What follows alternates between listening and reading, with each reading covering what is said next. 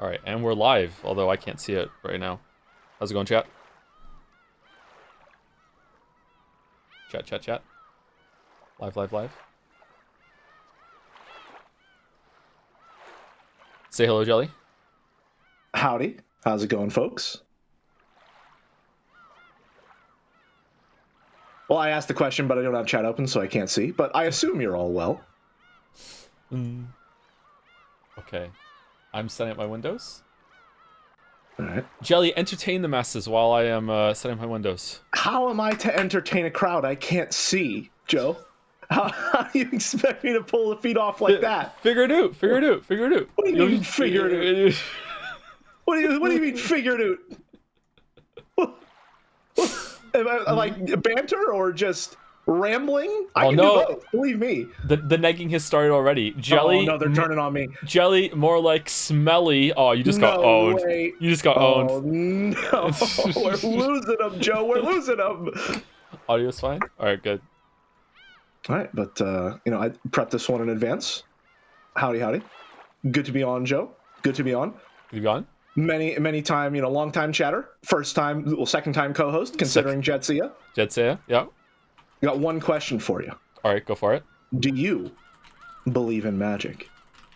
Start off strong. I got a wand and a rabbit. I don't know if I don't believe in magic. No, I don't. I don't believe in magic. Interesting. No. Elaborate. I'm too much of a ex Reddit atheist to believe in magic anymore. I see. It's ingrained in my soul. I know people are surprised by that because I'm so the opposite of insufferable. Never obnoxious. Just a very very cool, chill guy. Yeah. Very down to earth. Yeah. Mm-hmm. Yeah, down to earth. That was not created in 7 days. Yep. Mm-hmm. Yep.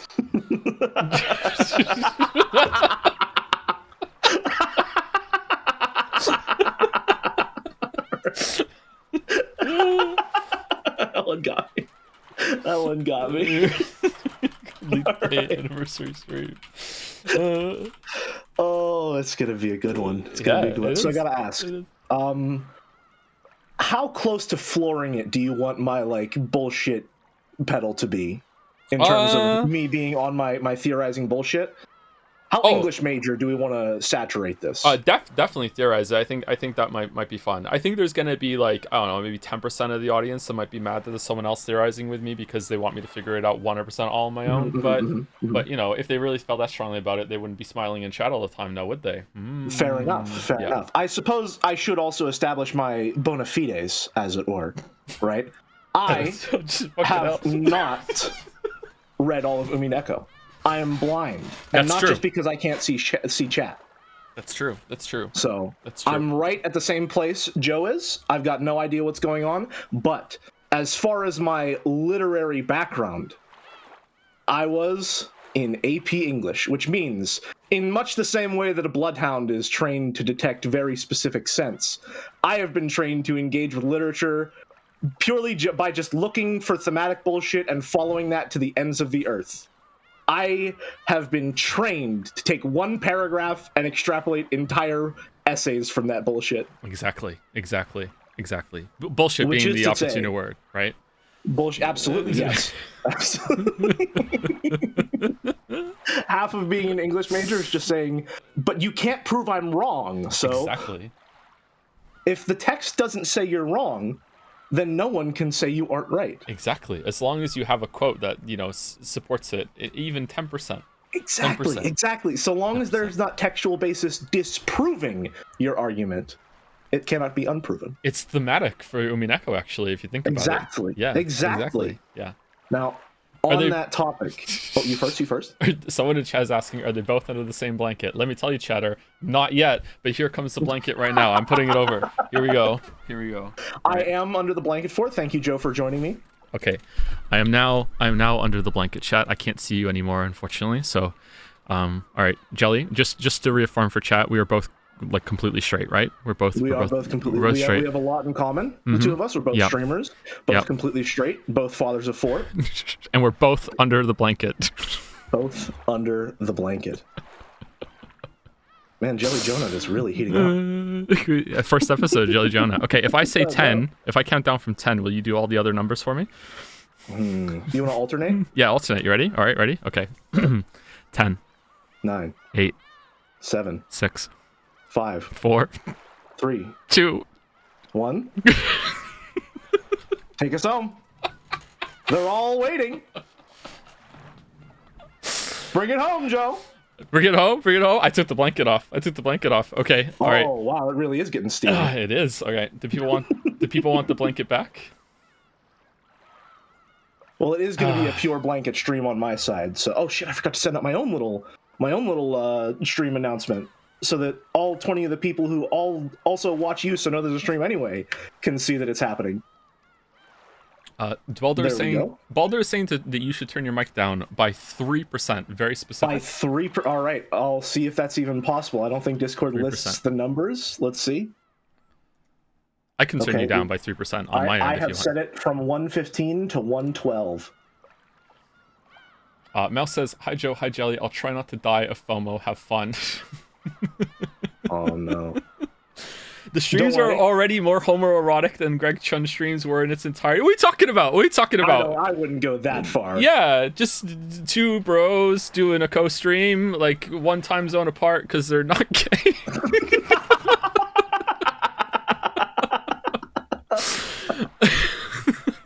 Listen, you can't prove anything's happening under that blanket. Yeah, exactly. It's just wholesome voice acting. Are we gonna read the fucking thing today, or is this just? I did want to ask. I mean, we can start reading, but do we want to lay out some theories beforehand, or do we want to just let that come up diegetically? So, someone is asking me to do something, and you're not gonna be able to hear it, unfortunately. But I need to do it. No. All right, one second. No. 1 second. I will do it for you afterwards if you want. Oh man, my own private show. I am 100% straight. Okay, there you go. Do you want to do it again, Jelly? Do you want to say it too, with the red truth? I am 100% straight. Oh! I messed it up. No. I messed it up. Please, my sexuality. I'm sorry.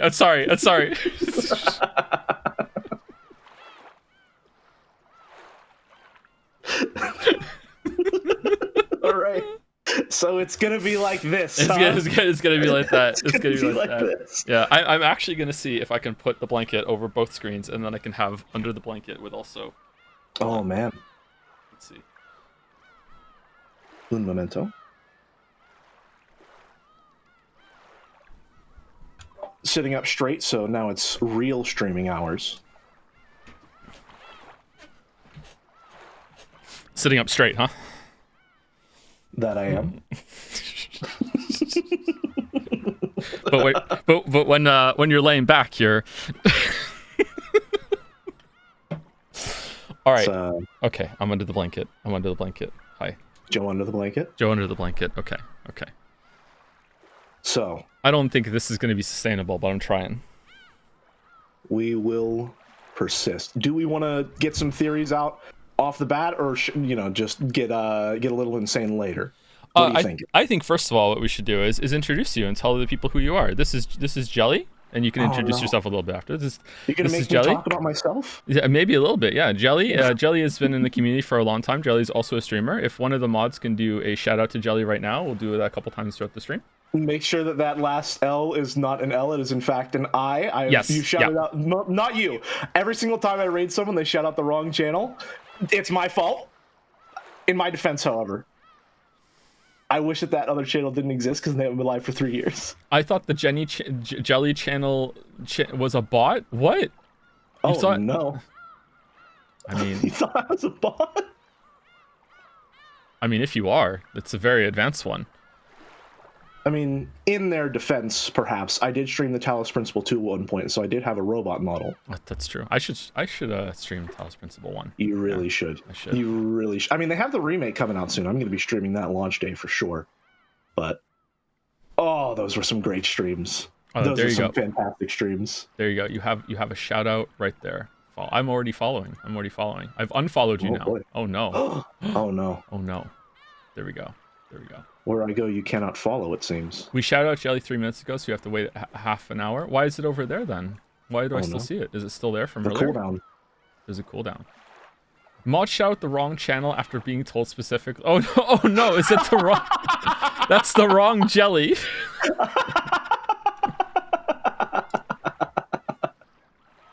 Oh man! See, I warned you and everything. Oh man, it's gonna happen. That's the wrong jelly. I mean, that's my fault for literally using the wrong letter to make it appear. The deception worked, except the deception is bad for me. Okay, all right. So last stream, I was very annoyed by the not a game because of all of the magic bullshit that was going on, and I was very in line with Battler's reaction to that, which was a really cool stream moment. However, I must admit, and I will use the red truth if I have to, although someone said it was really loud, that I was hamming it up a little bit because I feel like the Umineko chads on Jads have had it too good for too long. Would you agree, Jelly? I think they've had too many wins. I think they need to have. They just can't stop winning. Mm-hmm. They can't stop winning. Yep. They've had a lot of emotes, have a lot of good streams, right? We've gotten through a lot of cliffs. I feel like they feel like they're untouchable, and they needed to be taken down maybe a couple pegs. Would you agree? Just a couple. Just a couple. I mean, they're Umineko fans, so they might enjoy a little pegging, but,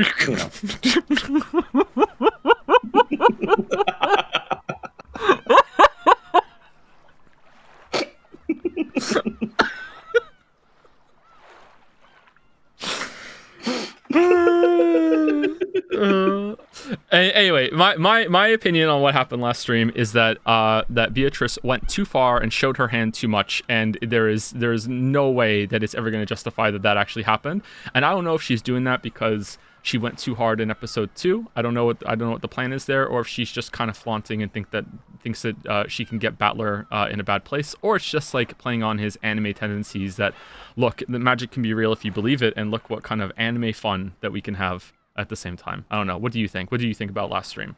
I have a couple opinions. I'm of the same mind in that I think she has overplayed her hand. I don't think there's any way that it could be real in the way that it was depicted. I'm going to get some fucking lawyer language in here. I don't think as it is depicted is how it actually occurred. I think that rather than her just getting full of herself, I think maybe that is a retaliation to Battler sort of gaming his way around the red truth in an earlier scene, where he forced her to not be able to say something with the red truth and sort of put her in a bind due to something that Renove did. So maybe that's her way of getting back at him for that. Okay. But okay. Either way, I think we are in agreement that as depicted, it did not happen. I have some theories. Absolutely. Or I have a theory as to what may have happened there. But I do not have any textual evidence. Well, some textual evidence, perhaps, of what that may be. Okay, final question before I read some bits and subs. Would you chanify the Twin Towers?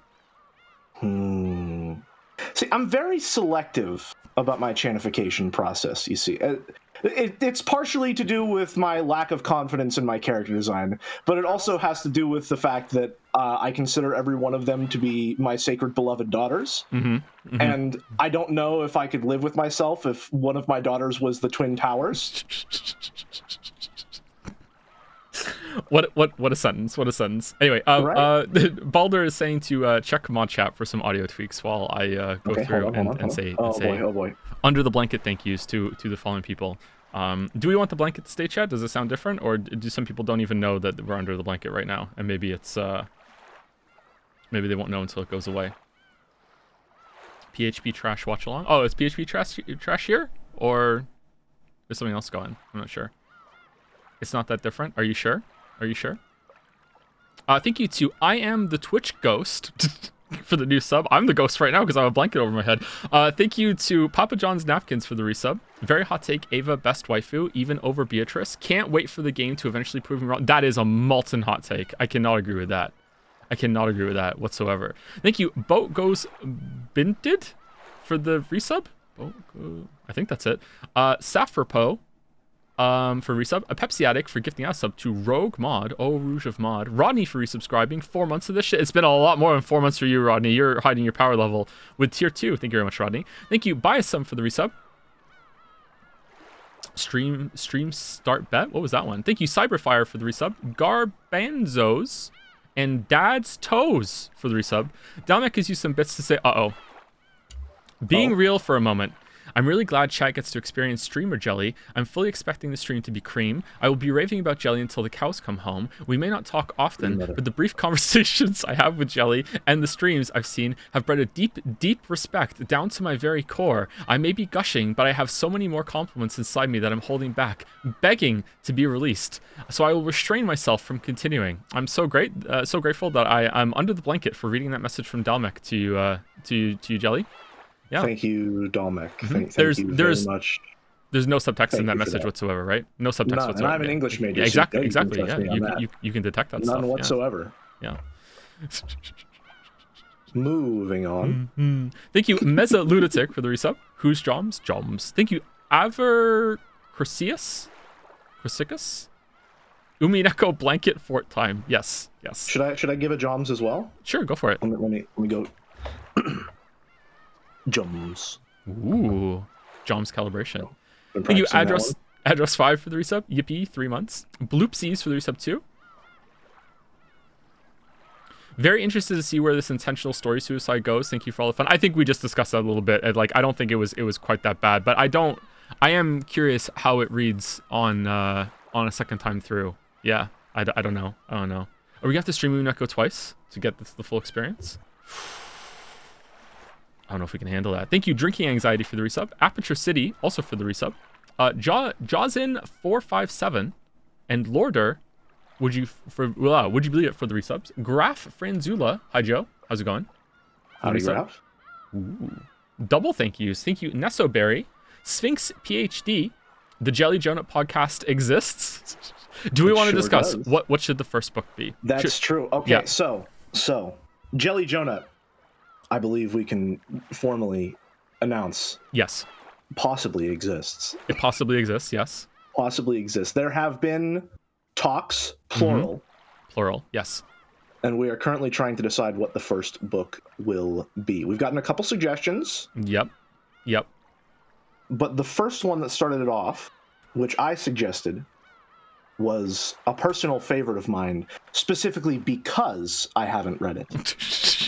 Wuthering Heights. Yep. And now, I've read part of it, but I haven't read the whole thing. So I think, we've both got a similar grounding there in terms of level of experience, right? It feels like a touchstone of my personal life. If you don't know the Jelly lore, which, that's probably about 2,700 of you if I had to guess, just a general estimate. Whenever you take the AP classes, right, usually you'll read a book, and then you'll have to write an essay on that book. And then sometimes the books that you read in the AP classes end up being on the AP exam, which is this really official school exam and all that jazz, right? And sometimes you'll have to write an essay on those books that you read in the exam. Now, the problem is I did not read Wuthering Heights because I remember it being very boring, and I did not like the prose. However, amazing pitch so far for Jelly Jonut. Amazing. I did pay attention during class discussions, which means, though I did not engage with any of the content, I picked up on all of the subtext and the connective tissue between, which means that when it came time for the AP exams to roll around, I was able to write about Wuthering Heights. A book that, it caught in my throat. A book that I had never read, and I got a 4 out of 5 on that. Really, a 4 out of 5? That's really 4 out of 5. That's really good. That's even better than Odyssey. That's good. I know. Well done. I just want to point out that, because you can't see chat, that a bunch of the weebs think that Wuthering Heights is the book that the gacha game is based on, and they are just going crazy about Wuthering Waves. Wuthering Waves, yes, yeah. Gotcha. I was wondering if those two are related, if only because I've never seen another deployment of the word wuthering in my life. I've seen withering, but not so much wuthering. That said, Mouse is staunchly opposed to Wuthering Heights and has instead suggested Jane Eyre, saying that they are similar vibes, but Jane Eyre is more insane and therefore superior. Why can't Jelly see the chat? Jelly can see the chat if he wants to. It's just I can see the chat. Yeah. I just have it. It's a big moment for me. It's we're filtering it a little bit. For nerves now. are a little high. Shall we say? And I feel like I would have a hard time concentrating. I think we're at a crossroads. with maybe halftime I might be able to pull up chat. Maybe. Do we want to do a classical lit book, or do we want to do a new contemporary book? I think that's what we have to decide, and then we'll go through it. Anyway, let me say thank you to a couple more people, and then we'll get started. Thank you, Elsa Hart, for the resub. Sound of Rain for the resub. Hey Joe, today is my birthday. Happy birthday, Sound of Rain. Glad to see someone whose opinion I really respect reading my favorite story. I feel like most people would just request a marble here, but I think those people aren't valuing their birthdays highly enough. Thus, I'd like to instead request 75% of this stream's revenue, a guaranteed spot reading on a future Umineko stream, and also a marble on top of all that as your gift to me. I'm open to some negotiation, though. You can hash out the details, whatever you like. Really taking a page from Quote Chan's book there. Yeah, for sure. Thank you, Julie Gordot, for the bits. Love to see Jelly here. Question for him: if you were a Blizzard writer and had to write the coming bit of Umineko, how would you add a corruption plot onto it? Well, I mean, with the Ushiromiya family slowly believing in Beatrice, I think the stage is already set for a corruption arc. You know, just throughout the chapter, her influence will spread. And then, I don't know, Frostmourne will show up at some point. Most important thing, though, what color will the corruption be? You gotta color coordinate. I mean, it's gotta be purple. We've all seen the Rasputin video. Yep, we have. Yep. Very proud of that one. I did a great job with it.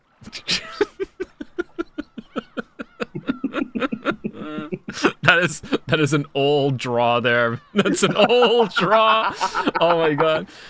Thank you to Dalmek for the sub to Flora Candy. Thank you to Piplup15 for the new sub. Welcome.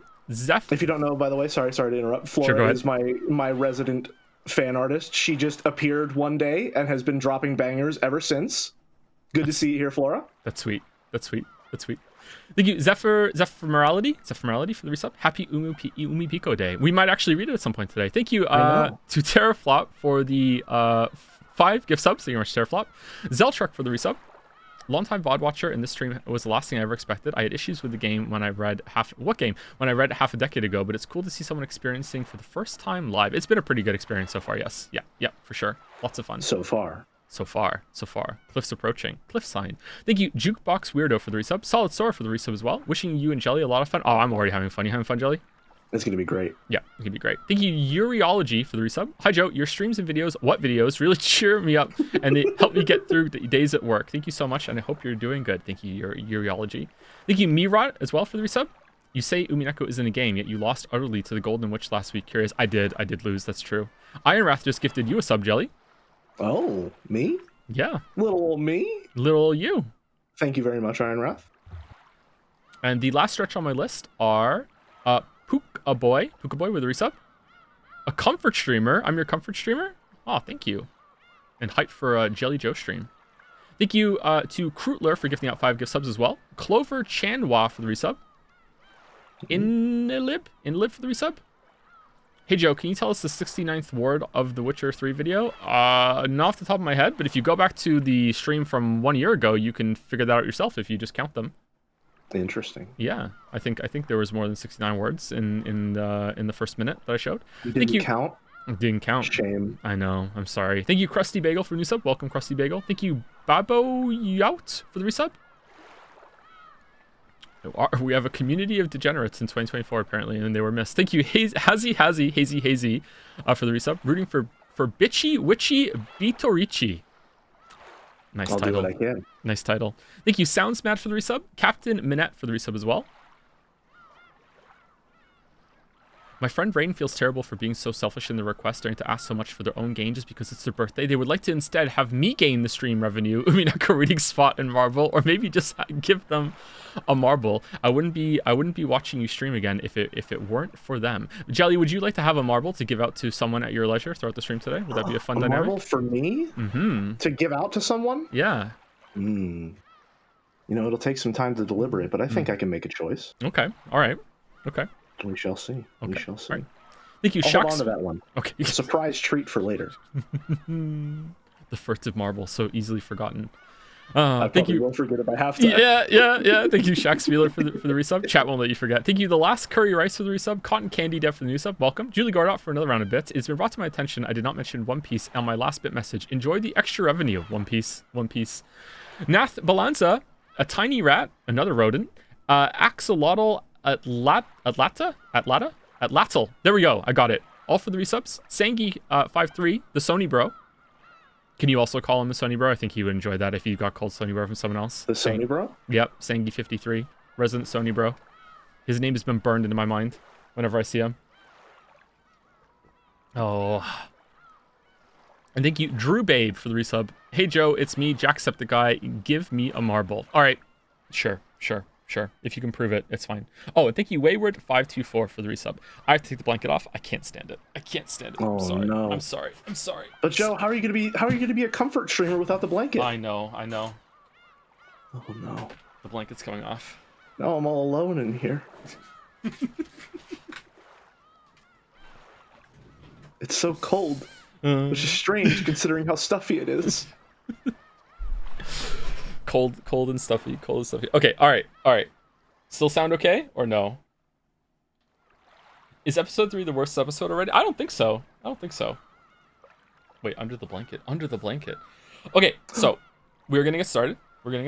And I think usually for these we don't read chat all that much. And I think we agreed that Jelly was going to read most of the women, but specifically from request by popular demand, you are going to read the character Ronove. That is correct. Yes. I don't know why it's been requested so fervently, but I am nothing if not acquiescent to the demands of the people. Acquiescent. Is that a word? That sounds too good to be a word. I mean, it's almost a word. Good enough for me. It's maybe this it's is maybe almost a word. A game. It's maybe a word. It's possibly. Did you do connections today? It was a motherfucker. I didn't get a single line. I did not. I used to do connections back when I was doing student teaching, and then I suppose there was a disconnect. Okay.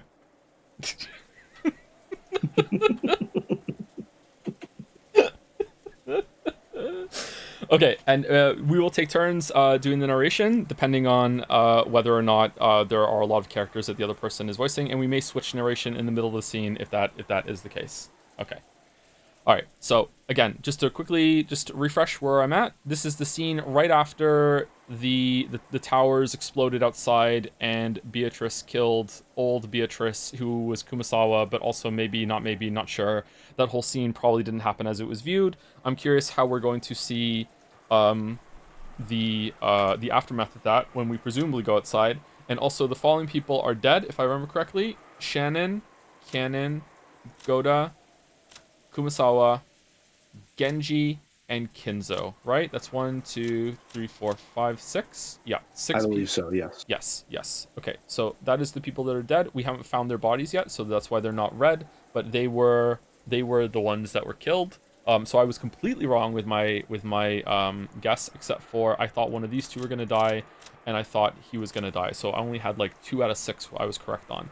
I'm really interested to see, and I think you will be too, Jelly, because it's such a different dynamic from the other episodes, how it's going to go when all of the Ushiromiya children are alive and kicking, right? Like, that's going to be exciting. Yeah, one of the big things that I commented on in regards to that dynamic is it's almost always one of the women of the Ushiroma family household that takes control, mostly because all of the men are usually dead.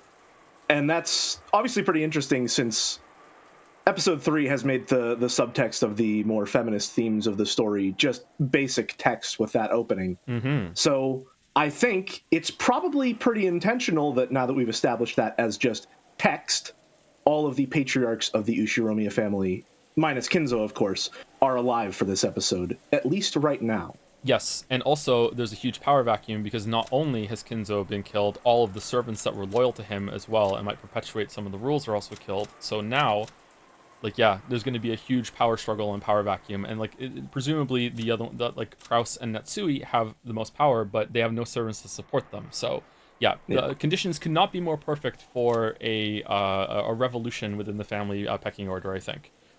I'm most interested to see Kyrie in action, because to be completely honest, she's the smartest person here, I think. If my read on that is you're absolutely correct. Yes, yeah, absolutely correct. Well, okay. I think it's who do we think is the second smartest here? Because I think it's the woman on screen right now. What do you think? I think it's probably Eva, yes. Yeah. I think it's probably Eva. Yeah.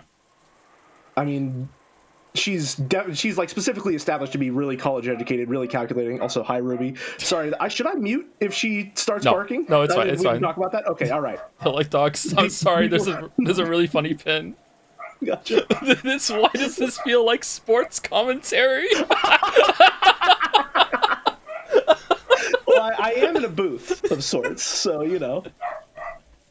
Oh, she's really going for it. Okay, but yes, I think Eva is the second smartest, being that she like her intelligence is definitely one of her like primary features, I would say, and it's been heavily established in this episode alone how much work she has put into being an educated woman. Yes, for sure. Yes. Absolutely. Yes, and today on the field, we're going to see if she just wants it the most out of everyone else that's on there today, like kicking that fucking ball around. You know, it really is anyone's game, Joe. Okay, all right. Last one before we continue. Obviously, we're not including the children in this analysis. Who do you? This is going to be a difficult one, I think. Okay, I want you to get the answer, and then I'll do 3, 2, 1, and then we'll say it at the same time. Okay. So of the remaining people that are alive, we agree this is the smartest person here, second smartest here. Who is the third smartest person here? Okay, ready? Okay, so we're gonna do. Got your answer? I think so, but I don't know that I have enough information to justify. Okay. To justify it. And we're not might just be vibes. We're not including the kids, because I think we're including the kids, it's Battler. Yes, like, no doubt about it. 100% with you. 100% with you. Okay. All right. So here we go. All right. So 3, 2, 1. Natsui. Hideyoshi. Oh, really? Hideyoshi. Interesting. It was between Rudolph and Natsui to me. Huh. Okay. Mine is almost entirely vibes based, but I think, especially with the focus that a lot of the like gender identity themes we are getting in this chapter and the more gender-based struggles, there's been a spotlight on Hideyoshi as being someone who does not really conform to that patriarchal set of thinking. Sorry, 1 second. Like at the very beginning. One second. First time chatter says, I think you guys are forgetting someone, and the chatter's name is Nanjo. You know what? Absolutely, I'm so sorry, Nanjo. I didn't mean to disrespect you like that. You have a doctorate in everything. I apologize. I was not familiar with your game at the time of speaking. It's definitely Nanjo. Anyway, I'm very sorry to interrupt. Yeah, Hideyoshi. Yeah. He's been getting a spotlight as someone who does not really conform like to the patriarchal norms. My biggest reason for saying that is the very beginning, whenever it's shown like he will leave the room if Eva tells him like she doesn't want him smoking in there, and it's played off like, oh haha, my wife is being such a pain. But there's also this little moment where it's like, but she did get what she wanted, and he's the one that actively gave it to her and didn't mind doing so. Yes. Right? Yes. He's very much someone who is just... I will have a very reasonable crash out if this turns out to not be true, but he seems like just a great, normal guy, probably because he's not related to any of these people by blood. I can't wait for those words to be superimposed onto like an image that's gonna come later with him. Here I go stabbing, like it's Hideyoshi all along. Just CG of him pointing a shotgun at Maria or something. Yeah. I agree. I think almost entirely. Yeah, I feel like Hideyoshi understands that he is equal with his wife, but also knows that she is superior to him in some ways, and he is also superior to her in other ways, because the strengths and weaknesses in the relationship that are going to be like that. But I think it's interesting. Yeah, it's definitely the most interesting dynamic of them all. But I also think we haven't seen enough yet. But I also kind of get that vibe between Rudolph and Kyrie. I feel like Rudolph really respects Kyrie's opinion, but maybe not as much as Hideyoshi respects Eva. I don't know. Yeah, I think that has to do with the fact that Rudolph is the blood relative of the two. Hideyoshi is the only present non-blood patriarch of the Ushiromiya family, right? Yeah. In the sense that he is, in some ways, in this system, superior to Eva because he is male, but he's also inferior to Eva because he's not blood related. Yes. So in that sense, they are the most equal of the two, and their relationship reflects that. Yeah.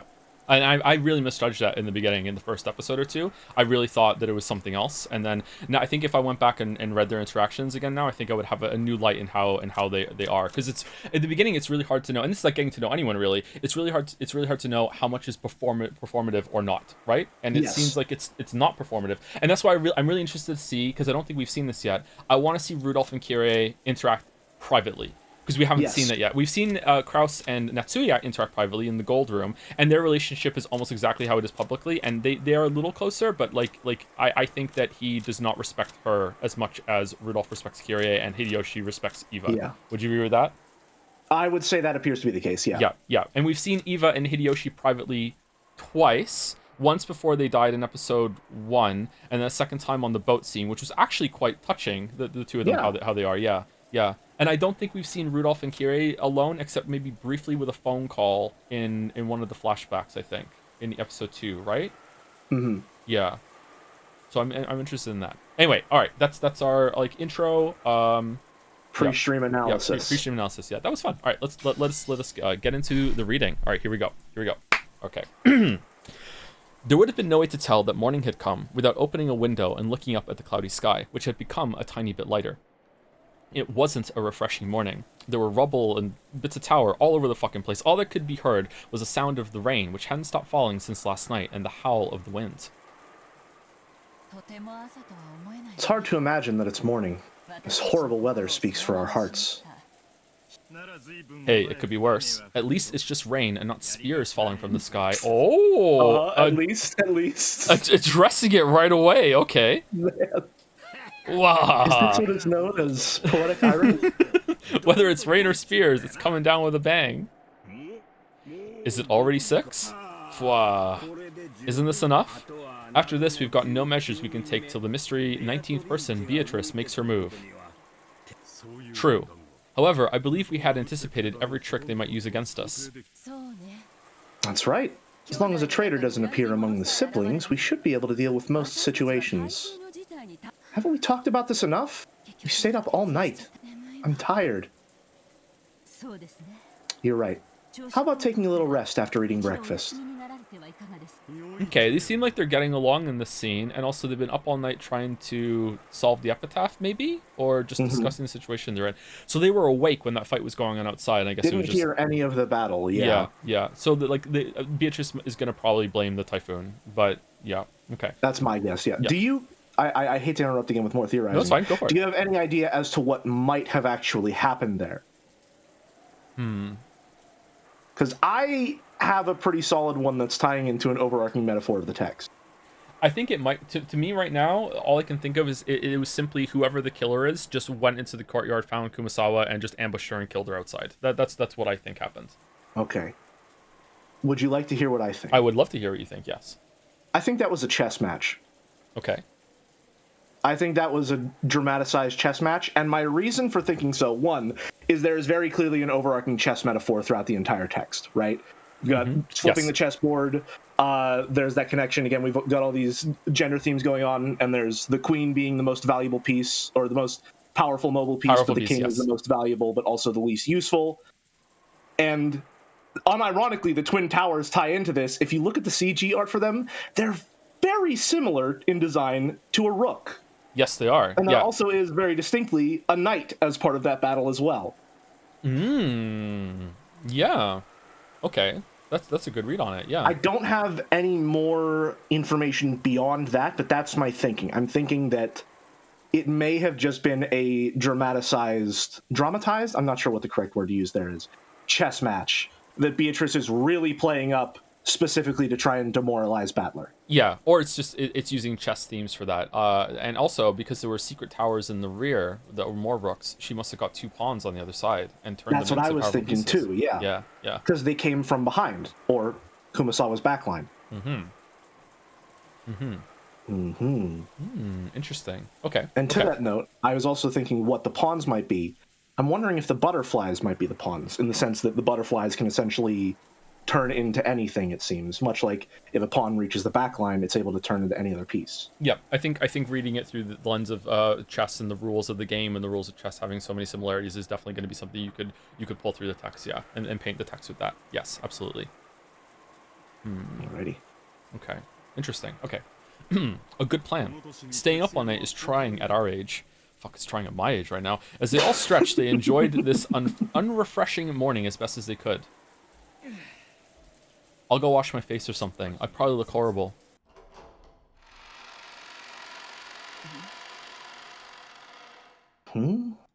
What is that awful stench? As soon as they exited... Oh, sorry, you forgot. No. Well, there we go.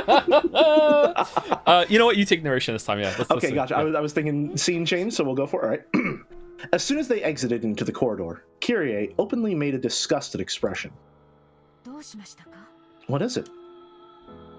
Hey, don't you smell something awful? What is this stench? I can't stand it. After hearing these complaints, everyone stuck their heads out into the corridor. Stench was faint, but once people started commenting on it, it was clearly noticeable. Each of them went into the corridor, relying on their own sense of smell to tell them where this strange odor was coming from. What in the world could it be? Let us have Genji deal with it. Oh, they don't know. I believe he should already have arrived in the servant room to begin the morning preparations. Indeed, please do. At the very least, it's difficult to imagine Goda making a breakfast that would cause such an odor. And then we're going to mention all the other servants by name. Rudolph and the others searched for the source of the smell, and determined that it was coming from underground, from the boiler room. But the door was locked, and they couldn't check inside. Okay, so do we think there's going to be a recreation of Kinzo's corpse, which probably isn't Kinzo's corpse, being in the furnace like in episode 1? That's what I was thinking at first, but I'm also realizing now, the servants were really the only ones with keys to get around the house. Which means that I think most of the mansion is actually locked to the Ushiromiya family. Yeah, that's true. Okay. Like, did someone go around locking all the keys, locking all the doors after that, and has all the keys? Because they killed all the servants. Yeah, they might not have any keys, access to that right now. They might be in, like, a Resident Evil situation right now with how they can get around. And there's no Jill. Be the master of lockpicking. All right. Never played those games, by the way. At the same time, when Natsuhi's group was on its way to search for someone in the servant room, they noticed something strange near the parlor. What is this? What a horrible prank. Who would do something like this? On the door to the parlor, drawn in a paint that looked like blood, was a strange thing that looked like a magic circle. There's no one in the kitchen yet.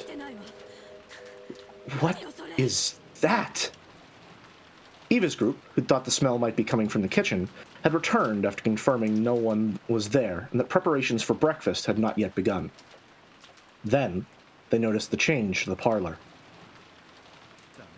It's useless. The boiler room's locked. Wouldn't that be bad if something went wrong with the boiler? Has anyone spotted a servant? Is one of those vulgar scribbles here too? There was another one on the door to the boiler room. What's that? This creepy scribble isn't just here, but it's in other places too? You don't think this is the Witch of the Forest Beatrice's declaration of war, do ya? Hideyoshi tried to make fun of it, but staring at this creepy magic circle while listening to the wind and rain really made it feel like a message from the witch. Really makes it feel like the dripping, bright red paint made one think of blood, which made it even creepier. Hideyoshi tried to open the door, but it had been locked.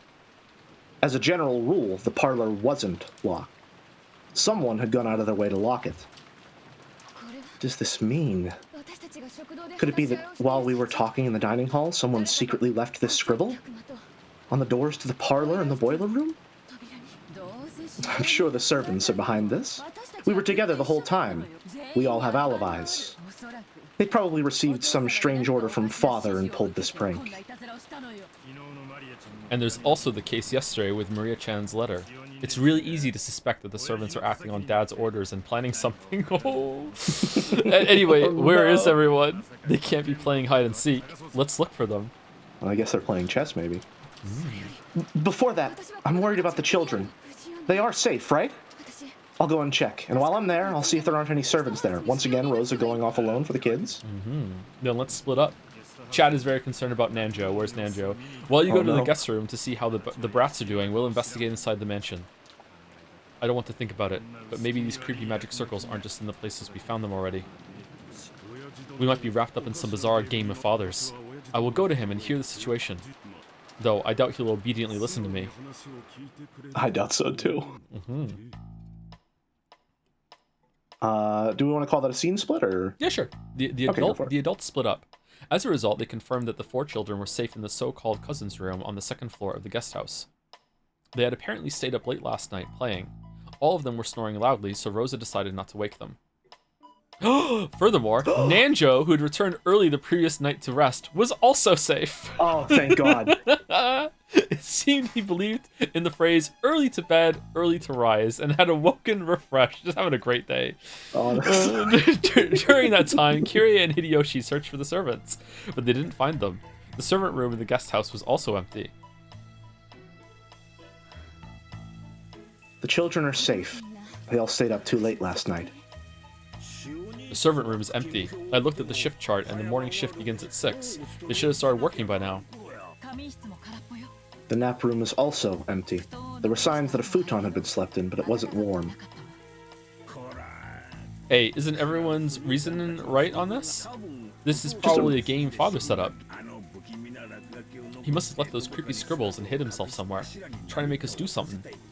Once again, Kirie being the smartest person in the room by being like, there was a futon, but I checked and there wasn't even warm. A lot of deductive reasoning and everything she's doing. She's great. Are you saying he's trying to see who's fit to succeed his wealth in the headship? Isn't that a bit... No.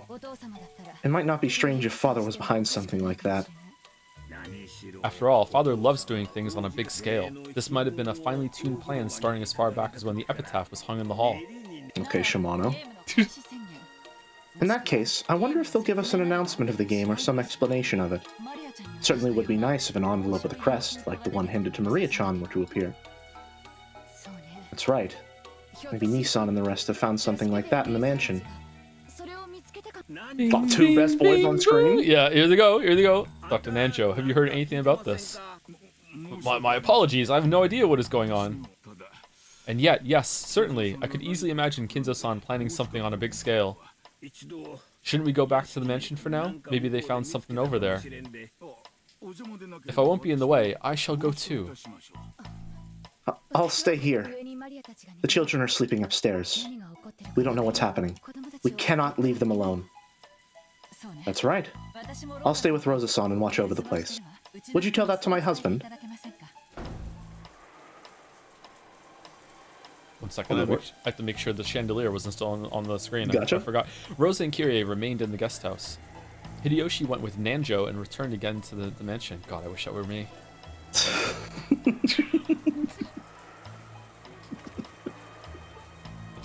At the same time, in the mansion, in a way that was hard to believe, or maybe we should say in a way that gave him a bad feeling, Rudolph's prediction was spot on. The same magic circle graffiti had been drawn on the doors to the boiler room and the parlor, had been found in multiple places throughout the mansion. Multiple! And Nikki, how's Dad?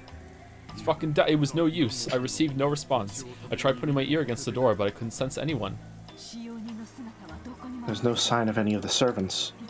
Where in the world did they disappear to? This isn't funny. Father and the servants are hiding, and there are strange magic circles all over the mansion. What in the world is happening? There weren't only magic circles on the door to the boiler room and the door to the parlor. There were 2 on the 2nd floor, and 1 on the 3rd floor, for a total of 5. They were all the same magic circle, and all of the doors had been locked, so they couldn't check inside the rooms. Do we know which magic circle that is? Have we've seen that one before?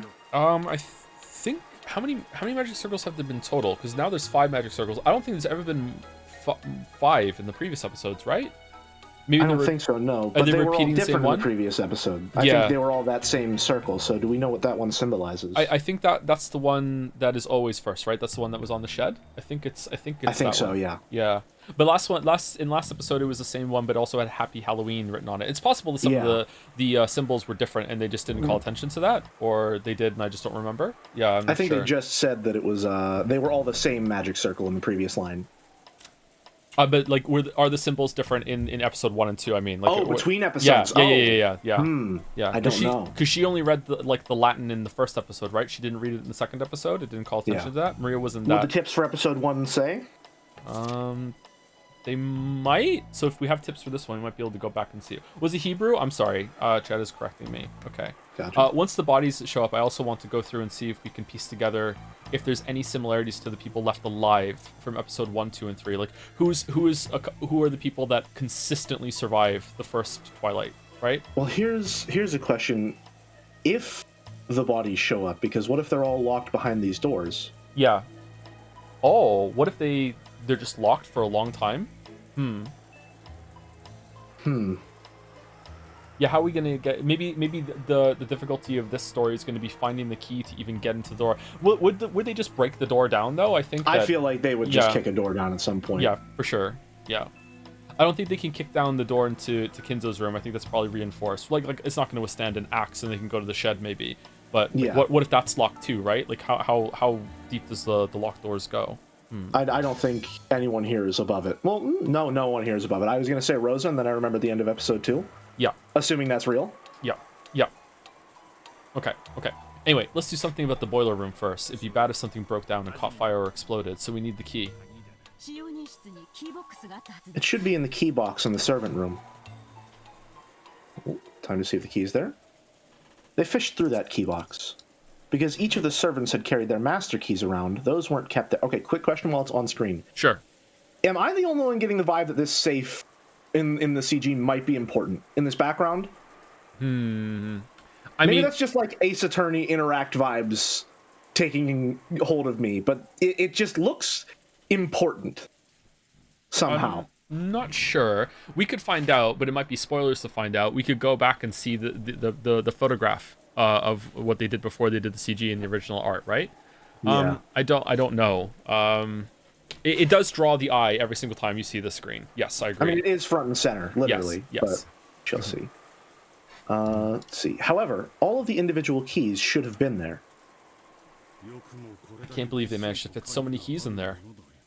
It isn't here. No matter how much we look, the key to the boiler room isn't here. Look, Aneki. Only the keys to the rooms with those magic circles drawn on them are totally missing. Oh, I think you're right, Jelly. I think you're right. I think it's going to be difficult for them to get into these rooms. It's as though someone didn't want us to go into the rooms with the magic circles. No. They went to all the trouble of making those magic circles obvious, so maybe they wanted us to enter. I think it's the latter. This isn't a movie, so breaking down the door is probably impossible. What? Smashing a window might do the trick, though.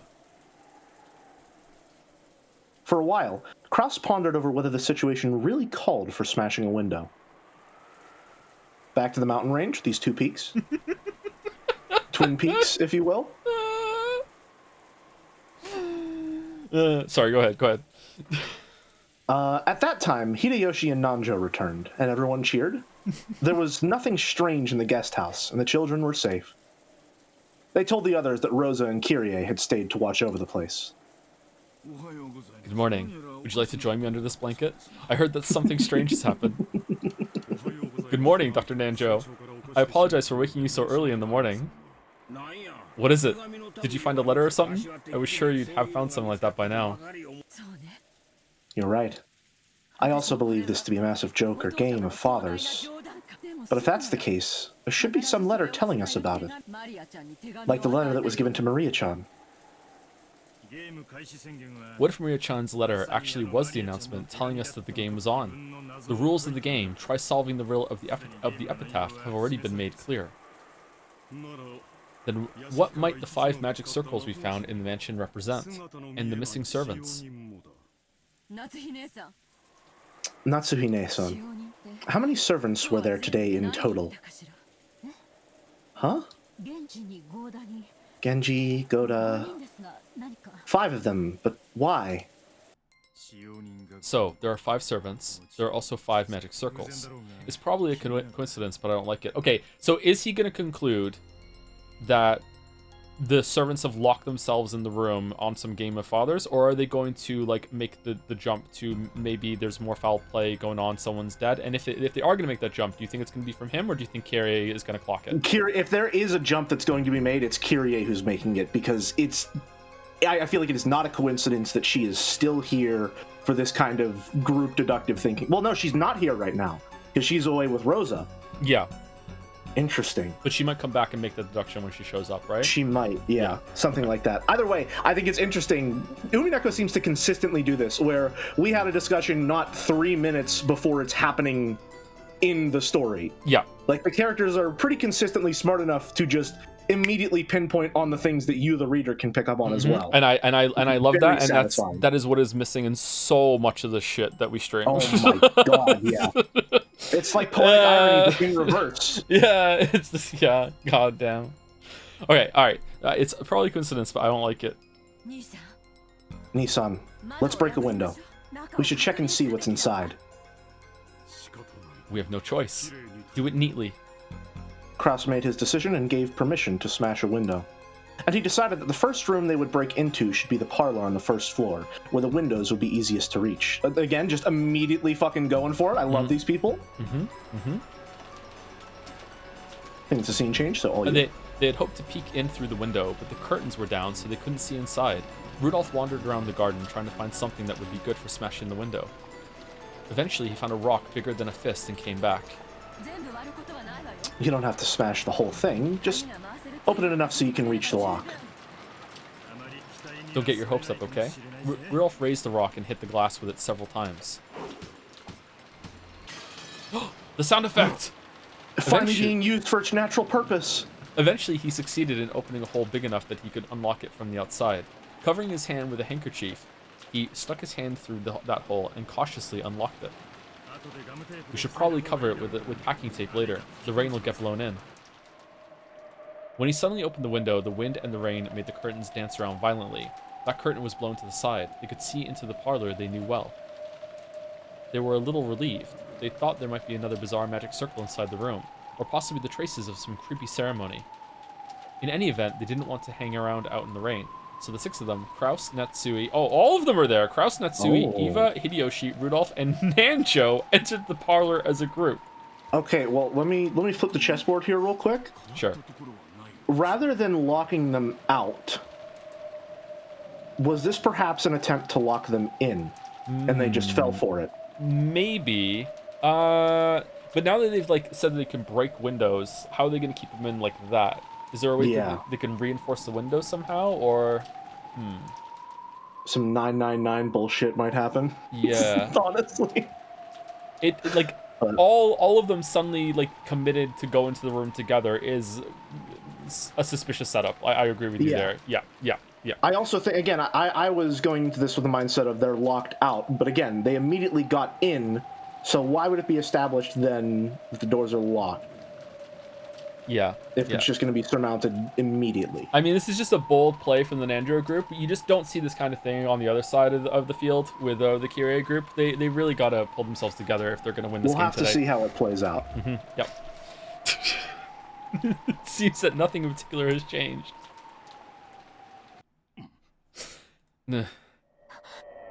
What's wrong, Shannon? Wait, are you okay? What happened to you? Blood! The Dr. Nanjo, take a look at this. Hey, Shan, are you okay? Answer me. You mustn't shake her. I will examine her condition now. She had been in the shadow of the sofa, so they hadn't noticed her until they entered the room. Shannon was lying on the floor, her chest stained bright red with blood. Hey, Battler, where are you? Look, Shannon's corpse has turned up, see? I won't bully you anymore, so come out. Oh, there you are. What are you doing, clutching at your head in a place like that? Battler was crouching. Oh, sorry. Go ahead. Sorry. You go for it. Is it mine? Go for it. You go for it. Okay, go for it. Okay, Battler was crouching under the table holding his head. His pitiful figure made it plainly clear that he didn't want to see anything, didn't want to hear anything. Had he heard Beatrice's sneering voice? Could he not hear, or was he pretending that he couldn't hear? In any event, it was clear that he'd closed up his heart like a shell. Still in shock from the towers. He's here! Perhaps you tormented him too much, milady.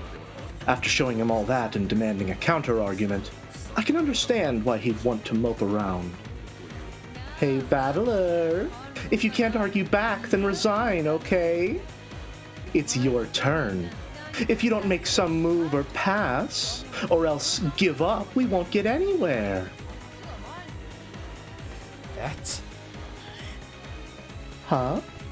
What's that? I can't hear you. I said be quiet. Shut up. Shut up. A witch? Magic? Why don't you just do whatever you want? I don't believe any of it. Damn it, damn it, damn it, damn it. Don't talk to me. Don't show me anything. Disappear, disappear, just disappear. Don't get that annoying face near me. Beatrice wins reflexively? That's wrong, right? Is that? Yeah, I think that should be an X. Yeah, at Battler's sudden rage. Even if you say that, if you don't finish your turn, then my turn won't come. In fact, I'm the one asking you to stop boring me. She's being different this episode. She's being more personable, more like I thought we were having fun having a game. Like, I don't know. Maybe she's realized she's pushed too hard. Maybe in a way, the tower scene was her trying to make amends with him in a way, do you think? Like, without she being sundear about teasing him? Maybe? I could see that. I definitely do get the impression that she's like, okay, all right, I pushed it a little too far. Let's tone it back. I know I've killed your family twice, but like, you know, this time it's just the servants. Maybe we can game. Maybe we can talk shop here for a bit. Come on. We're having fun here. We're having fun. I think that they just really need a safe word. I think they need to have the discussion. I think the time the relationship has come to that. I think they need to do it. Who cares? Be quiet. Shut up. Who cares about your game? I won't go along with it. If your turn won't come until mine's finished, then just wait for all eternity. I don't know. I don't get it. I won't accept witches or magic. I won't accept something that's screwed up. Whoa, I said don't talk to me.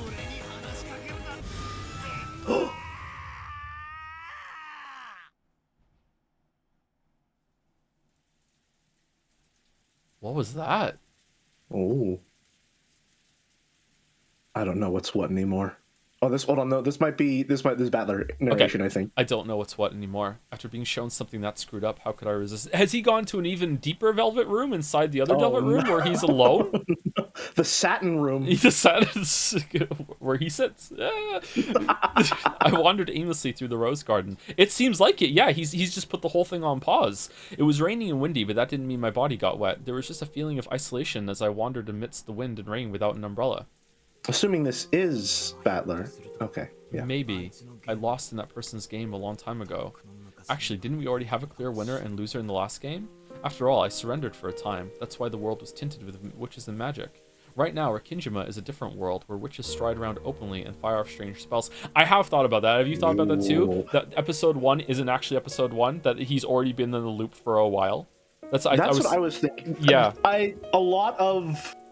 If you want me to just get absolutely insane for a moment, sure. I believe right now, I don't have any concrete evidence that any of the episodes have happened at all. Oh.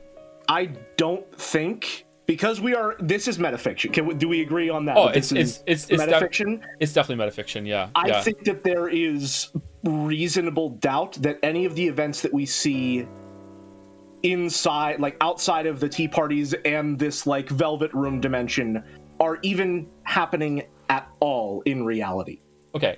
Do you think it's more like we've planted a seed and this is all the different ways it could grow and they're just exploring all the different ones and that's what we're seeing? That sort of thing? Well, if we want to come back to my chess metaphor, every chess match uses the same pieces but always plays out in a different way. Yeah. Okay. So I'm thinking, again, with that framing of chess and the framing of these episodes as a game between Battler and Beatrice, who knows what level of abstraction we're operating on. And that also aligns with Berncastle's power of if there's ever a chance of something happening, it will happen.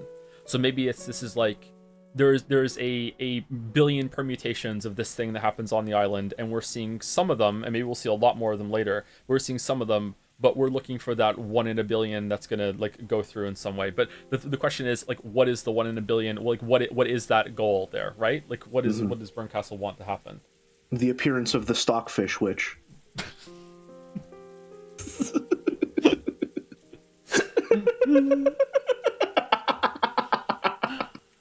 Okay. All right. Rakujima is a different world where witches stride over openly and fire off strange spells. It isn't a matter of accepting it or denying it. Maybe I mistakenly assumed that I was playing a game on an even footing with Beato. Maybe I was already defeated in the last game, and this is just the signing ceremony of my surrender. A minute ago, a terrible battle unfolded in this rose garden. I saw it with my own eyes. I kicked the ground.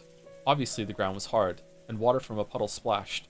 Several towers that split this ground, sprouting like high-rise buildings. There are definitely rooks up there, right? See, again, those are very clearly rooks, right? Yeah. Big-time rook vibes, yep. The more I kicked this ground, the more it felt like that couldn't possibly have happened. But for that very reason, I couldn't explain it with anything other than magic anymore.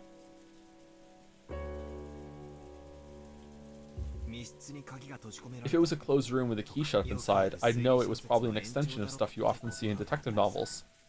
But that big flashy thing, damn it. Okay, if I can get even more insane for a moment. Sure, go for it.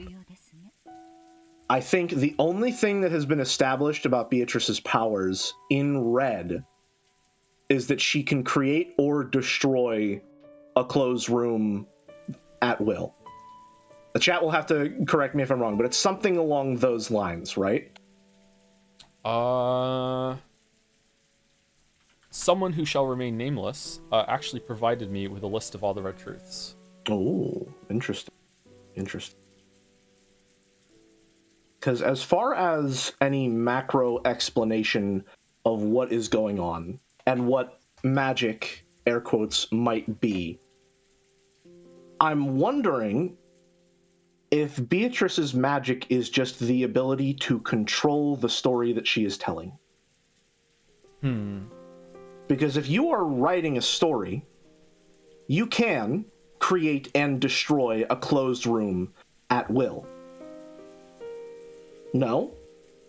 You can.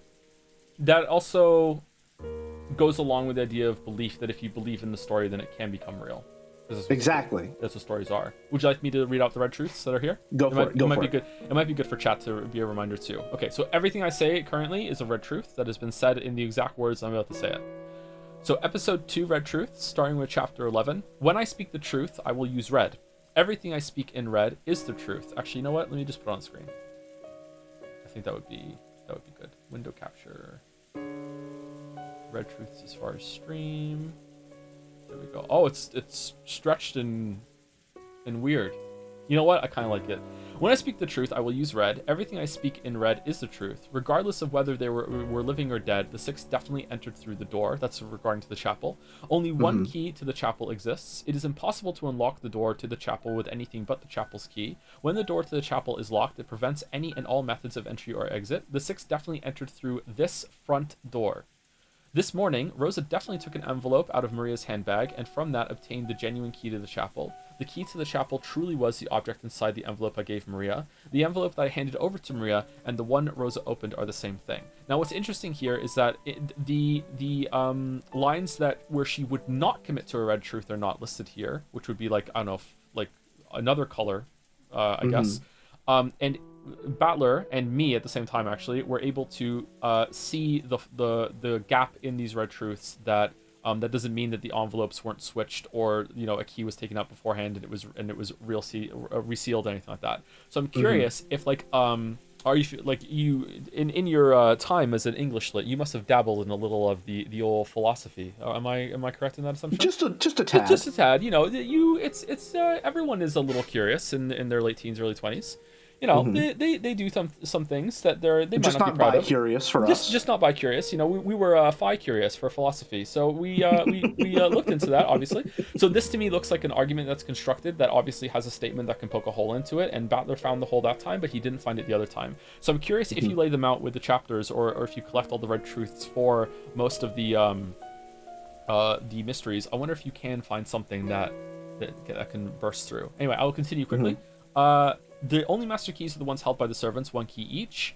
I also don't know if this follows to other chapters. Just because there was only master keys for the servants in episode 2, does that mean this is the same for episode 3 and 4? Yeah, there's really no guarantee because of how much changes between the episodes that any of the information is consistent unless stated in red. Yeah, so I think I would like Battler to ask that at some point and to have that in red to be like, hey, the rules that were previously established are the same from episode to episode, I guess. I would like to see that.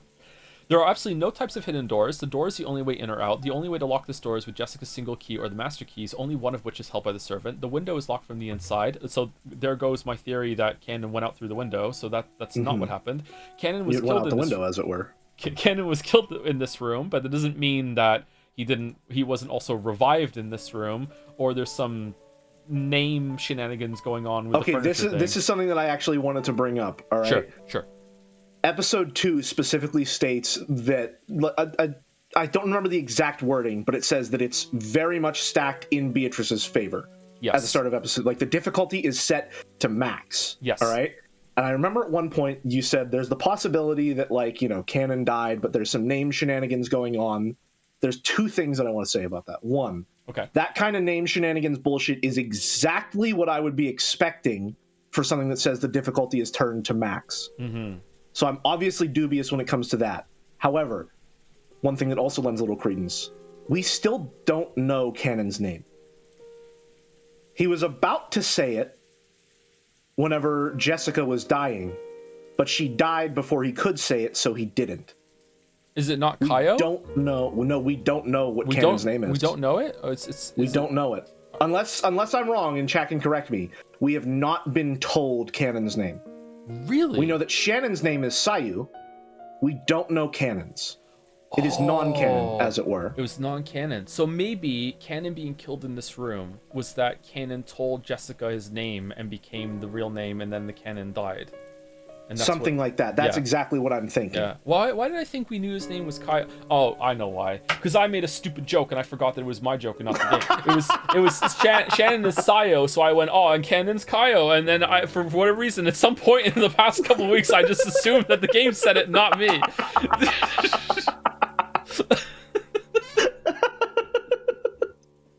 Worked a little magic of your own. Yeah, huh? I did. I believed it. Yeah. One locked entry is not possible by any means. No trick could have the effect of locking the door from the outside without using a key. Cannon was killed in this room. Again, it was repeated. Refers to a statement made regarding Jessica's room. There are no hidden doors in this room. There is no way to get in or out other than the door and the windows. There are no hidden doors. This is Jessica's room still. Okay. Chapter 14, Devil's Proof. Regarding the servant room and the keys, those are kept in the key box in the center of the servant room. There are several keys to the servant room, but all of those are inside the key box. Entry or exit is impossible except for the single door and the single window, and those were both locked. The door and the window do not permit any kind of entry or exit when they are locked. And obviously, it is impossible to unlock the door without a servant room key or the master key. No one exists in this room except your group. Your group refers to Battler, George, Maria, Rosa, Genji, Goda, and Shannon. When Jessica's corpse was discovered, only Battler, George, Maria, Rosa, Genji, Goda, Shannon, Kumasawa, and Nanjo were in Jessica's room. Whoops, the corpse of Jessica is also included. That's a weird thing to say. Jessica is also included, therefore both in the case involving Jessica's room and the one involving the servant room, no humans exist that you were not aware of. No one is hiding regarding Jessica's room. Okay, again, humans is this. I am annoyed that furniture might not count as human to her, but we did the counting about that last stream, right? Yeah. I don't know. Again, Battler needs to be asking questions about what constitutes a human to Beatrice, yeah. Okay, so we don't have any information about that yet. There might be like a red truth that happens later that kind of blows that open. No method exists by which the door can be locked from the outside without using a key. Regarding the window, no method exists by which it could somehow be locked from the outside. You are incompetent. Honestly, if the rules change between episodes, that one just might be true for episode 2. Yeah. Come, Ushirima Battler, and kneel. If you accept me, all the riddles will be resolved. With my power, any kind of closed room can be created or destroyed. There's the one. So, but it says, the one. If you accept me. Yeah. And that's doing a lot of heavy lifting. Are those connected by a comma, or are those two separate sentences? Comma. Oh, hold on. So, if you accept me, comma, all of the riddles will be resolved, period. With my power, comma, any kind of closed room can be created or destroyed. That's the one that I'm linking on. That's the one that I'm hooking on to. Because that still applies if she's just writing the story. That's still true. Yeah.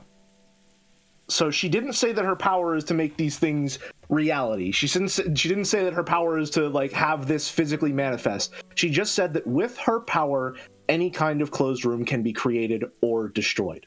Yeah, if she's not doing story writing, she is effectively doing some amount of creation and destruction as like a very powerful entity in the story that is effectively doing that. Yeah, because she can restart the story, let it go again, and she is able to change variables, and everything reacts to that. It is effectively some type of writing power in the terms of metafiction.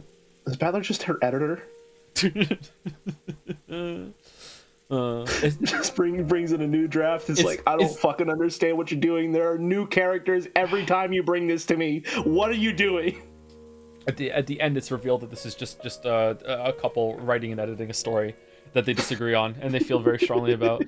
Okay, I'll make you my favorite furniture. I'll love you so much and make you my toy until you turn to ashes. Cackle, cackle, cackle, red cackles. There are only 5 master keys. There are only 5 master keys. I'll tell Rosa that there are only 5 master keys. Okay, and then the last couple are, I keep my promises.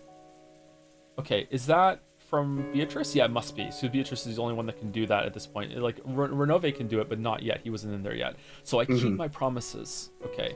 I believe her, actually. Yeah, I believe her. Yeah, I don't think she wants there to be rules. It wants to be fair. And there's also that line about sometimes she said, like, sometimes the methods and the goals become the same thing to her. I think that Beatrice has big ADHD vibes, and she can just get lost in her own bullshit, which is based.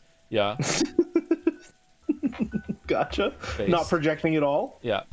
Okay, and last couple, Natsui's room was exactly the same, just like usual. The door and the windows were locked from the inside. There were no fraud or tricks, no means of secret passages, or no places in which to hide. Natsui's own key was in George's pocket, and the inside of the room was sealed off. Only the 5 master keys were left, and Rosa was holding all of them. And let me say this, the parlor is the same. The key to the parlor itself is sealed away in the servant room, so unlocking it without a master key is impossible. The definition of a closed room remains the same as always. Episode 3, of all the doors that exist on Rikijima, none has a crack through which a key can slip. That was from one of the stakes. I have the power to speak the truth in red. Used by Beatrice again. Rosa and the Witch of the Forest. A hidden mansion called Kua Dorian does exist in the forest of Rikijima. In the past... was that Renove? Yeah, that was Renove saying that. Yes, yes. You know what, though? It would be evil, but... Evil? Beatrice has said everything I speak in red is the truth, and that has not happened for anyone else.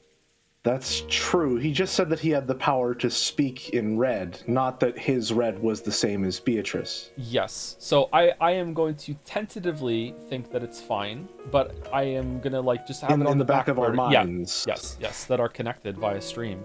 That might not be the same as Beatrice. Yeah. He said his red was the same, but did he say it with red? And is it? And we only trust Beatrice to give that power. Maybe Beatrice did say that. I don't know.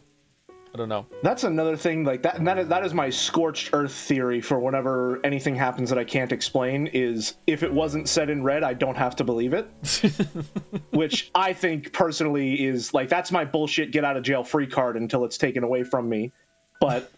You know, that's like last resort, break the glass, you're lying because you didn't say it in red. Yeah, and also if Battler isn't seeing it and he's not in the Velvet Room, then it also probably didn't happen either, which is why it was so harrowing that Battler was in like the fucking like interstellar fucking pounding on the wall during the Velvet Room of the last scene when the Twin Towers are coming up and holy shit, like just bam, bam, bam. No, like yeah, that was that's another thing that I did also want to bring up. All right, I'm also of the same mind that if Battler doesn't see it, it's less reliable. Yes. In that I don't think it's like, oh, this didn't happen at all, but it's definitely more suspect than scenes that he is present for. One big thing that I keep coming back to when I'm thinking about it is that at the end of episode 2, he does see Beatrice. He does see the butterflies. He does see the goats. He sees everything. But he's drunk. And he gave up, right? So for a little bit, he was believing, or at least he was... I think he actually was. I think he was so just fucked that he was believing in that moment, and that gives her power. Yeah, it's the story keeps twisting this knife of it is really obvious that Beatrice does actually exist, but it is also equally obvious that she's not using magic to commit the murders. Like she really isn't. So it's like how do you fit those two together? Like it's Yeah, the real mystery is not how does magic exist, or rather how it's not does magic exist, it's how the fuck doesn't magic exist. Yes. Yeah. Basically. And I gotta say, me personally, I don't believe in magic, but after some of the shit that has happened in episode 3, God, I wish it were real. Because there are, like, everything to do between Kinzo and Beatrice that was described earlier in this episode is gut-wrenchingly disgusting. Yes. If you think about it. It is absolutely insane. And I so desperately wish that magic was real, because then that could all be fine, but that is the horror of the situation, is that I have to believe it's not, which means unless that's all a lie, I have to believe that it happened. Honest to God, I think that is going to be a big plot point later, because I think that Battler not wanting to accuse anyone in his family of being responsible for the murders, he is going to have an even stronger reaction and commitment to, I don't want to know that I live in a world that exists, that my grandfather like kidnapped a baby and like indoctrinated her into this cult-like entity figure because he missed his mistress or whatever. Like that is like we're talking like a whole other level of fucked up. Like his mistress, that, by the way, was not his mistress by choice, and who was locked on the island until she killed herself. Yeah, and he did it twice, it looks like. If there's another one that happened, he was like, okay, let's do it again, because the first one fell off a cliff and died. Like, it's... it's disgustingly terrifying. Yeah, it really is, yeah. So I think you're right. I think that is going to be like the linchpin. It will shift from, I don't want to believe in magic because that means I have to suspect my family, to I want to believe in magic because that otherwise the world is disgusting and my entire existence is just like the product of the horrors that people are capable of. Oh dude. What if this time it was successful, and even the Beatrice stand-in that's been like brainwashed into being it, even she is buying into it because she doesn't want to know the reality that she was born into either. And then that's what I'm thinking too. You have to convince the fucking abuse victim that's been abused their whole entire lives that they're actually not a witch and the grandfather was just fucking nuts. Like at what point, like, are you like, you know what? It's better if there is magic, because I don't want to break this for you. Like, this is better than what you had. That's insane. Joe, I think that might be like it. Yeah, I think it might be too. I think that might be like the thing is like, do you magic is not a question of like, are beautiful things possible? It's like, can we just pretend just a little bit between the two of us that the world isn't fucking terrible? Yeah. Oh God. That would be good. I would enjoy that. That would be very compelling. Yeah. Oh no. Well, I think it also might be a little bit of both. It's not just the bitter. It's the bitter and the sweet of it, because magic, I think, has also been established, in my opinion, heavily by the intro of episode 2 to exist as like, you know, love can be magic in a sort of way. This state of just believing that everything will be perfect forever because you have this person beside you. There's a magic to that. Right? Yeah. And so also, leave even the gold lands like that too, right? Let's leave behind, look at this death and destruction that's there, but it also leads to something big if we all believe that it was for a good cause and purpose and everything, and then like everyone's going to be happy in the gold land, everything will come back. Yeah, this is yeah. Fucking hell. Man. Fucking hell. Oh man. Fucking hell. Okay, all right, let's finish reading. Take the theory hats off. Let's get back to reading. Okay. This is the world of 1967 and 1960. Yeah, this is not really important to go over. Everyone has seen it. Okay, let me close it. Let me close it. Okay.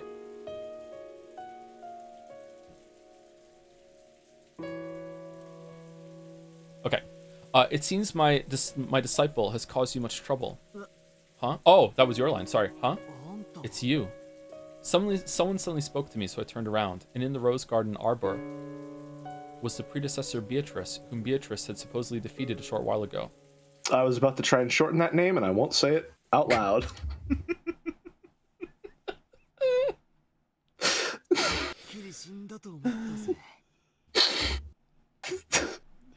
I think I have to. I think I have to say it, don't I? You say it. I was gonna call her Beatrice. Because its predecessor, Beatrice. Right. That's her name now. Congratulations. No. She's Beatrice. Oh, no. Fish-chan returns. Pitorici. Oh, Pitorici. I was sure you died. Oh, so you survived. No, I did die. Now I am nothing more than a defeated chess piece littering outside the chessboard. Okay, motherfucker, you want to just make my subtext text? You're Beato's teacher, right? So in other words, you're a witch too. Yes, that is correct. So basically, that means witches really do exist, and the only one who can defeat her isn't me. Okay, so this is definitely Battler using like fuck you, I'm going off on my own. So Battler has the ability to just like, is that because in the rules of the game at some point Battler has like been taken off the board instead of being killed? Maybe, like, I don't know. Like, maybe. Yeah, I'm surprised that he has this power. This is the first time he's done it, I think. Yeah. Okay. I think it's also, there's definitely some connection being drawn between Kinzo and Battler in the fact that they lack any magical prowess and are still, in times of great need, capable of performing magical feats. Mm-hmm. It seems like. So maybe this is Battler's, 11th hour superpower. I can go even further into my own psychosis. Beyond. Yeah, I'm curious if anyone else... No, some of them have been taken off the board and they can't do it, though. It's Battler's special. It's not just that he went to the tea party, because the other ones were there, too. Yeah. Okay, all right. Continue. His superpower is overthinking. So basically, that means witches really do exist, and the only one who can defeat her isn't me. That'd be you, since you can use awesome magic, right? I'm just useless now. There's nothing I can do anymore. Oh my. Have you surrendered completely? What do you mean surrender? How am I supposed to explain that? Towers sprouting and falling, huge giants holding shields and throwing spears. Oh, please, please, please, please. Just remember, it makes me feel like I'm going insane. We're way past the point of trying to reason this all out, aren't we? She's just gonna say, then don't, Lamayo. We've left the level of tricks and things that can be explained with human culprits. Damn it, damn it, damn it, damn it. Calm yourself. I am nothing more than a piece on that child's game board. After being removed from that board, I am no longer a being capable of doing anything. But you are that child's opponent. As long as you do not give up on your own, you will always have the power to strike back. Among Us ghosts? Shut up. Weren't you also reciting strange spells and summoning towers and spears? What do you mean strike back?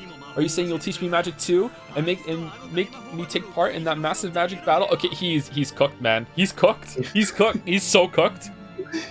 If you wish, I could teach you a bit about magic. Oh, just what I wanted.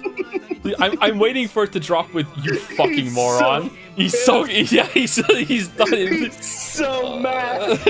Please give me some awesome magic to smash through her chest in one blow. Don't screw with me. He's so mad. I hear that in Japanese magic, there is a ceremony used to pray for rain. Do you know of it? Battler, have you heard the story of what the fuck is it? The fucking glycerin one. Shit! My moment truth that I failed it. Oh no! The Ice 9? Crystallization, yeah, crystallization, I'm not sure, glycerin or whatever, yeah. A rain ceremony, that thing where you throw stuff into a fire and dance as an offering, that's not magic. They say that the fire causes an updraft, which makes rain clouds gather. That's supposed to be an accepted scientific phenomenon. Is this the moment where she's like, but is that not magic? Oh, I believed it to be a form of Eastern magic, but is that not the case? I believed people offered sacred fire to the heavens, as well as a dance of respect, so that your entreaty for rain would reach the hearts of the gods. Maybe people did that long ago, but most occult things like that have a scientific explanation. Why do things burn? Is that because the phlogiston is contained in the material? No, things burn because of a chemical reaction. Lavoisier abolished the phlogiston theory. I can say these words. I was joking, but this really is a Zero Escape conversation now. Why does heat transfer through objects? Isn't that because caloric is contained in the material? I'm pretty sure that was abolished by Joule. Heat No is shit. energy, not a substance. You have studied well. Your knowledge is accurate. It's just some trivia. Phlogiston, caloric, and eventually ether and God's love. All are powerless before a scientific explanation. In the past, I was told that an apple falling from a tree was thanks to God's love, so that humans would be given food. So even gravity is a love of God. Well, that's probably the remnants of the period when religion rather than science was used to explain everything. That is correct. In the past, humans called the limits of their knowledge, no, ignorance itself, magic. Like the rain ceremony we were just talking about. Did the people of ancient times realize that there was a scientific explanation? That fire gave rise to heat to cause updrafts that summoned clouds? Even without understanding these things, they at least knew the result. That probably happened a lot. That's stuff called knowledge of the ancestors. Even without understanding the reason, through long experience, they knew that they'd achieve results. Phenomena whose principles they didn't understand were probably the same as magic to them. Like this person just said, ancient people who didn't understand those principles probably believed that, through the rain ceremony, their wishes would reach the heavens and make rainfall. To them, that was certainly magic. As long as they didn't understand updrafts. Okay, so we're addressing head on the idea that the stuff that's complicated enough, like complicated enough science, seems like magic to those who don't understand it. Yes, yes. Interesting. If you push an electrical switch, a light turns on. Chandeliers arrived. Children do not know the scientific principles behind why a light bulb lights up. They only know the results when they push the switch. If they obtain such a result without knowing the principles, doesn't that make it magic to them? That's pretty interesting. Well, logically, that's true. For example, I don't have a clue why the brawn tubes in a TV show picture. No. Still, I think it's totally normal to see things shown on TV. Even if I don't understand the principles behind brawn tubes, I at least know that if I push the switch, I can watch TV. It's exactly the same as having a rain ceremony without understanding updrafts. In other words, can we start a counter of how many times "in other words" is said in the story, by the way? If I don't know the principles, even TV is the same as magic. Or even magic itself, I guess. This is a cool idea to think about. Like, I feel like there's a lot in our society that people just have no idea how it works and they just take it for granted. That, yeah, that's just how it is. Say, it's surprising that Battler can be so smart and also never once come to this conclusion yet. Yeah. Because this seems like... Well, okay, listen, maybe it's a little unfair. Maybe I'm being unfair to the character who is written to progress through the narrative at a certain pace, all right? But I feel like the idea that magic might just be an abstraction is a little like surface level if you're arguing from a position of magic isn't real. He's also been going through a lot of trauma. He has been going through. Yeah, he has seen his entire family murdered twice. He's having a bad infinity. Yep, for sure. A bad infinity, Nikki. Oh, or even magic itself, I guess. Do you know the structure of brawn tubes? Have you ever taken one apart and looked inside? Nope. I think I read about it in a book or something once, but it was complicated and I didn't have a clue. I think that when electrons hit a fluorescent material, it creates luminescence or something like that. Oh, you just think that, did you? Yeah. Just a thought that came to him. Yeah. That book lied. Actually, there are small people called gremlins shut up inside the brawn tubes, and they do their work with magic. Huh? Don't be stupid, there's no way that's true. And also, if you look up at the ceiling, it says gullible. How can you deny it if you have never looked inside a brawn tube? Devil's proof. You can't prove that it doesn't say gullible on the ceiling. I've never looked inside, but I can say for sure that small people like that definitely don't exist. Since there are no brawn tubes here, that is impossible to prove. Yeah, it's impossible to prove right now, but later I can take apart a TV somewhere and show you and instantly win the argument. This is online debate 101. Like, you fucking hell. If I reply to your post at a later date, perhaps I will win. So, put another way, My magical theory that gremlins are shut up inside the Braun tubes and display the picture with magic is impossible to disprove until we can verify the contents of a Braun tube, correct? Urk, what the hell? Is this one of those? Are you trying to say it's a devil's proof? That's a favorite trick of you witches. A devil's proof is a bit of sophistry, one that takes advantage of the fact that negative facts are impossible to prove. However, it's different from my Braun tubes metaphor. That could be resolved simply by taking apart a single television. You're right. It isn't really a devil's proof. You have proposed a scientific theory, and I have proposed a magical one. One of those is the truth. And which one it is can be ascertained the moment you look inside a Braun tube.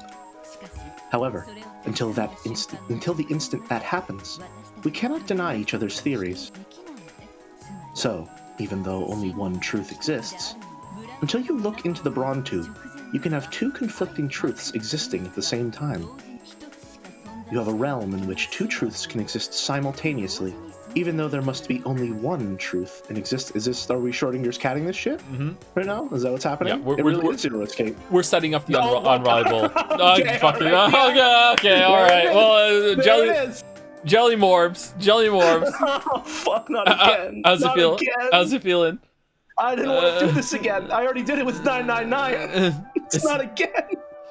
Is the cat in the box alive or dead? If you open the no. box, you will learn the answer. You will learn the truth. However, until you open the box, you can claim that the cat is alive, and you can also claim that it is dead. Both claims are the correct truth according to the people making them. And even though the two sides are in conflict, neither can win the argument as long as the box remained unopened. In other words, two truths can exist at the same time. Yeah, this is definitely setting up that there's different versions of the scene. Yep. Yeah. Even though there can only be one cat in the box, it is packed with a living cat and a dead cat, forming a strange, separate world. Where does the mummy factor into all this? What about the mummy? That is what Rikinjima is now. This island is now a different world where a scientific theory and a magical one can exist at the same time. To a resident of the world of science such as yourself, at a glance it may feel as though this island has been sucked into a world of magic. Is this Pietro speaking? I don't know. Yeah, it is actually. Go ahead. Maybe? Okay. Yeah. That might not be wrong, but it is not accurate. Strictly speaking, it is moved from the world of science to the gap between that world and the world of magic. So, at a glance, it appears to you as though the world is tilted towards the magical side. But in reality, this island is now in a perfectly impartial position with relation to those two opposing worlds.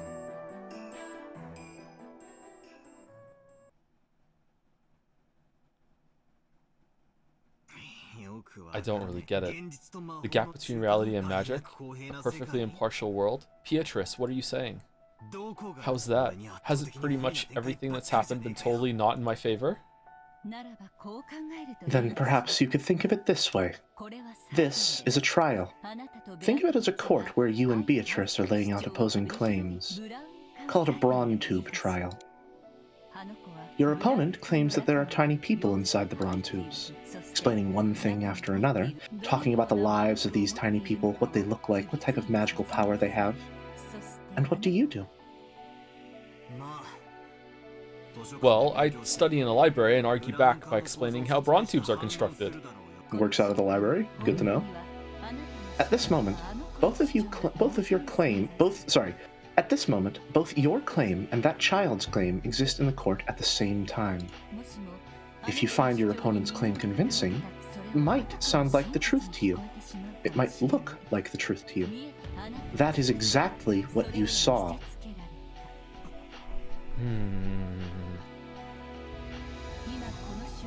At this moment, on Rikenjima, witches and magic certainly may exist as truth. This is Battler's first explanation of an unreliable narrator.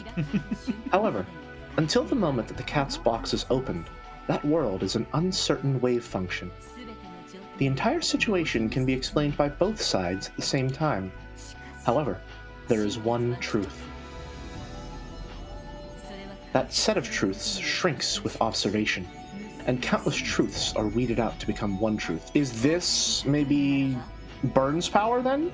Maybe, yeah. to collapse those possibilities into the one reality. Yeah, maybe her power is also an abstract version of like trying to work out what really happens, because that's also like if you're doing a scientific experiment, right? Like you're trying to find the nature of reality, you're trying to answer question X. Well, question X has, in theory, just infinite answers depending on how you explore it, but there is only one answer that you have to drill down to, and you're going to have a lot of false positives on the way, or a lot of eliminations of theories along the way too. So maybe that's it's which magic power, but it's basically like her power is instead that you can figure out like an actual truth at the end of it all. Yeah, maybe. Yeah. Do we know what Lambda Delta's power is?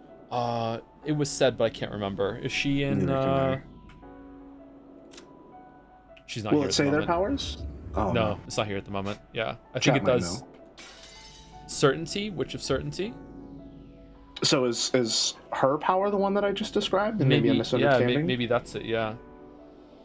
Yeah, maybe they are all parts of a process, different truths. I don't know. Maybe.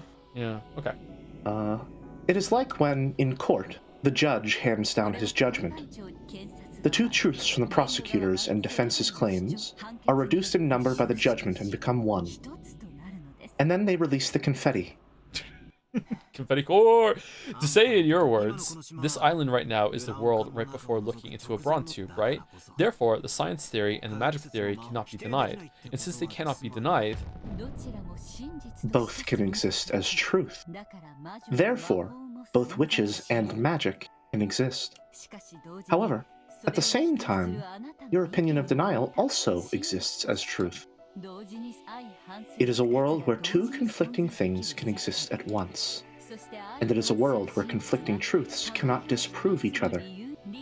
Have you managed to understand? In other words, no matter how much awesome magic Beato shows me, it's only a claim of a magical theory and it doesn't disprove my position. So no matter what kind of magic Beato shows me in this world, it cannot become proof that magic exists. That's right. That child might even try to explain an apple falling from a tree with magic, perhaps by shaking her staff and magically plucking the apple, then claiming to be the thing that made it drop down to the earth. However, that would be nothing more than another claim. None of your opponent's claims can prevent you from making yours. In that sense, this world is quite impartial to both sides. I get it. Still, by that argument, if I show a sound argument with my science theory, and it collides head-on with her magic theory, I also can't win against her. On top of that, the final judgment won't come until we peek into the bronze tube. Where is the bronze tube in this world? Because it exists, there should be no reason for us to argue. Why don't we just get along and peek into the bronze tube? If there really is a tiny person in there, it's my complete loss. Otherwise, it's my victory. Bring on the gremlin. Here we go. Let's go look at it. Yeah. Why do we have to hold this debate without looking into the bronze tube? Because arguing is fun. Yeah. That itself is the game you are being challenged to. Maybe, instead of a court, I could use chess as an example, like the rest of the story. There, victory and loss are not determined by a judge. You who fight will decide it yourselves. Can you win an argument with an opponent in a screwed up world where multiple truths can exist at the same time? In actual fact, didn't you lose an argument and surrender like this?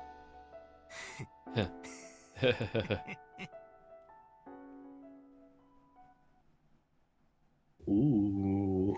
What's going on? I'm more in than I ever have been before. Oh, great. I'm fucking into it. This is all the advice I can give you now. If you wish, I can occasionally offer you counsel. Do you feel owned that you're so in because it's anime? No, I have no shame. I have no shame. I have always been in. It's just pulling me further.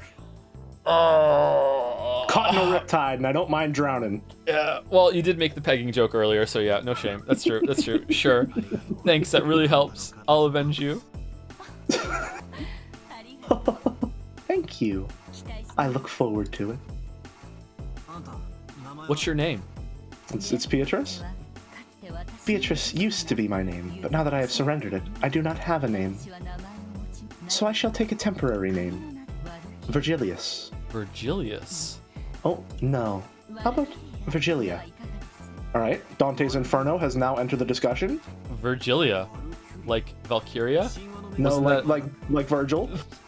Wasn't that a name for goddesses that show up in myths? No. It means the guide who leads the way to Beatrice. I will guide you to that child who awaits at the summit of Mount Purgatory. Yeah, we're right. Yep. Fucking bullseye. Well done. Well done. Yep. For such a guide. Yep. Listen, I played Halo 3 ODST. I know about that. Just right on, man. Who would have guessed I'd accept help from a witch when I'm trying to deny witches? I see. If this is a contradictory world where different claims can exist at the same time, I guess that's cool. It's almost funny. Valor's just absolutely overjoyed at the concept that he can't be wrong. Even if he is. Yeah, that's good. I am borrowing that child's words, but you truly are like a phoenix. Your will to fight has already been revived. Come, if your heart is prepared, return to your opponent. Well, there's a name tag Return here to now. the chessboard where that vessel is seated, or where that child is seated. I look forward to seeing how far you can fight with my disciple. Yeah, watch it. I won't listen to her babbling anymore. I'll coolly fight to the end. I definitely won't. I definitely won't get provoked by her any longer. Yeah, okay. Okay. All right. Won't. Let's think. I think 3 scenes. With him in it, I think 3 scenes. I give him a maximum of 3 Velvet Room visits before he is crying again. Maximum of 3 before he's crying again. Then let us return to the seat of the battle. Battler?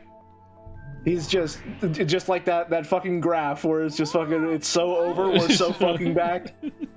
Oh, Battler, where did you run off to? And I thought losers never came back for more.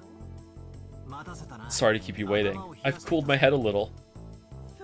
And did you think of a response to that pleasant, thrilling, refreshing, highly acclaimed, wonderful fantasy battle between teacher and me? Isn't that impossible to explain without fantasy? Damn, just go for it. Milady, didn't you just propose to be kind and act more gracefully? Oh no, oh no. I just got in such a good mood when I saw Battler's face, you see? Look, how are you gonna respond to that battle just now, Battler?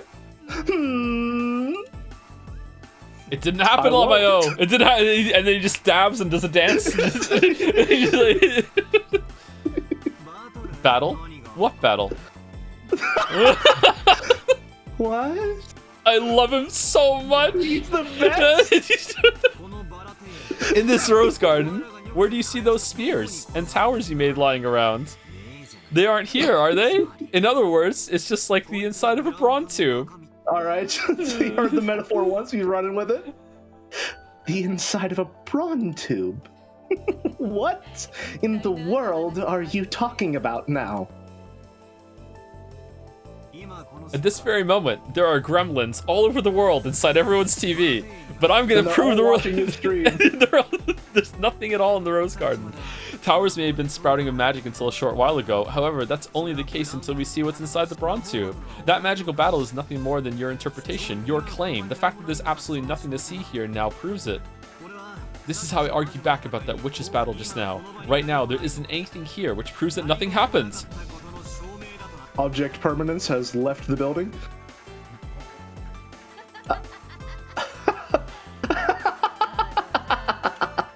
Come now, of course I can't make a huge mess when it's only the first twilight, and I am rather fond of that rose garden, you see.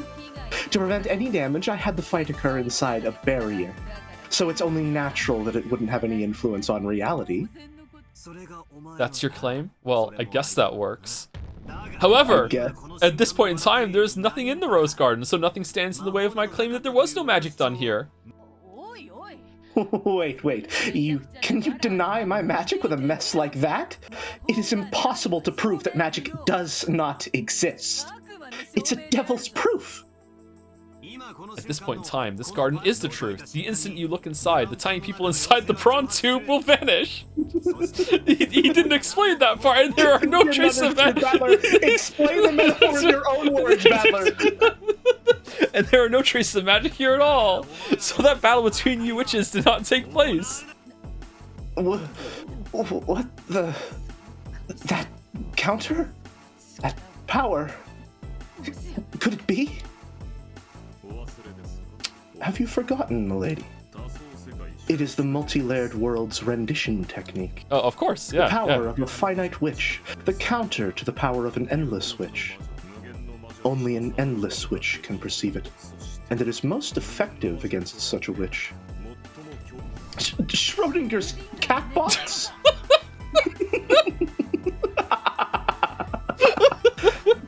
That old hag of a witch!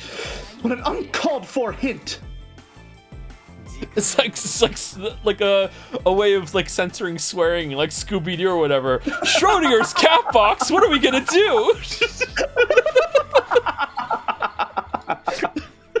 We've lost time, including the 5 servants and grandfather. There are 6 corpses. Let me check the scene. I've been trudging along, wasting time. From now on, I'll speed things up. Okay? Take a seat, Beatrice. It's finally the first twilight, isn't it? Let's start the real thing. Show me what you've got. Title card and everything, damn. Yeah. Alright, I think it's time to take a break. It's 10 minutes. I'm gonna say thank you to some people, and then we'll take it's getting a little steamy under the fort blanket. Yep. I'm gonna say a really thank you to Bits and Subs, Jelly. So if you'd like to get out of the blanket and walk around for a bit, you probably have like, I don't know, like maybe 10-15 minutes if you want to extend. Sounds good to me. I'll be back in 10.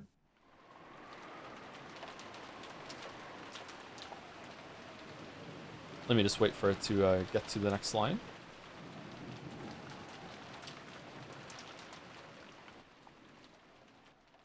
And then it never happened.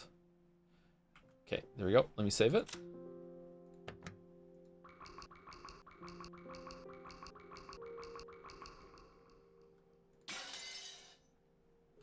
Is anyone dead? No, Shannon's not there yet.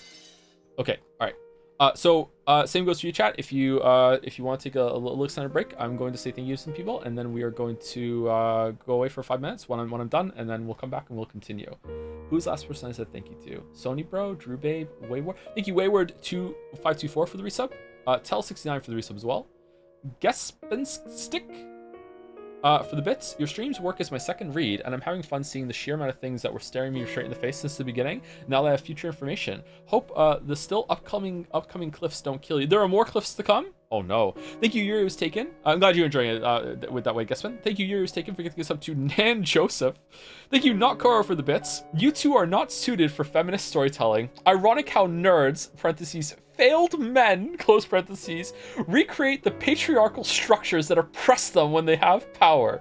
You seriously had to make your guests take on the female roles to establish a pecking order? Is this a bit where you reflect the feminist themes of the story by using the streams to show how sexism affects men? Put your writer's brain on pause and let the story center women instead of talking over those women with your speculations. Oh man, I love. If you don't know who this is like a meteorically rising chatter on Jads that just makes just some of the best long Heinz Gate worthy posts in Dragon's Den. This is Koru. We have Koru posting on the stream now. We love Koru. We do love Koru. Koru, unironically, and I mean this unironically, Koru unironically needs a channel dedicated to all of the Koru posts because we don't have enough pins for them. we just need like a pin containment Koru channel fucking for all of them, man. Thank you, Iconport, for the resub. Forgetasaurus for the resub as well. Joe's Retinas for the bits. I missed the first hour of yesterday's stream, so I missed the start of Joe Under the Blanket arc. So when you brought it up again, my dumbass thought you were just sitting there with a blanket on your lap and being like, do I sound better like this, chat?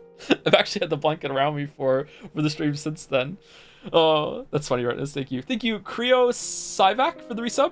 Chud2112 for the resub. Chefin as well for the resub. Also, if the cooldown is on shouting out Jelly, can we do that again, please? Thank you, Finalo, for the resub. Triple Brown Cow. Thank you, Rignati Or Nate for the new sub. Welcome, welcome. Potato Tower 1, were you one of the towers? As a Baldur's Gate 3 player, this story makes perfect sense to me. Thank you for the resub.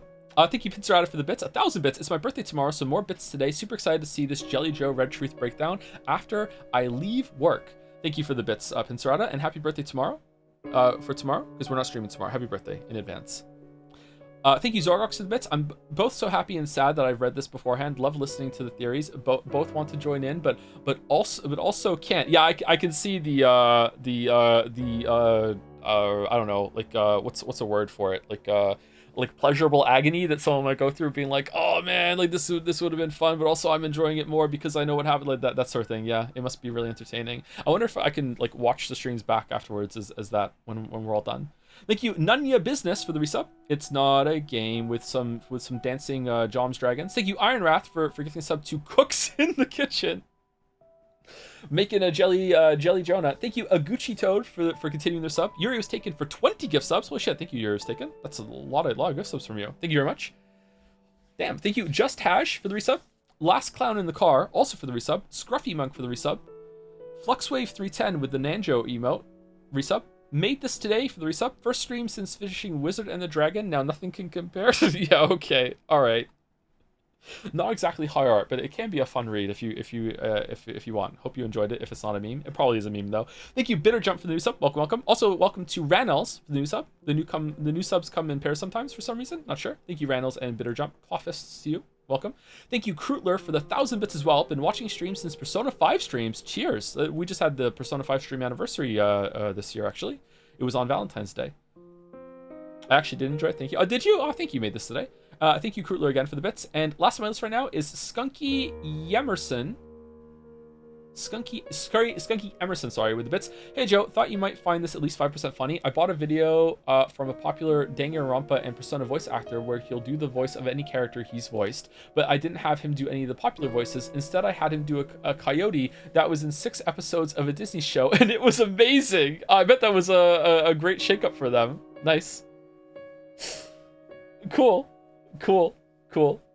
Like, I'm pretty sure I blindsided Greg when I said, I know you as Barbie's dad. Oh, what a moment. Anyway, I will be back in about 5 minutes, chat, around there. I'm gonna get up, walk around. Reading is still is less strenuous with someone else on with me, but it is still a little strenuous. I just want to like recalibrate my eyes a little bit, walk around and get a cold drink. So I'll be back in about 5 minutes or so. And Jelly is muted, so if he comes back and starts talking, you're not gonna be able to hear him because I'm muting us both.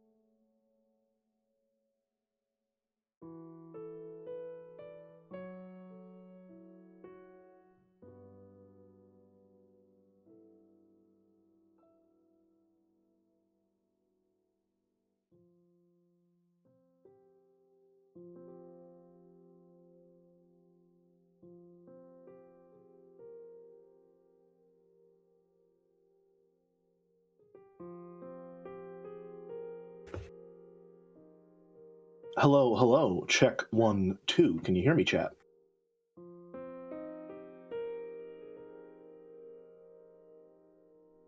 Alrighty. Joe's going to be a little bit longer. How's everyone doing? Having a good time?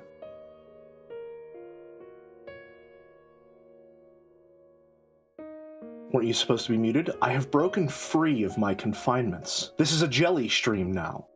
You're watching the Jelly channel. Having a good time?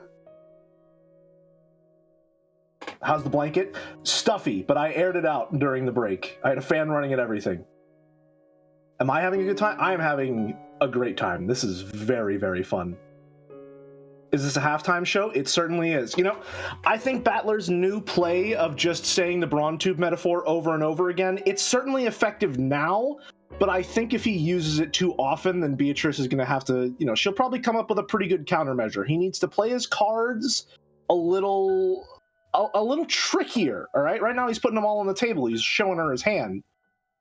And I don't think it's really going to work out. He seems to get very overconfident, perhaps even more overconfident than Beatrice does at times. But we'll have to see how it plays out before we can make any further conclusions.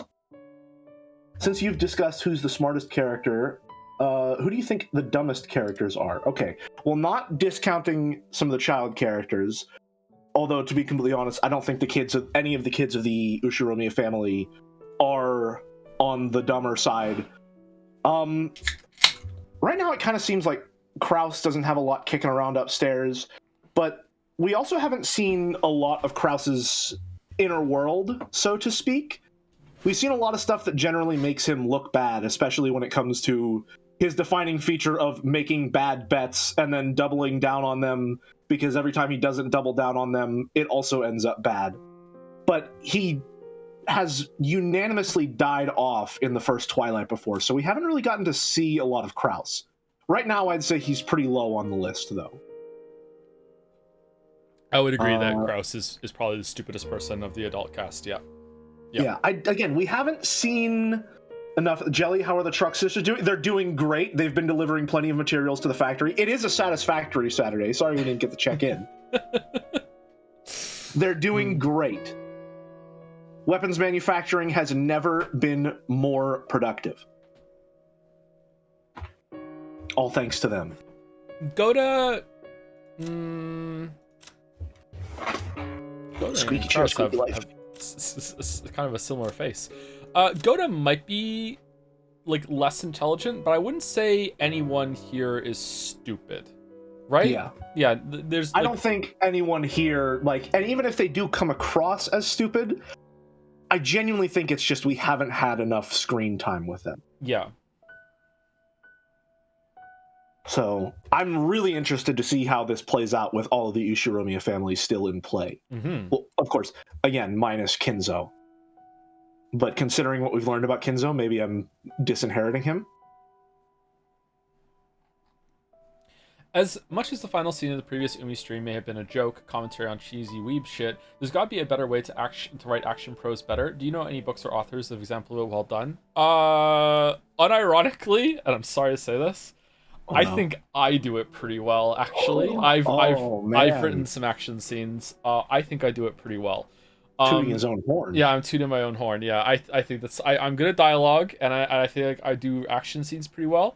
But yeah, my weakness is probably in similar to Ryukushi, like some of the prose that I do is more serviceable, that sort of thing. This is where it loops right back around, folks. It really was all a ploy just to get publicity for the books. It was. Apparently, someone in the chat is saying Brandon Sanderson. I haven't read any Brandon Sanderson. I will say one that I did read that had action that I thought was god awful was whoever the hell wrote the Drizzt Do'Urden books. Yeah. Those there are sword fights in that are sometimes just literally like one line, one paragraph. Parry, riposte, parry, strike, parry. It's like, what the fuck are you doing? Yeah. So like I only read one of those. So yeah. I will not comment on Brandon Sanderson. I am currently in the throes of it. I'm not having a bad time, but as someone who engages primarily, or let's not even say, who has only really ever engaged with books whenever they consciously existed, so like middle school, before you can cut all that out, I wasn't a person yet. I've only ever really engaged with books as literature, which is designed to be analyzed on a subtextual level. Reading The Way of Kings has left me starving for some scenery to chew on. I need a crumb of subtext. Something, some thematic rawhide bone to chew on as I get through it. It is whelming at best right now. I'm in the thick of it. Is the only way I can describe it. I'm not. My opinion of Brandon Sanderson currently not very high. However, I'm only halfway through the first book. I'm open to change. I'm not having a bad time, but I'm certainly having a time. It's a time. It's a time. The dialogue is acted, so to speak. Someone in chat is saying, I think Wheel of Time has some good and some terrible action writing. I would actually agree with that. There are some, I know exactly what you're coming from. I've read 3 or 4 of those books, and there were a couple scenes where I thought, you know what, this is pretty good action writing. So, some of the sword fights and the running scenes in one of the end of the books particularly, but there was a couple where it was like, yeah, this is kind of bad. Yeah, so I would say that's a good example of both. Mr. Jelly, which of the stakes would you most want to be stepped on, and why? No comment. I don't remember what any of them look like or their names. I need more information. Joe, pull that shit up. All right. Let's see. This is the proof of life right here. This is what we're looking for. Just tell me to stop when we get to your favorite. Mm-hmm. They really are just exactly the same with some different hair. It's just basically which hairstyle do you like the best, yeah. I mean, isn't there one with black hair? There you go. Okay, there she is, yeah. No, not really. No. I'm not, I gotta say, I'm not feeling it. And perhaps part of why I'm not feeling it is my kinship with Beatrice as the father to multiple Chans. Okay. You know, she herself is the mother of 7. Perhaps I just can't see them that way. Okay, wild card. Wild card? Oh, please. You're going to ask me if I like what I see in the mirror?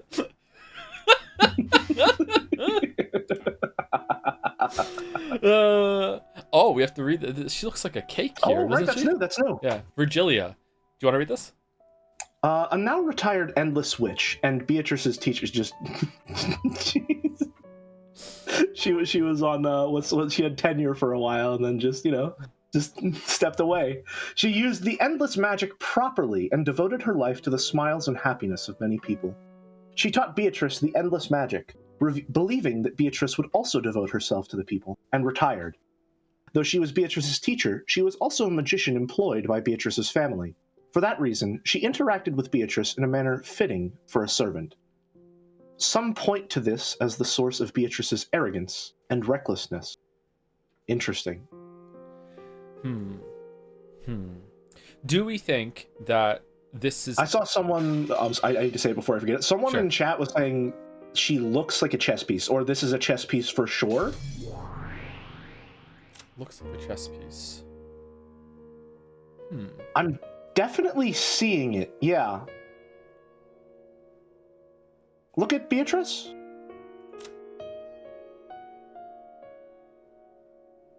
Okay, I mean, I might be going insane. But the wide rounded someone in chat is saying pawn. bishop. Yeah, it's a bishop if anything. Yes, it's Yeah. This is the bishop kind of thing. Yeah. Interesting. Yeah. Interesting. These have the goat head is also very like knight head kind of thing. The horse, like yeah, it's in that area. Originally, I was thinking that the goats might be pawns, given how they're usually used, but I think the butterflies being the pawns makes more sense logistically. If these were meant to be pawns, there should be 8 of them, not 7. So maybe at one point there's going to be, oh no, the 8th sister of Purgatory lurking somewhere. Watch out for her. Or maybe he's the pawn. Is he meant to be a pawn as well? These are the 8 pawns. Are they equal? I don't think so, actually. I don't think it's going to be a 1-to-1 like this character is a pawn, because I was trying to map that out earlier.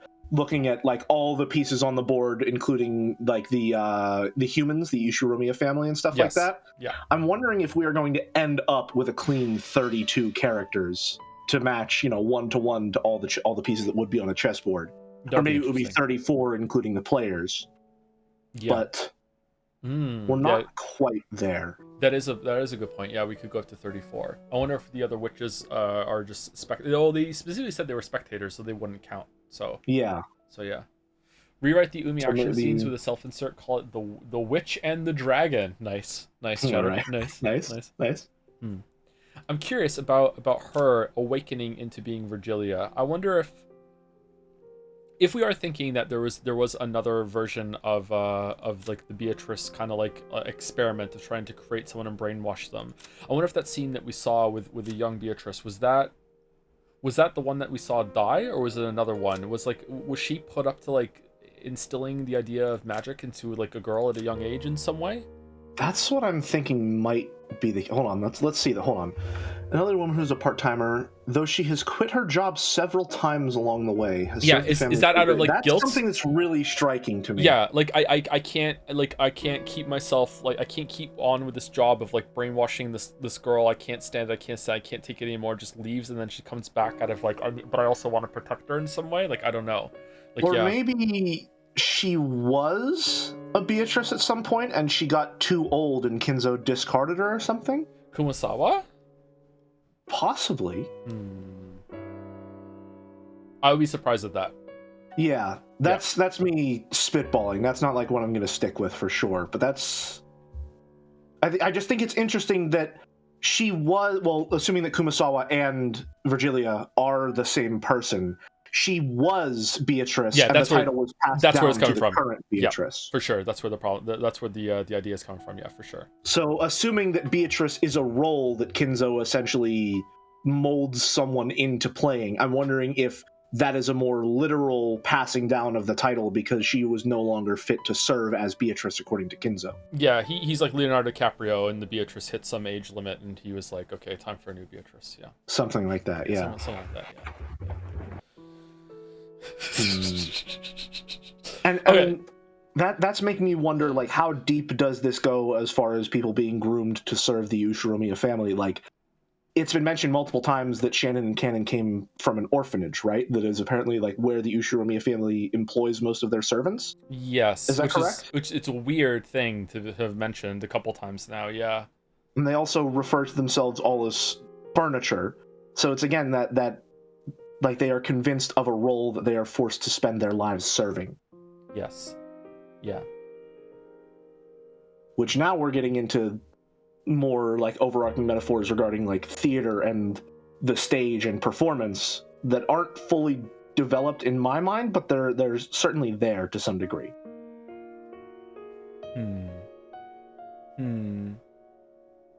Anyway, let's get back to reading. But first, one last thank you to Jester Online for the resub. Yo, Joseph, happy that you've been streaming a lot more this year. As a younger fan, I appreciate seeing someone with a lot of healthy views, thriving and having fun. Healthy views, really? Oh, thank you. Hope your year continues to be swell. Cackle E, cackle E. My year has been so much better this year than last year so far. Let me tell you that. That's for sure. So I'm enjoying that. Anyway, let us continue. Forget what the adults expect. Do you want to take narration for the scene? Sure. Forget what the adults expected. At least for us kids, these were supposed to be a fun couple of days where the cousins deepened their friendship. However, when we woke up, there was an unbelievably cruel reality waiting for us. I feel like this phrase is used pretty often. Like this phrasing of like waking up to an unbelievably cruel reality. Mm-hmm.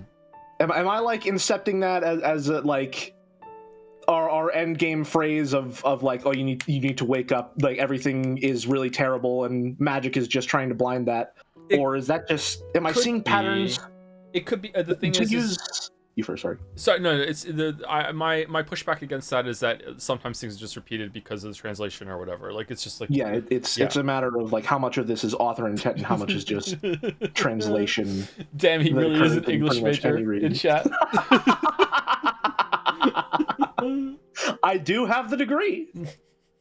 Whether or not I earned it, that's another matter entirely. But I was gonna, to borrow a word from the Signala streams, periodelia. There, am I just seeing patterns where none exist? We're gonna find out. We're gonna find out. I did some weak inhales there. George Aniki and Jessica were crying over Shannon Chan and Ken and Kun's deaths. Okay, they're crying over their deaths. Did they see the bodies? Yeah. Is it? Or were they just told? My guess, yeah. My guess is that they're still not marked as dead. Yeah. Right now, everyone who was alive had gathered in the lobby on the first floor of the guest house. And there were 12 people there. We haven't seen this before. This looks good. This kind of reminds me of a scene that we had from the aquarium date. Yeah, it does, doesn't it? Is it reused art, or is it... I think I'm just seeing things there. I think it's just a similar shot. Unbelievable, right? There were 18 until yesterday. And in one night, a third of that number had lost their lives. I eventually sobered up from my agitation, and along with my lack of sleep from being woken up so early in the morning, I was beginning to feel a faint sense of unreality. I want to think this is some kind of bad dream. My cheap escapism keeps telling me that over and over. Maria had gone back to sleep on the sofa Rosa was sitting in. Rather than her having nerves of steel, she probably genuinely hadn't had enough sleep. Well, there's the gun. Looks really small when he holds it. Yeah. Is that intentional? Is it the same gun, maybe? How did... The gun comes from Kinzo's room, does it not? So how did they get into Kinzo's room? Maybe a lot has happened. Maybe we're going to do some flashbacks now into the... The adults were holding items... Oh, sorry. No, you first. Sorry. No, I'm done. I'm done. Okay. The adults were holding items from what was apparently grandfather's collection. Okay, so it is Kinzo's. Yeah. Short-barrel Winchester rifles. Apparently relics from a time he'd been obsessed with westerns. There were 4 guns altogether. Interesting. Oh, wait, what? There was only... Okay, were there always 4 guns and the person who went to get the gun was like, fuck you, I'm just keeping the gun to myself, and hid the rest? Huh. Because there was only 1 adult, and they were like, I'm the top of the hierarchy now, so I'm the only one who gets a gun. That's an interesting info drop, right? Yeah. Those have been split up among the 4 siblings. Uncle Kraus, Aunt Eva, my dad, and Aunt Rosa. Okay, so blood relatives get the guns first, so they take precedence. Paper boxes filled with bullets lay on the table, and the siblings were silently loading them. It's a little scary, even now, touching one of these. I get the feeling Dad'll yell, "Don't touch that," and hit me. Well, is this gonna end so horribly? Like, we all get guns. Oh, it just looks so small when they're holding them. Yeah, it does. It looks like kind of like a toy gun. I can't tell if that's, like, intentional, as if to, like, emphasize the difference between whenever one of the female members of the family is holding it, and it seems like this massive thing, this massive amount of power for them to hold. I don't know. And then now a male member is holding it and it just looks really small, or if that's just me running fucking haywire and the art just looks a little weird. Or it's just under the blanket Yagwai hands. Like, yeah. That's true. That's true. Well, isn't this great? You got a gun. No matter how much you touch them, you won't be hit again. Well, he's having a great day. Yeah, look, it's noticeably bigger in her hands. Yeah. Think that father would meet this kind of end. Well, I never did expect Kinzo-san to die normally in his bed, but even so, it is too horrible. Slipping into the judge voice a little bit there. Hey, I wonder if that really was father. Okay, I love you, you're great. I think it might be a different person's corpse used as a substitute to trick us. You're insane? Continue? No, it was father, without a doubt. You saw his toes, right? Generally speaking, there aren't many humans with 6 toes on both feet. But that doesn't mean that such people don't exist. Yeah! I've heard that polydactyly isn't that rare a disease. Thank you. I'm so glad she's alive. He was a man who liked large-scale tricks, right? He might have obtained a corpse from somewhere that had the same number of toes on both feet. Ridiculous. Why would he do something like that? The epitaph is going to be solved before the second Twilight. Man. Like, it's just going to just sitting there sweating like, fuck, I forgot to kill her. I forgot to kill her this time. I was too distracted. Oh, it's over. It's so over. I'd agree if it was a normal person, but this is father we're talking about. You can't be sure Kirie-san's talking nonsense. After all, burning a corpse makes it hard to identify. So it was in the boiler room again. Okay, still, there should be a few ways to examine him from his teeth and bone structure. If the police investigated, of course they'd be able to know whose body it was right away. The problem is that we need a telephone engineer more than the police right now. The boats probably won't come in this typhoon. So, will they arrive tomorrow? A new chandelier! Oh, yes. Interesting. Viv is going to have to get on a new one. Most likely, the boat will come again at 9 tomorrow. Then, I believe we will be able to contact the police. It's the same for us, and the culprit. Till the typhoon passes, this island will be closed off.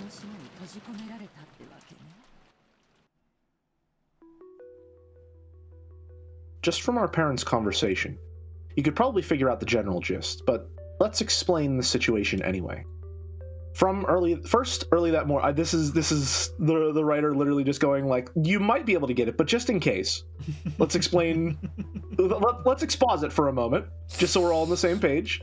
In other words, the subtext. Sumari. In various places throughout the mansion, a total of 6 corpses, including grandfather and all the servants, had been found one after. So 6 corpses, which means okay. May I see them? First, grandfather had been in the boiler room, completely burnt. The servants had died, each shut up in the rooms throughout the mansion that had magic circles drawn on them. Okay, I thought that was going to be second, like we found this one. The cause of death for the servants was uncertain, but according to Dr. Nanjo's diagnosis, there was a high likelihood that they had been stabbed with something like a spear, or possibly shot with a gun. Whoa. Okay. That was why the adults had started arming themselves with Winchesters. And what made the situation even more chaotic was the fact that the telephones had become unstable. It was unknown if lightning had caused them to break down or if the culprit had broken them. At any rate, since contact with the outside had been cut off, we couldn't reach the police. So, until the typhoon passes and the boat comes tomorrow morning, we'll have to protect ourselves. After all, Rikenjima is now isolated by the typhoon. And just as we're stuck on the island, so is the culprit. It seemed that the adults stayed up all night, holding the family conference in the mansion's dining hall the whole time. And yet, the crime had occurred in the mansion. So right when the adults had been in an uproar over money, the murderer had been killing under the same roof. They say Aunt Natsui has been strict about locking the doors and windows at night. And yet, some suspicious person had entered and left the mansion. The adults had decided that the inside of the mansion was too large to be safe, so they'd pulled the guns and moved to the guest house where we had been. Which brings us to the present. George Aniki had begged to see Shannon-chan's corpse, but the adults had refused, saying that he mustn't do so until the police arrived. Interesting. Okay, so first of all, them going to the guest house is super smart. It's a much more easily defendable location than the whole entire mansion. They don't have the keys for the mansion either. And this is a really big difference, is that because the adults are like alive. Oh, here they are. They're dead. Because they're like alive and united, they're protecting the children because they're stable, right? And it's like, yeah, you can't see them all. That's really different vibes. Yeah.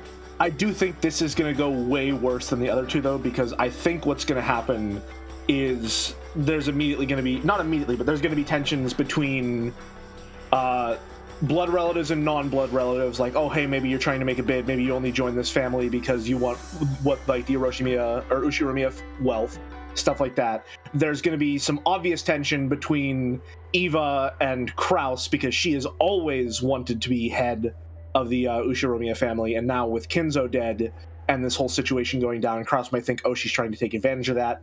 Like, theoretically, it's more stable. I think that because of all the underlying conditions, though, it's actually more unstable than it could possibly be. Definitely. It's gonna be like Battler's worst nightmare, is that it's gonna be like, well, like a witch could have done it, and they're gonna be like, no, one of us killed them. So if one of us killed them, I can't trust any of you, and we all have guns. There's gonna be like little mini factions almost of these two together, like these two together, her with her. Who are you joining? You come with us. No, fuck you, mom and dad. Like it's gonna get real ugly real fucking fast. Because all the servants are dead. except Nanjo. Although Nanjo's not a servant, he's just Kinzo's friend. Yeah. There is no denying for Battler that it has to be someone in the family or a 19th person. Mm-hmm. Yeah. So this is very bad. Let me read these deaths. His body was found as a burnt corpse in the underground boiler room's incinerator. No evidence of a struggle was found inside the incinerator, so it's probably reasonable to assume that he was burned after his murder. Too bad this time, it was game over right from the start. Servant Genji, his body was found in the VIP room on the second floor. Okay, there was 5 doors, so I'm guessing that there's going to be a combo of corpses somewhere. His body was found in the VIP room on the second floor. The weapon used on him is assumed to be a gun or spear-shaped object. To thank Genji for his many years of service, let us allow him to rest in the VIP room. Servant Shannon, her corpse was found in the parlor on the first floor. The weapon used on her is assumed to be a gun or a spear-shaped object. Let Shannon have the parlor with its wonderful view of the rose garden on sunny days. Servant Cannon, his corpse was found in the chapel. Oh, the chapel was used again. Okay, so there was 5 in the room in the mansion, and they just didn't find the chapel door. Okay, the weapon used on him is assumed to be a gun or a spear-shaped object. For Cannon, the chapel, let him continue to protect the Lord's precious place even after death. Goda, his corpse was found in a waiting room on the 3rd floor. The weapon used on him is assumed to be a gun or a spear-shaped object. The room next to the study is fitting for him, considering how much he wanted to earn Kinzo's favor. And Kumasawa, her corpse was found in the guest room on the 2nd floor. The weapon used on her is assumed to be a gun or spear-shaped object. This seldom used 2nd floor guest room was her secret napping spot. Interesting. Interesting. Now, okay. I do have to ask you something. Sure. Who do you think these... Whose perspective do you think these are from? I think it's from Beatrice. That's what I'm thinking too. Yeah. For a while I thought it was Maria, but I think it's Beatrice now. I think probably Maria, because at the end of episode 1 it stated that, like, Maria left some writing and that was the last thing that was found, right? Yeah.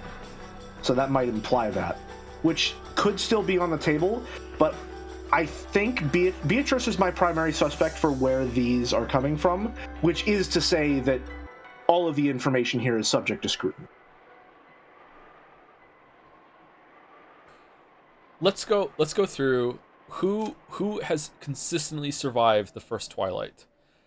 Obviously, the 6 here have not consistently survived the first Twilight. They've been wiped out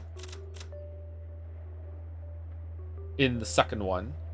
Yeah. Eva and Hideyoshi survived the first one, but died in the second one. Not the second. Rudolph and Kyrie both died in the first and second one. Yeah, they've never survived the Twilight. Rosa died in the first one. Survived the second. Oh god, so it's only the kids and Nanjo? Only the kids and Nanjo. What the Assuming that is Kinzo's corpse in the incinerator. Yeah, that's true. Which it so might not only be. The kids and Nanjo are the ones that have not died during a Twilight. Yeah, and also that also goes doubly for the shed. Like not all those corpses in the shed might have been the real corpses either. Yeah. Okay. And again, I think that episode 2 in its entirety is like dubious to the point of almost being able to discard everything except the red statements, just because it's stated that the difficulty is turned to max. Yes, that could be a case. I do trust that the 6 that were killed in the chapel were actually dead, though. I don't know about the scene before that when Rosa was there. Rosa was really suspect in episode 2. Okay. Yeah. Okay. If there's a lot of overlap between episode 1 and 2, and I think all the overlap ones that, like, someone who's pretending to be dead in episode 1 but was also survived episode 2, it's not. That's not a lot of people. Like I still think we're gonna arrive at the same situation that we're in right now, actually, unless someone's also pretending in episode 2. I don't think we can fake that though. Here's the you say that, but Beatrice taunted him, telling him to confirm. He never did. Yeah, he didn't. Yeah, that's true. And you never go back in there either to see if anyone moves afterwards. Yeah. So it's likely that they're dead, assuming that the framing is true, and Battler is there to see it, but we don't have any confirmation. That's a tough one. All right, let's continue. Did we read this? Yes. Because he mustn't look at the corpse until the police arrive. That's what sent us spiraling on that little bout of sports commentary. This wasn't just because they wanted to seal all the rooms to preserve the scene. After all, the culprit who had killed 6 people was wandering about the mansion.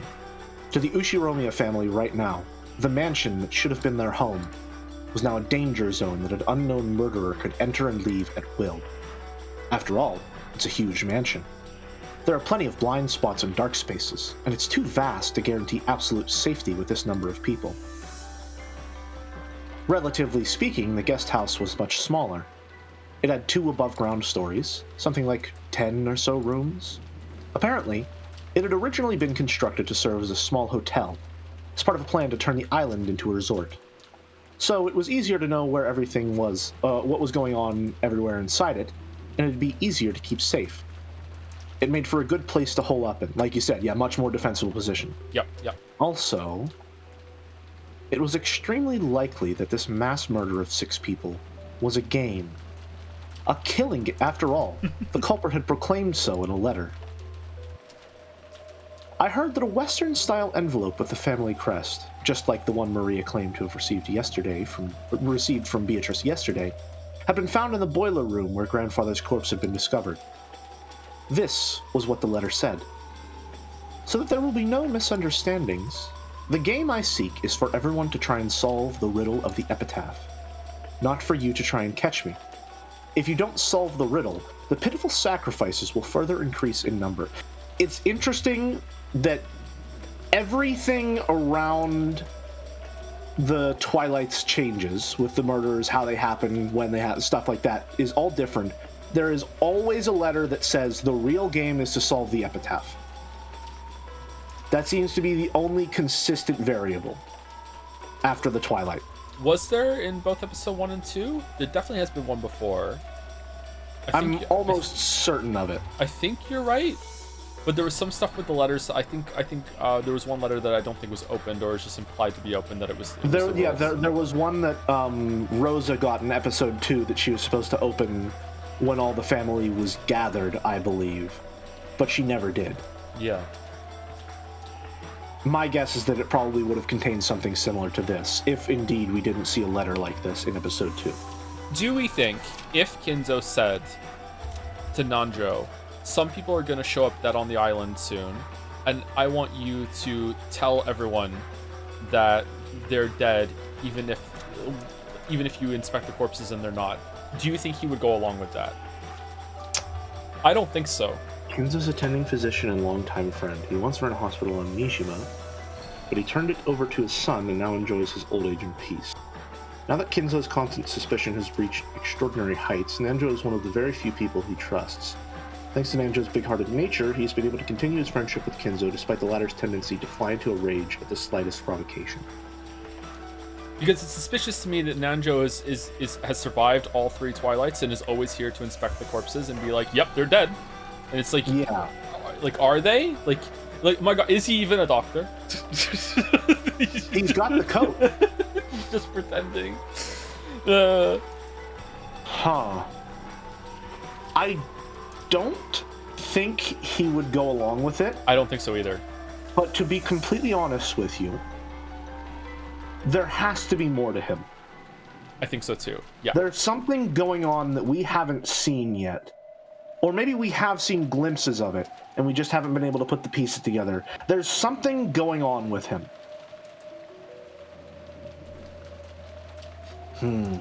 Yeah. It's sticking in my brain that he is the only one that I can, apart from the kids, obviously, that I can consistently be like, yeah, he survived every Twilight.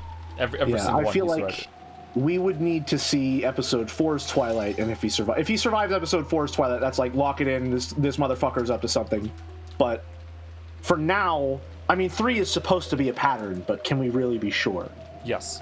Yeah. It would be wiser to spend your time. If no one can sew, I'm going to move on. Did we read that one? I think so. It would be wiser to spend your... Sorry. That's not for sure. It would be wiser to spend your time solving the epitaph instead of searching for me. If no one can solve the riddle, no one will survive. If a person appears who can miraculously solve it, I will give them all the gold of the Golden Land, the Ushiromiya family headship, and all of my power. I was the one who succeeded the Ushiromiya family headship after Kinzo-sama.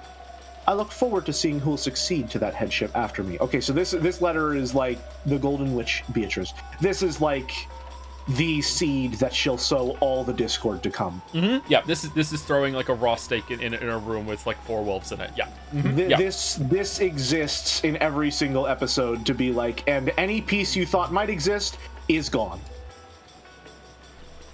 Or at least that's how it functions, because everyone always gets caught up in the second part, which is if you solve it, you'll get this, and not the only way to win is to solve it. Yes. They instead get caught up with, well, obviously this is a power play, because whoever, is already going to solve it, they want us to accept that if they solve it, they'll win, so who's up to some bullshit? I'm hoping Kyrie might clue in on that. She will. I think so for sure. Yeah, I have faith. This riddle of the epitaph was that thing. That strange epitaph written by the portrait of the witch on display in the hall of the mansion. That was a lot of the grandfather was the one who had written it. I'm surprised I got through without stumbling. And the person who solved it would supposedly be given the inheritance or the hidden gold or something like that. Ever since it was first put on display there several years ago, the relatives had secretly tried to solve that riddle, despite saying on the surface that the whole idea was silly. Here's just a little fun jelly fact. For the longest time, I thought that several meant 7. Me too. I didn't know that it meant like a vague number that is multiple. I learned that because I was playing Animal Crossing and I would hand in 2 fossils to Blathers for him to identify, and he'd be like, "Oh, you've brought several," and I'd always be like, "No, I only brought you 2. What are you talking about?" So 2 can't be several. 2 cannot be several. 1 is 1. A couple is 2. A few is 3 to 5. Anything above 5 is several. That's what I think. That's what or those. Many. Yeah, or many. Okay, many. A few is 3 to 4. Many is 5 or 6, and several is 7 and up. There we go. We did it. I feel like several is like the $5 version of many. 3 plus is several. What about few? Sorry, go ahead. Sorry. 3 plus? No, I refuse to accept that 3 plus is several. Just. However, up until today, no one had solved it.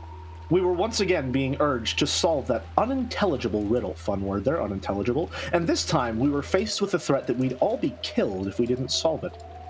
That wasn't a game. What else could it be? A threat, perhaps?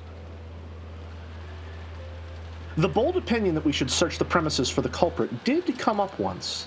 However, there was a good chance they were armed, and there might not just be one of them. And, ellipses, while they might have been able to kill more than 6 people, they had stopped at 6. The opinion that won out in the end was that we should avoid needlessly antagonizing the culprit and hole up in a safe place while we waited for the police to arrive. Which will certainly go swimmingly. You know what's smart about this so far? Unless they're gonna undo it and make me look like an idiot. Because the parents have kind of like whisked everyone off. Not only is it doubling up that Battler can't see the corpses, so we're having information kept from us, so we don't know really what's true. But it's also avoiding that 3 episodes in a row we have to go through the like, wow, I'm sad someone died. My God, it's so horrible. How could she do this? It's useless. We don't have to see that again. Unless listen, someone is going to get shot and die right in front of Battler, and it's going to be that times 3. It's going to be like, why did you do that? We're supposed to be family, aren't we? Damn it. True, but maybe it's going to be a little. It's going to be different than instead of stumbling upon yet another crime scene and having to go through that shit. Are they going to shoot Nanjo? No, don't even joke. Don't even joke. It's not a joke. It is a fearful supposition. I hope you're wrong. I hope so too. I'd hate to see a mountain leveled like that. After the adults or do we want to switch since there's a scene transition? Sure. I'm looking at those like Star Wars wipes. Sure. Those screen was Windows Movie Maker wipe effects as like a scene change.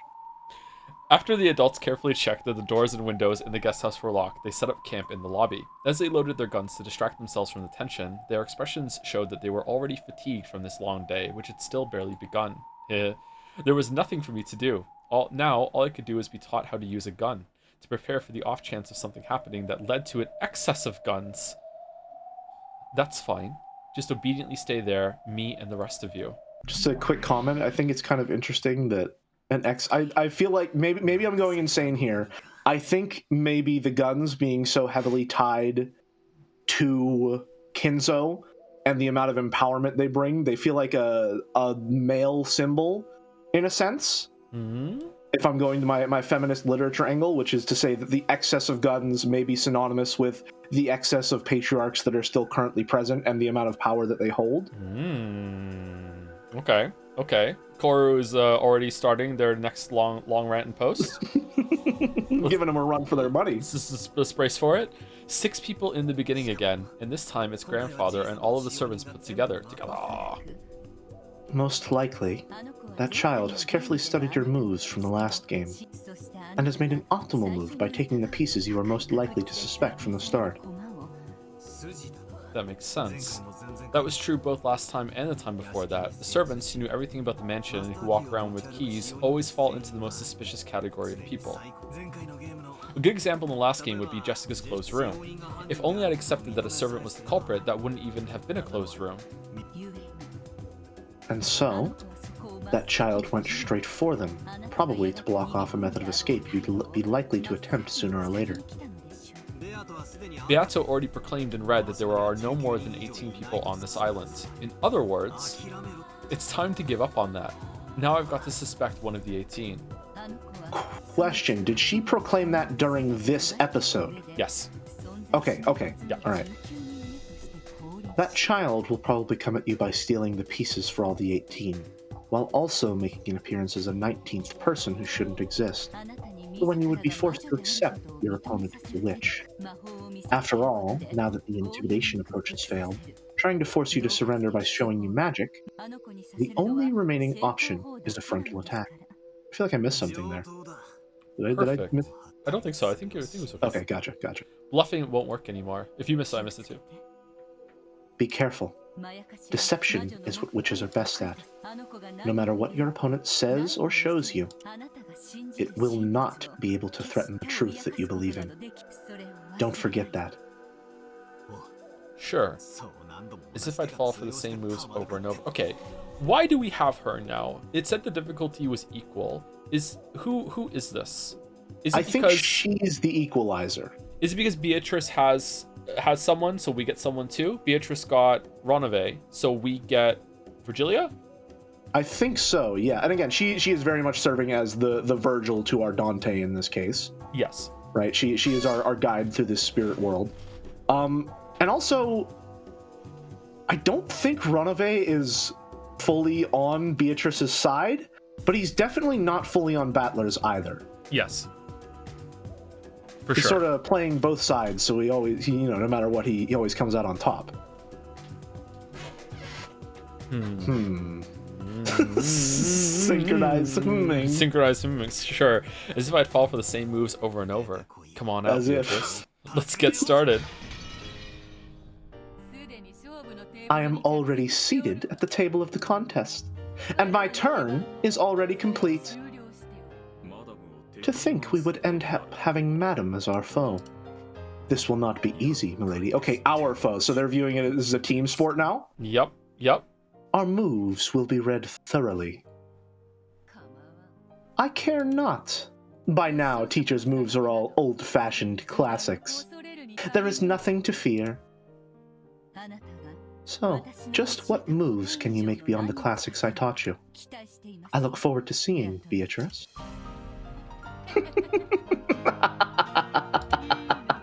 You okay with this, battler? Can someone who denies witches really accept a witch as a strategist? Your stupid provocation is pointless. This is my advisor. No, my second.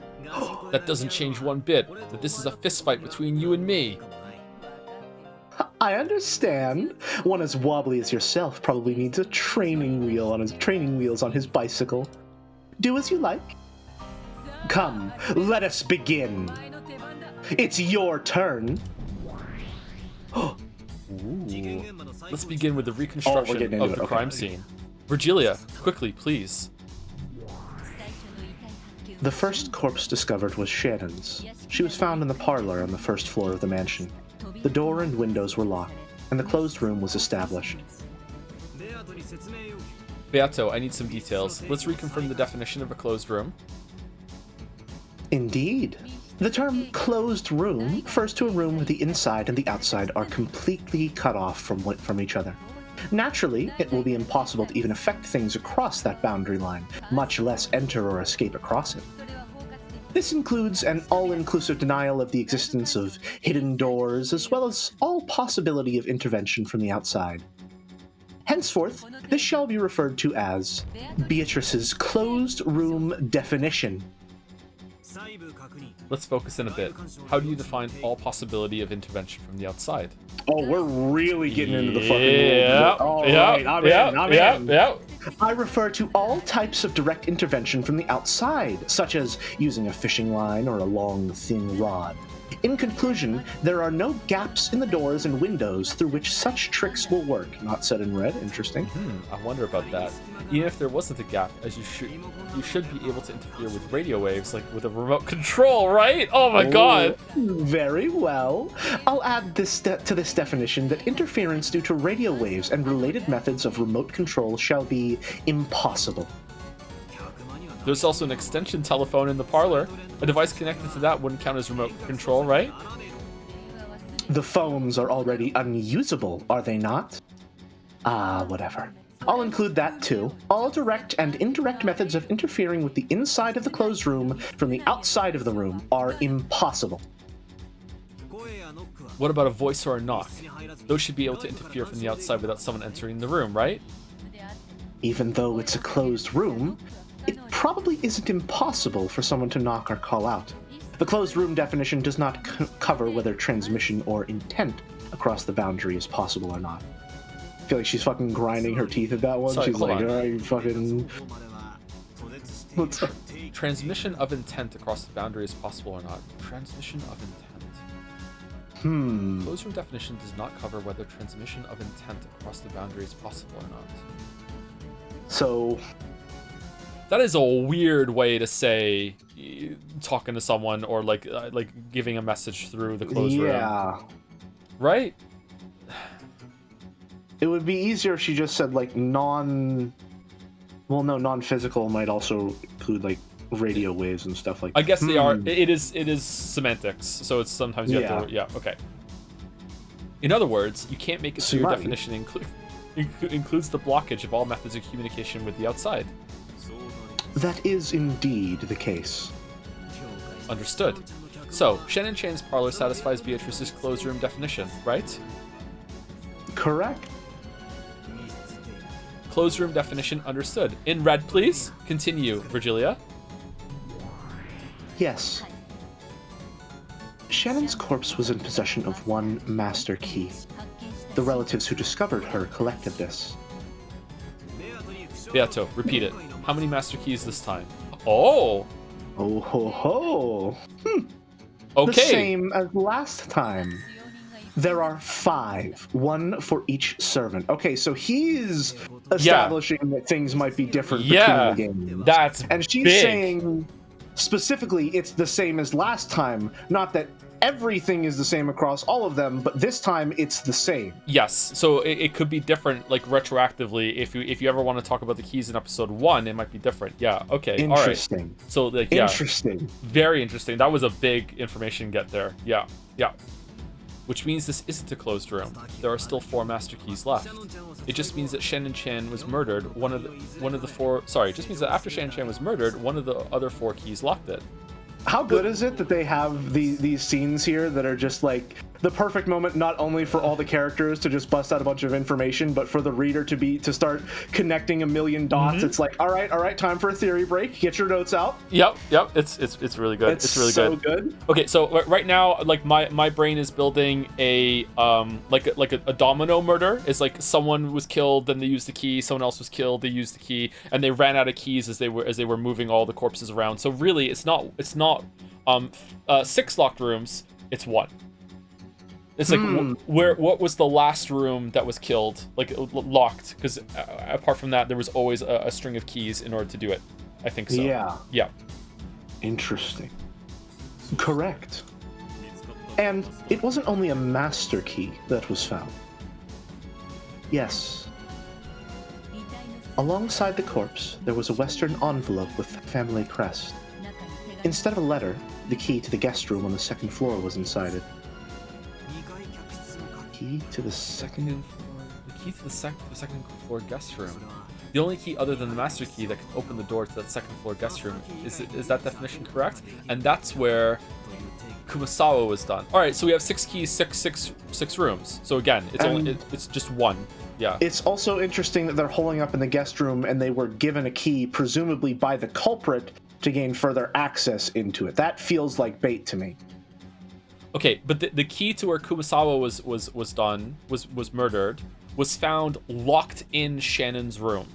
So Shannon's room had to be locked after Kumasawa's. So we're building like a timeline now. Yeah, I think you're right. We've got a string of murders that are all occurring in sequence, and the keys imply a sequence. Yes. They don't confirm it, they imply a sequence, which I think is going to be the conclusion that someone here is going to reach, and they're going to combat that conclusion. Yes. Yeah. It's going, and it doesn't necessarily mean they were killed in that order, but they were staged in that order, or moved to in that order, and the rooms were locked. Yes. Okay. To make you believe that that would be the case, and then there's probably going to be some chessboard thinking where it's like, why would they want us to think that it was established in a certain order? Is it maybe they want us to think it wasn't established in a certain order when it really was? Like a bunch of back and forth. Yes. The key to a second floor guest room, the only key other than a master key that can open the door to the second floor guest room. Is that definition correct? Indeed, there is no problem. And, unlike the master keys, only one of those exists. In other words, apart from the 5 master keys, there will be only one key that can unlock certain rooms. In other words... Man, 2 Sumari in a row? This is a message telling them This is a message telling them to go to the second floor guest room then. So the adults moved to the second floor guest room, right?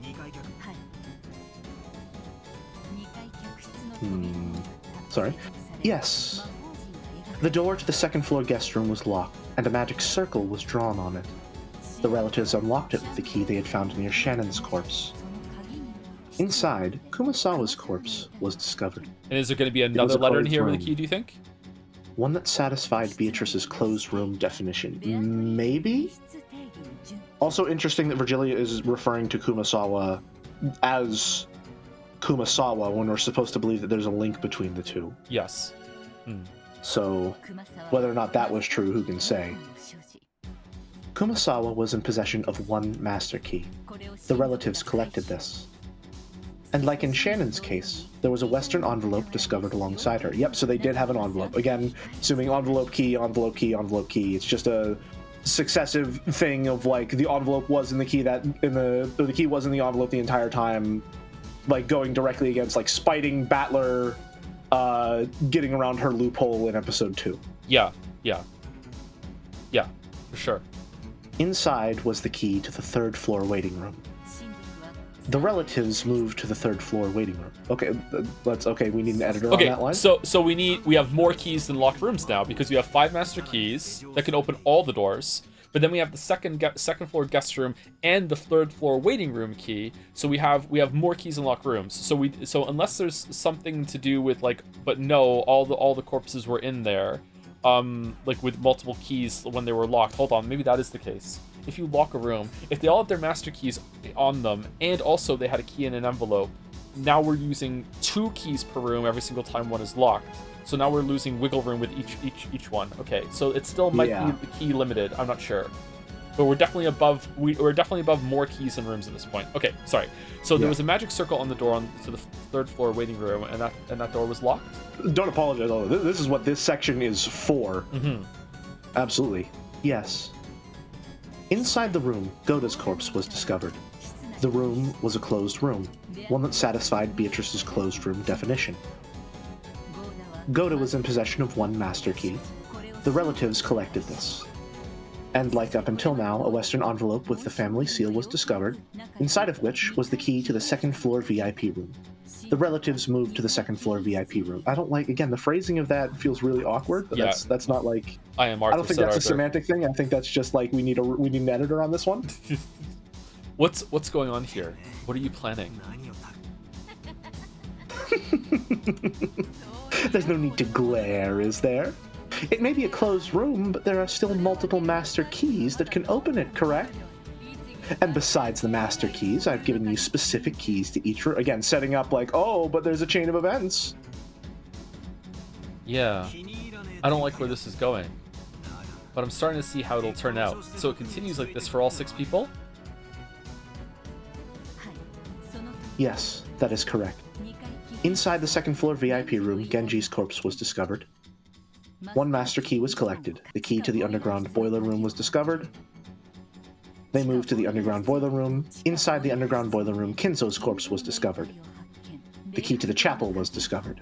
Oh yeah, the They chapel moved key. to the chapel, yep. And the chapel can only be opened with the chapel key. So that's our... The master key can't, yeah. Yeah. Okay. Assuming that that's still true. Oh yeah, will locks change? Battler needs to ask that, yeah. They moved to the chapel. Inside the chapel, Canon's corpse was discovered. 1 master key was collected. The key to the first floor parlor was discovered. With this, our reconstruction of how all 6 corpses were discovered is complete. An addendum. Along with the key to the chapel, a letter was enclosed in the western envelope found near Kinzo's corpse. The contents of the letter were as you saw. It further urged the relatives to solve the riddle of the epitaph. In that case, what's going on? If the last place where Canon was had the key to the very first room, the parlor where Shannon was, that makes 6 closed rooms all tied together, right? That is... Oh, sorry. What? I'm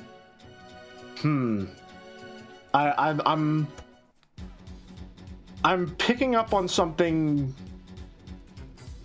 weird, maybe. What's that?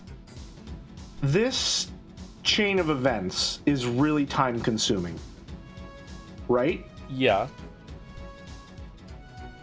And it's set up in such a way as to imply that they happened in a sequence, and then that sequence is done, and then they're going through the rooms in that reverse sequence, right? Which is to say that if these are all locked rooms and the keys are inside them, everything is in place when they start the chain. Mm-hmm. Oh, I see what you mean. Are you saying that when they get onto the chain and they're going from room to room, the killer, presumably that could have like taken a key from a corpse they already discovered, could have went and set up the last round of rooms while they're busy going through the first ones to get to the sequence? That's exactly what I'm thinking. Because they know because they don't know... I wonder if the parlor is the only one. If we thought about it, is the parlor the only one that could get into? No, because they could break the window to the chapel, because we did that in the last episode. But the rest of them, like, so Canon and Shannon were already set up, but the other ones weren't, or some of the other ones weren't, and they could do that. I feel like that might be because it's establishing this chain that they'll naturally want to follow. Yes. Or rather, a chain that they essentially have to follow, which is designed to be time-consuming. It's taking them not like this room, then the room next, then the room next. It's like here, there, everywhere across the entire island. It's creating a lot of time where anything could be happening because all of the involved parties who are actively investigating are going to the same location together. It's established multiple times with each room that everyone moved to that room. Yeah. Right? Yeah. So something is happening during that time, and this chain is broken. I think it's either that, or there is some way of configuring the keys that are given that you can, if you really think about it, there is a way to be like, no, there is actually an extra key. Something like that. Or there's a key, there's enough keys here that there is room for one of them to be an illegitimate locked room if you really map it out, I think. Yeah. It's gonna be one of those two. Something is definitely happening, though. Yeah. This is, I mean, obviously it's a mystery, but yeah, we shall see. Okay. That is correct. The 6 closed rooms are all tied together. The keys to unlock each one are all shut up inside the next room. Sumari, the 6 closed rooms form one massive closed room, and all of the master keys as well as the individual room keys are shut up inside it. Furthermore, all of the doors and windows on the 6 rooms are normal. No device exists which can lock them without a key, such as an auto lock. What do you think? It's beautiful, isn't it?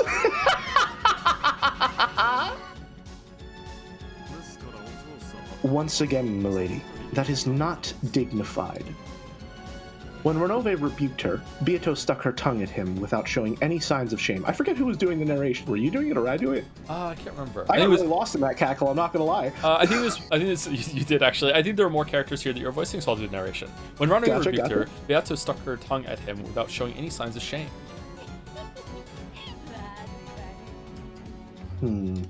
Oh, sorry, give me 1 second. Sorry. Playing with Battler just put me in such a good mood. So, Battler, what do you think of my move?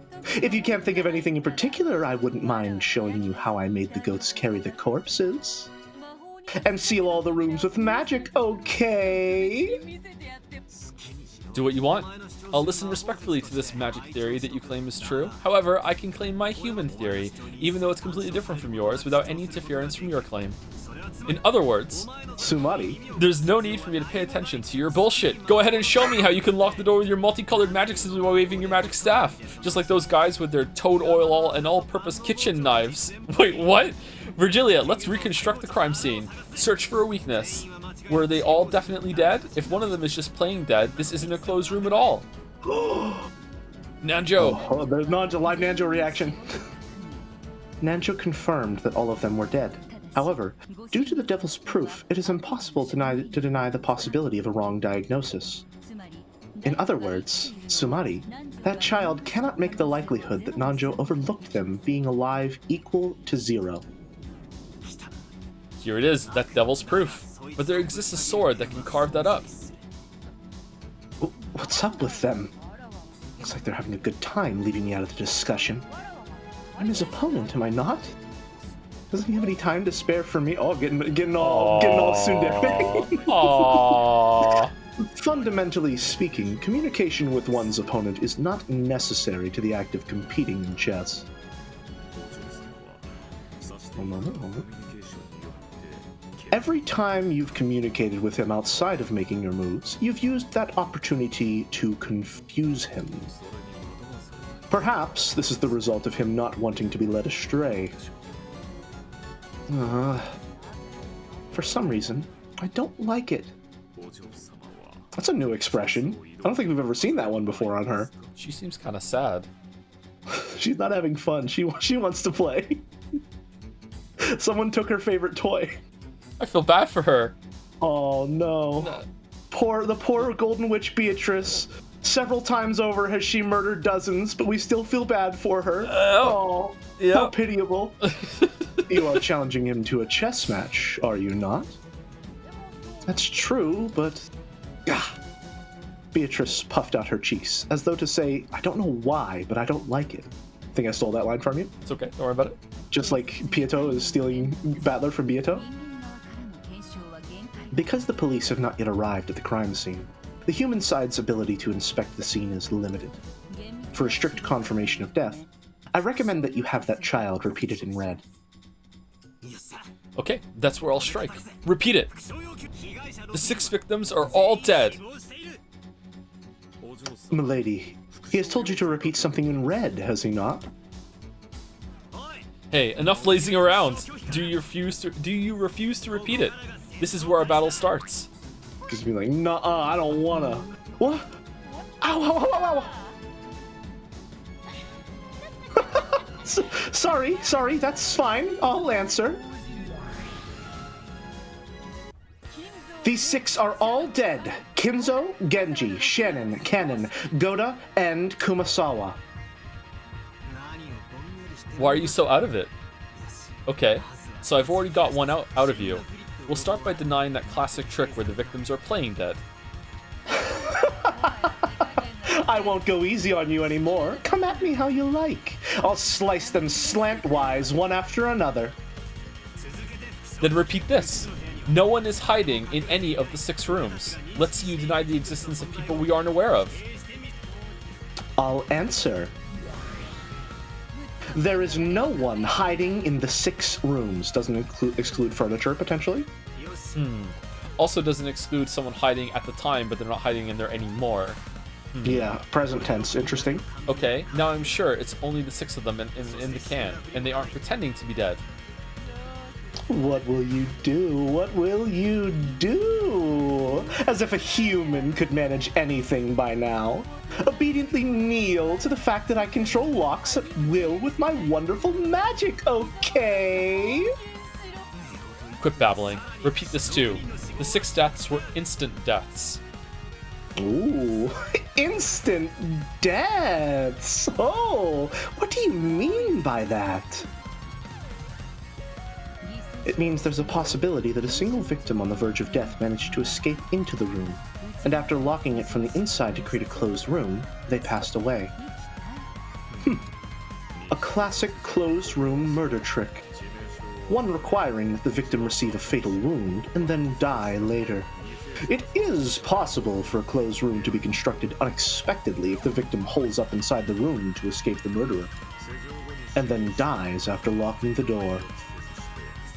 In order to deny that possibility, you will need to proclaim that the 6 died instantly with the red truth.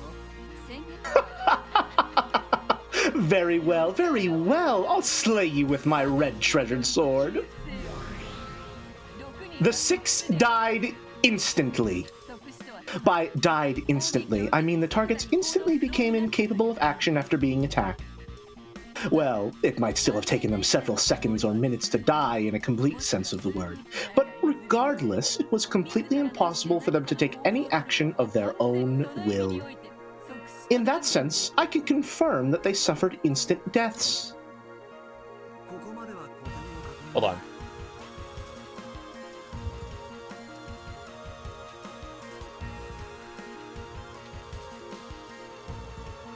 Okay, that satisfies me, I think. I'm not going to question that. Yeah, okay. For now, at least. Up until this point, I've just been checking for the classic tricks. Now's when our showdown over the closed room really starts, okay? If the culprit isn't on the inside, they're on the outside, looking in, so they somehow killed from outside the rooms. Have you lost your mind? After all, a closed room means murder is impossible from the outside, right? That's why only a magical murder could be possible. No, that's wrong. The right approach. He said the line. The right approach is murder really happened equals it isn't a closed room. No matter how much you try to trick me, this definitely isn't a closed room. It's a sham that only looks like one. However, Battler-sama, only the victims are inside the rooms, and no other people exist inside the rooms. And by Milady's closed room definition, remote murders from the room have been clearly, from outside the room, have been clearly denied, have they not? Wait, the definition of remote murders is pretty broad, right? It's not just about pulling a fishing line from outside the room and strangling the victim inside the room. For example, a trap would make for an excellent remote murder. A trap? And what might that be? Just as an example, let's say they were instructed to enter rooms that someone had picked out beforehand and lock the doors from the inside to create the closed room themselves. A trap was set up in those rooms that they didn't know about, and that's what killed them. How's that? That doesn't contradict anything. There are no problems. It corresponds to the existing state. There are no problems on our side either. It does not conflict with Milady's closed room definition.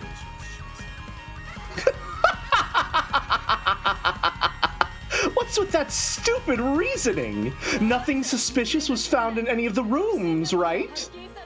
What form did that trap have? Where was it hidden and how did it operate? Explain that for all 6 of them, in the parlor, the guest room, the waiting room, the VIP room, the boiler room, and the chapel. Explain that, rather. Well, you can't, can you?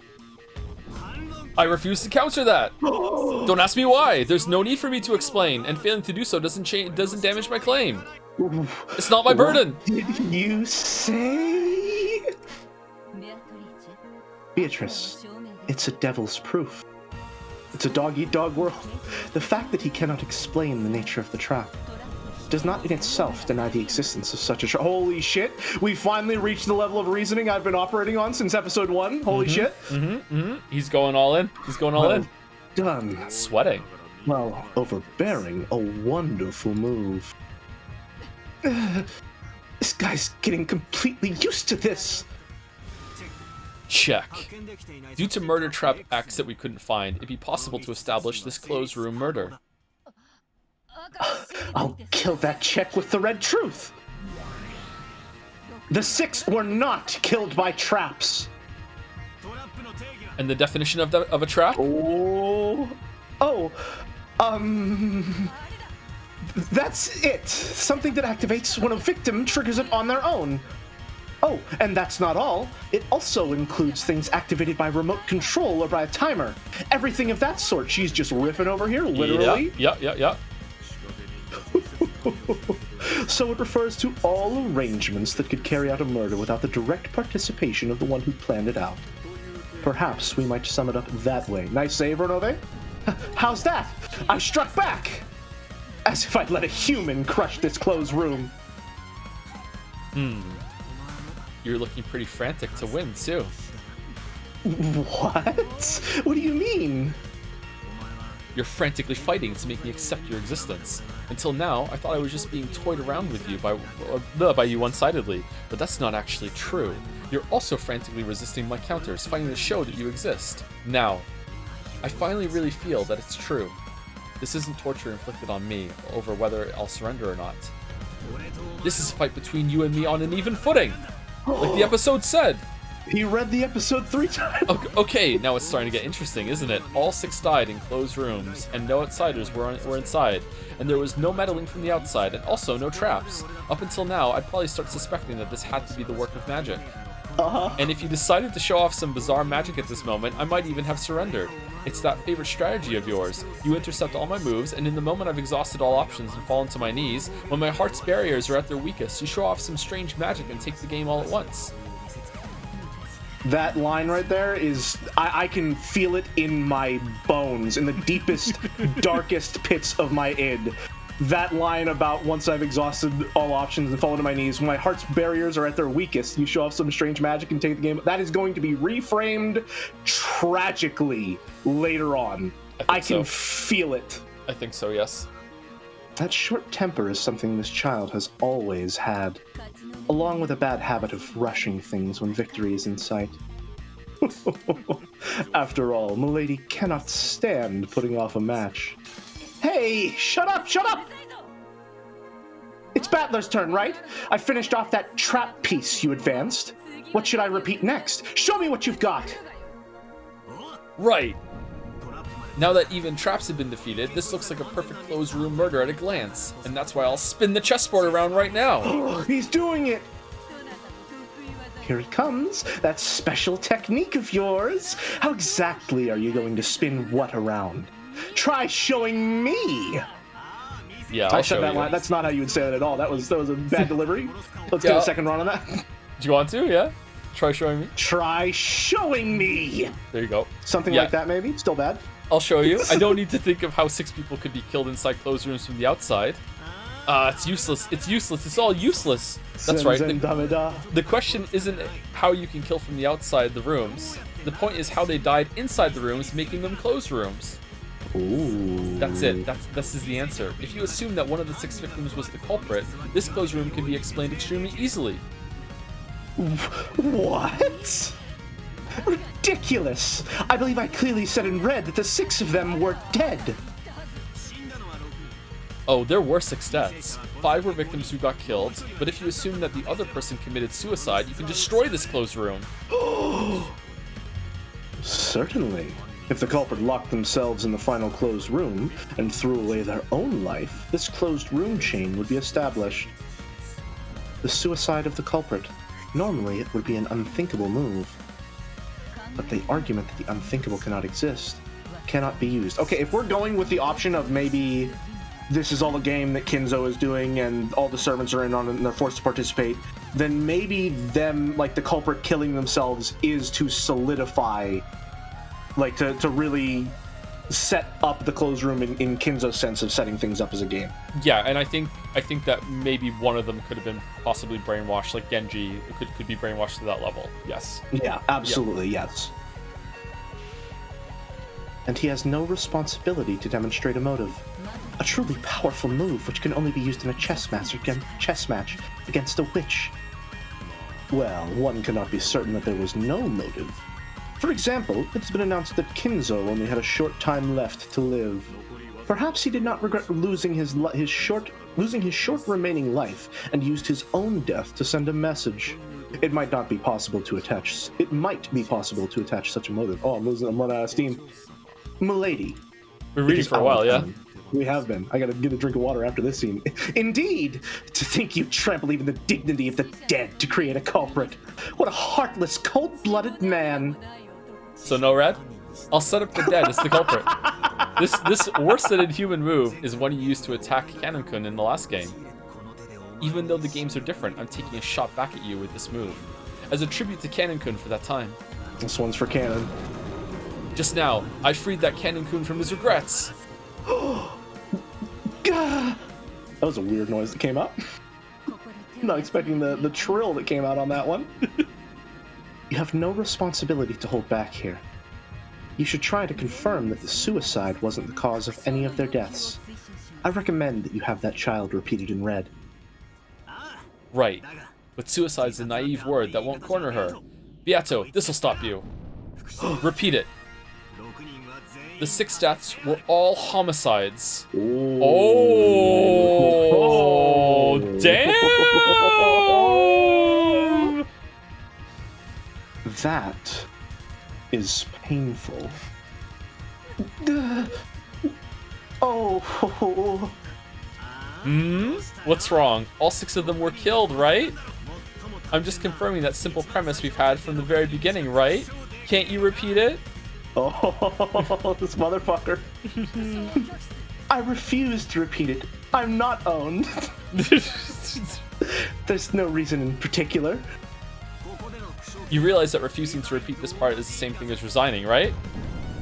Checkmate. One of the 6 was the culprit, and they plan to commit suicide after constructing the closed room.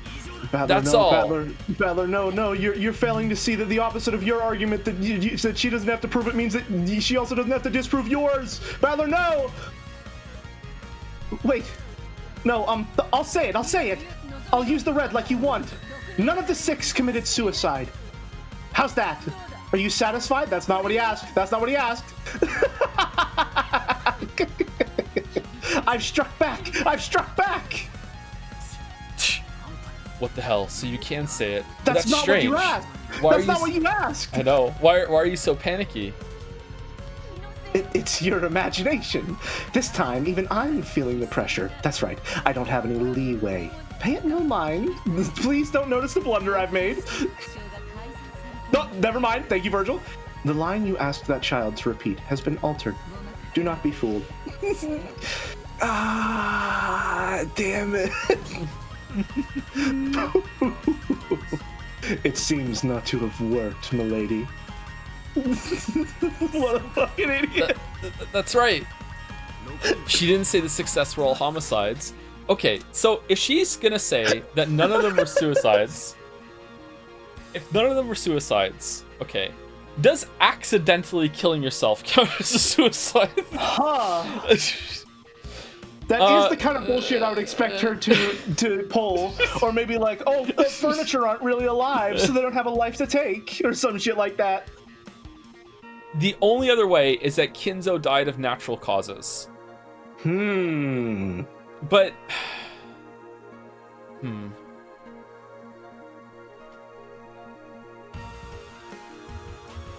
Huh. Strong sense of deja vu.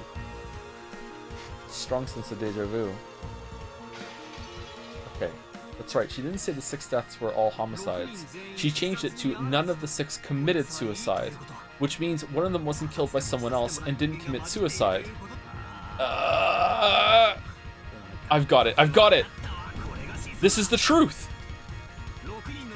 Culprit X, who was hiding among the 6, murdered the other 5 and then set up a closed room. After that, they planned to escape from or hide in that room by some method. And then they just died, Lamayo. However, they got in an accident.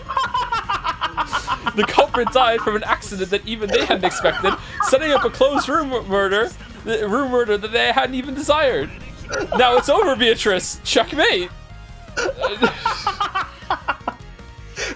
Damn it! Did you think I'd be cornered by something like that? I'd never announce my resignation over something like that! I'll slice up that foolish checkmate with my red treasured sword over and over again! None of the 6 died in an accidental... Look, what the fuck are these? Is he like, just like putting his hand over her mouth? Yeah, I think so. I think so. My apologies. We request some time to strategize. Milady, please lock the fuck in. Please allow us a brief postponement on this matter. It's a fair request. Perhaps you should accept it. Sure, take a break. Sorry. It's okay. That was your line. Sure, take a break. I've been giving those a lot lately. Now it's your turn to take one. Thank you very much. Come, milady, this way, and let us quietly count to 100 inside our heads.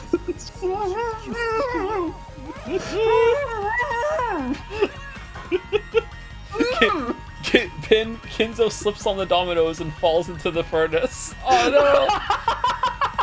For the second time, since that's also happened in episode 1 apparently. Not again! Not again! Oh shit! That is it! That is it! No, that is it! He hid in the no. furnace, and then he didn't, because he's not a servant, he doesn't know when it ticks on, and it ticked on and killed him. That is it! I don't think so. That is it! I That don't is think so. What else could it possibly be? What else could it possibly be? There's a lot of things it could possibly be. What? But How? I think that's bullshit. I don't know about that one, man. I think you're quite literally cooking too hard with that. He hid in there like and then oh no, my hubris.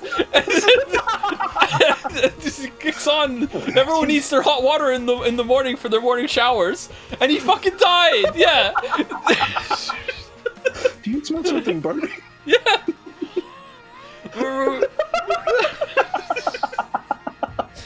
Roname quickly covered Beato's mouth with his hand as she grew thoroughly panicked and agitated, suspending the game. He pulled Beato away, supposedly to hold a strategy conference. It's so good. Damn. That demon butler. When Beato got all hot, I had a perfect chance to corner her. Beato normally acted like she was graceful and above it all, but she actually had a really short temper and got mad easily. Her usual intellect had less of a voice when she got excited. Ronave certainly is thinking clearly. He probably gave your opponent some time to cool down. That child grew too stubborn trying to remove your check, and was about to easily let several large pieces go. After all, the first Twilight is only a skirmish. The correct move at that time would have been to withdraw. So, what does it mean? Did I reach checkmate, or didn't I? Have you ever played chess before in your life? That child was about to say something in red. You probably wouldn't have reached checkmate yet. But most likely, you can expect our opponents to resign once they've cooled their heads. I am really surprised that Ronave is so invested in Beatrice winning, or maybe he's more invested in the game going, that he just prevented her from making a blunder. So she was going to say something in red, and it was going to give away way too much information, and Battler would have checkmated her in the next line. So right now they're brainstorming how to say something in red that doesn't give it away, that answers it and satisfies it, but also doesn't give too much away at the same time. I'm surprised. Yeah. Which is also interesting because earlier it seemed like maybe Ronove blundered by giving away too much in red when Beatrice wasn't there. Yeah. When in reality, maybe he was giving that away to, like, set a trap for Battler. Interesting. You're joking. Even though she hates losing that much? Yes. In a losing battle, it is essential to withdraw your troops as soon as possible to try and minimize your losses. The difficult part is gauging whether it's a losing battle or not. Your opponent's butler seems to have calmly made that decision. Oh well. In other words, she managed to escape by a Tsumaru. hair's breadth. Getting checkmate and delivering the final blow won't be that easy for me. However, you should count this as your victory. It seems they barely managed to prevent a large loss, but they certainly sustained considerable damage. The scale of that child's panic ought to make the depths of that wound quite clear to you. Seriously. It feels like she'd start crying if I bullied her anymore. Meanwhile... And then cut these two. Do you mind narrating since I'm going to be doing these two? Actually, let's take a brief break right now, I think. Okay, yeah, sounds good to me. I could definitely use a little. The blanket fort is once again steaming. I need a water refill refill too. 1 second. Let me just mute the microphones. We'll be back in a couple minutes.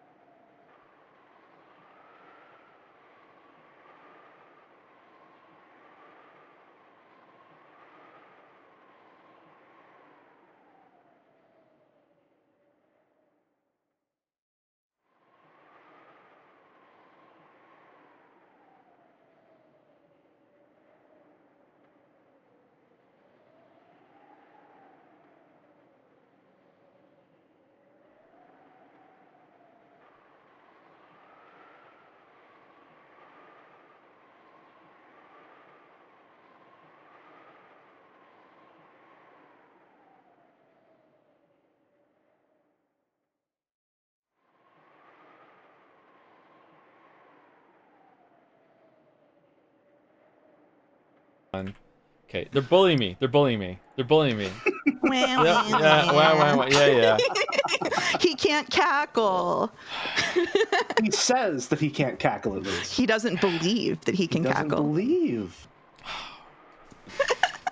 Can't do it. I can't do it. It's with your chest. It's with your chest. What do you mean with your chest? You gotta dig deep. You gotta.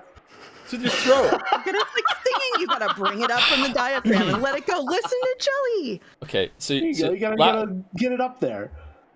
I can't do it. No, it's terrible. Like here's the thing. You're going for more of like a sound. You should be going for a Dracula. breathy. True. You're going for an instead of a ha. Force the air out. It's like a. You're too embarrassed. I am too embarrassed. Yeah. That's not even me cackling. That's just genuine. Yeah, I know. Yeah, I know. Of course I know. Yeah. Well, Joe, can't you give us a cackle?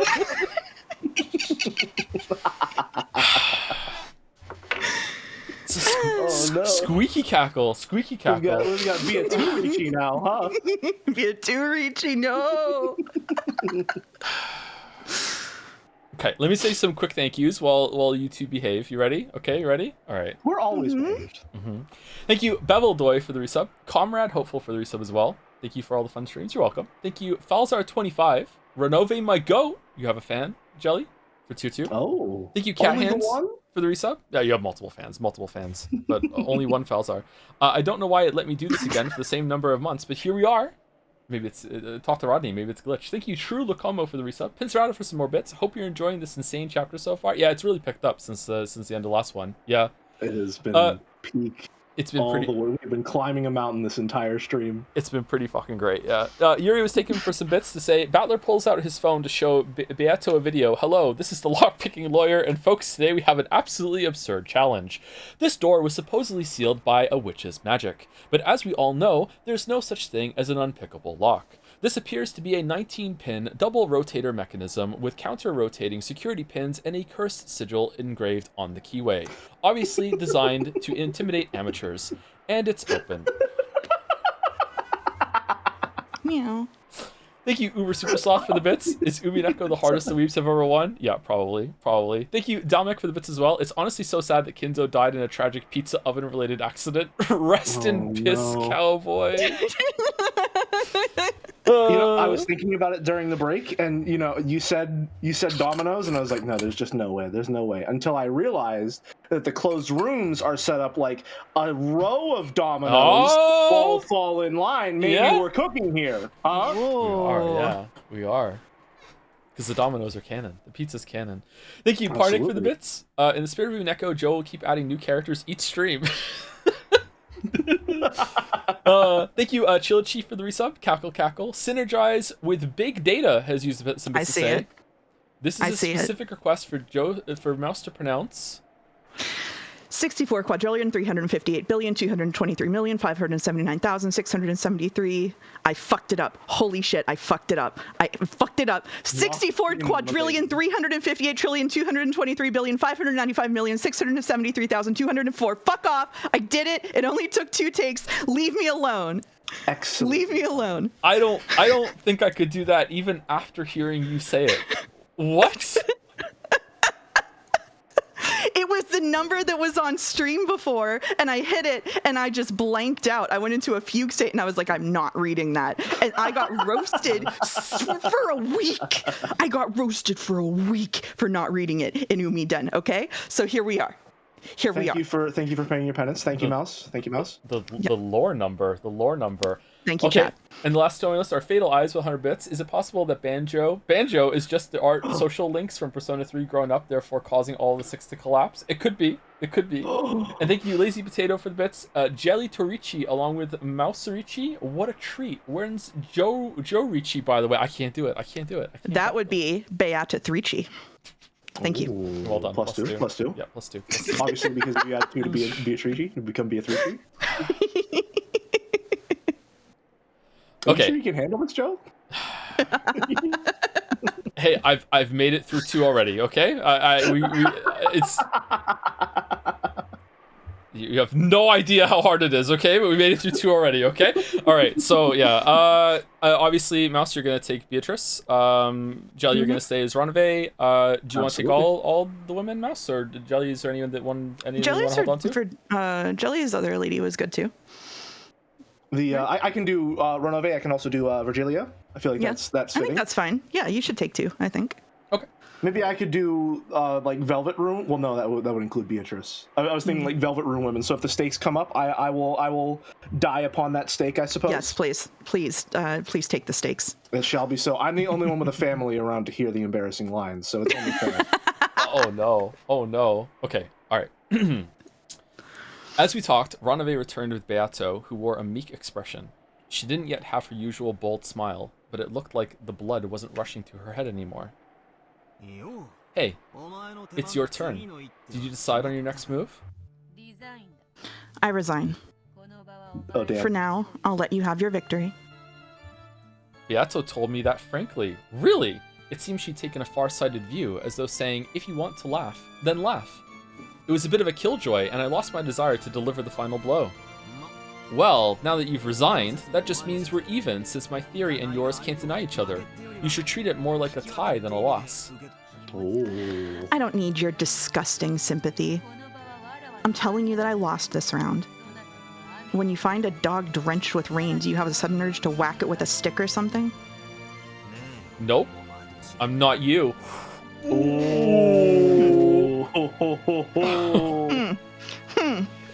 Even though she ridiculed me horribly when I showed signs of defeat, this is the best she's got when the tables are turned. I did feel that was pretty cowardly of her, but I decided to act with dignity as the victor and let it slide. Beato resigned. That's the one result of the first Twilight. Beatrice couldn't counter my move of one of the 6 was the culprit, and that person died in an accident. No, she probably could have countered it, but for some strategic reason, she admitted defeat. I wonder if that's because it would give you 2 information to solve a different, harder to solve murder. It has to be something like that. Yeah, it has to be something like that. Yeah. It would have to be like not just solve a murder, but like a fundamental aspect of the entire mystery. Yeah, it has to be that. It felt less like I'd won and more like I'd let her slip away at the last second. The one that got away.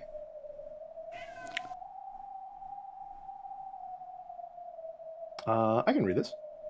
Sure, go for it. In a chess match with a witch, battles can be fought solely with pieces known as X. Once again, we are doing accursed math, which require no detailed explanations. Thanks to the devil's proof, I could create as many strange fictions as I wanted, and use them as fighters in our argument. Oh, this might actually be... Is this Beato speaking, maybe? But that only works in a chess match with a witch. In our human world, okay, maybe not, you can't use such abstract theories to explain things. The first Twilight was a chain of 6 closed rooms. It certainly may have been possible for a human. Beato wasn't able to deny all possibilities.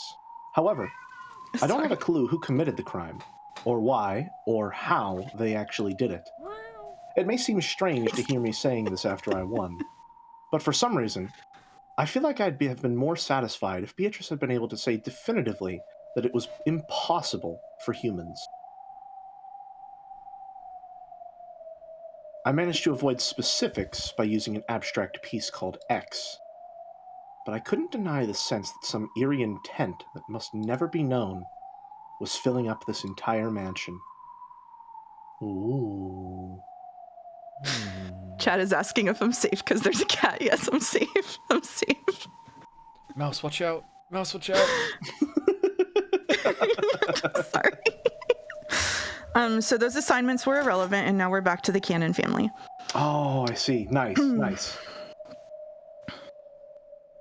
So what should we do then? I don't know. We will assign the roles based on vibes, perhaps? When being besieged, your true enemy isn't so much the fear of an unseen culprit, as it is keeping such fears alive for long periods of time. Okay, what if we do one person is narrator, one person is male characters, one person is female characters? Okay. Would that be an even split? Some scenes don't have that much narration, though. That's so true. It might This not scene be does even. not have that much narration. Do you want me to just assign us things Go for it. based on knowing what's in this scene? Sure, I go for trust it. you.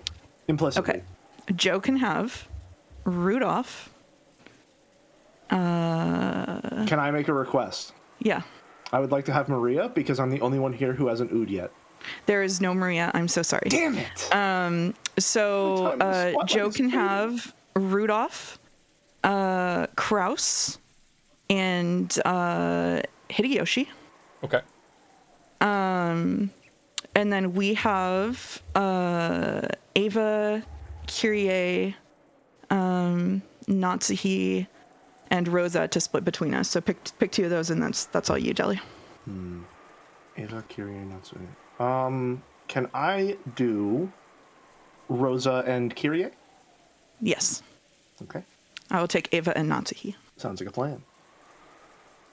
Maria got bored and started complaining that she wanted to watch TV. Ooh. You can ooh, Jelly. You can ooh if you want to.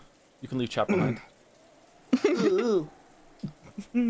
There was no TV in the lobby, so she decided to return to the cousin's room on the second floor. The adults probably wanted to make sure Maria wasn't left on her own. They told all the children to go to the second floor cousin's room. George, who was grief-stricken by the loss of his fiancée, led the cousins up to the second floor without any resistance. At first, Nanjo had been reading a book in the lobby, but when he noticed the relatives looking like they wanted to discuss something sinister, he said, "It seems I am in the way," and returned to his room on the second floor. My curfew approaches. Bye, Nanja. I'm starving, and if we just keep sitting around, we'll get sleepy too. It's only natural. We didn't get any sleep last night. We will probably end up being barricaded here for a full 24 hours. It may be wiser to take naps in turn instead of overstressing ourselves. True. My husband and I will remain here, so I ask that anyone having trouble staying awake take it easy and rest. Our opponent might be expecting that, right? Even if they couldn't defeat this many people, if that number shrinks enough, they may plan to use that moment to strike. There are 7 of us here, so we could take 3-hour shifts in pairs. Tomorrow morning's a long way off. We still have some energy now, but tonight's going to be rough. Sure will. Anyone sleepy? Don't overdo it and get some rest. Hideyoshi looked around at everyone to see who wanted to sleep first, but no one volunteered. Everyone was just as tired, but no one was bold enough to go to sleep right away. Their fear of the unknown culprit was just as strong as their sleepiness. Nobody? Well, don't overdo it, everyone. If we get tired, we'll deal with it then. I'll admit I'm sleepy, but I'm not in the mood now. As Eva spoke sharply, she reread the second letter from Beatrice, which had been found in the boiler room. Beatrice had sent them 2 letters, which had repeatedly told them to solve the riddle of the epitaph, and she'd even provoked them by saying she'd give up her assets and the headship if they could solve it. Eva took out a notebook and opened it to a page with the epitaph copied onto it. Is this that epitaph? Yes. I hate doing what the culprit says, but we do have time to waste. I think it's the perfect way to stave off boredom. Not a bad way to kill time. Why don't we challenge it together as siblings? Can I borrow that? I'll rewrite it just a little larger. Natsui-san, do you have a slightly larger piece of paper? There should be paper in the servant room. I'll bring some. Natsui immediately brought a blank B4 sheet of paper from the servant room. Carrie borrowed Eva's notebook, wrote out the epitaph on the paper, and laid it out on the table. Then, everyone quickly peered down at it. They automatically formed a crowd. I've heard about it, but really, this is a tough riddle. I don't have a clue what it's talking about. At one point, I also did my best to solve it, but I was just as clueless.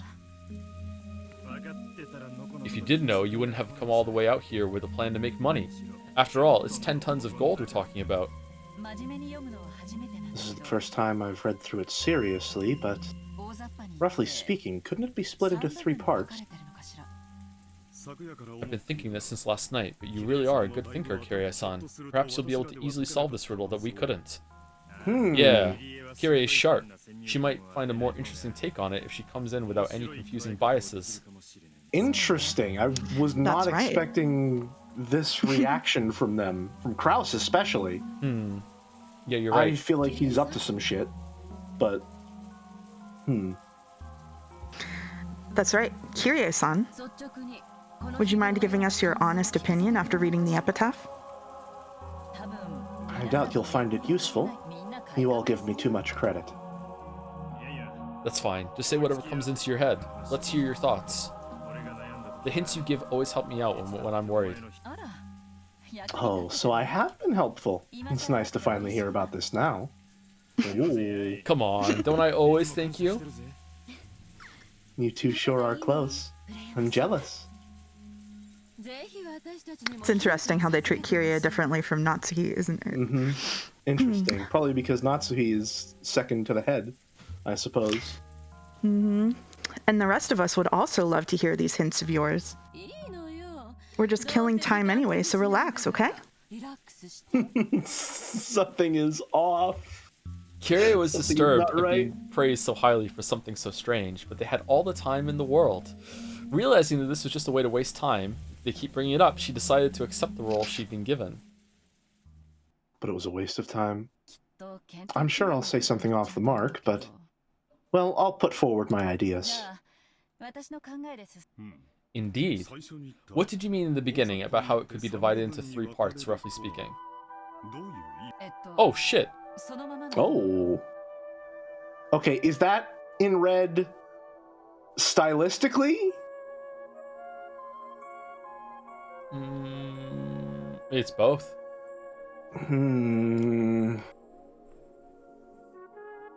If that's not on purpose, I would be a little upset personally. I'm not gonna lie, because if there's anything you've established, it's that red text is significant. I think that would be an unbelievable blunder to do it like to use it here and not mean it like that. She just found a red pen. She just found a red pen. The curtains The are just diagrams blue are in jelly. red, too. They're just blue. It's just blue. Listen, I don't care about what the curtains are. I care about what that might mean. Well, I just mean what I said. I think that overall, the epitaph can be divided into 3 sections. First, there are 5 lines up until there sleeps the key to the goal. Up until this point is the first part, which directs you to the location of the key. And then there's the part formed by the 11 lines up until the 10th twilight, which refers to the location of the Golden Land itself. And the remaining 6 lines make up the part after the Golden Land has been reached. Was that purple? Tutorial? My right? It really is a game.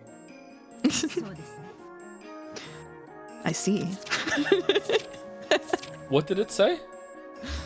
It said you can look at the epitaph here, yeah. Yeah. Okay. Added to our notes. I see. It can be divided into 3 parts about the key, the Golden Land, and the Golden Land's treasure. Even we have been able to grasp that much. The 3 sections that refer to the key, the door, and the treasure. This face tells me that he was never able to grasp that much. Nissan, don't butt in any more than you have to. Let Kyrie-san speak her ideas freely. Kyrie, please continue. We see it the same way you do so far. So then? I wonder about the meaning of that thing in the beginning, the beloved hometown. Normally, that would refer to where grandfather lived, right? Since father went to all the trouble of telling us that it's beloved, we can imagine that it's a hometown he had strong feelings for. Did father come from Odawara? Odawara is definitely where he was born, but I don't think that's the hometown he loved. I imagine all of us siblings have the same place in mind. Right. This probably isn't Odawara. From what I've heard, he had a very fun time as a youth. Being made the Ushiromiya family head was probably Dad's greatest bit of misfortune in life. Probably. Father didn't actually want to become the head. So where is this place? Is there a river near there where sweet fish swim?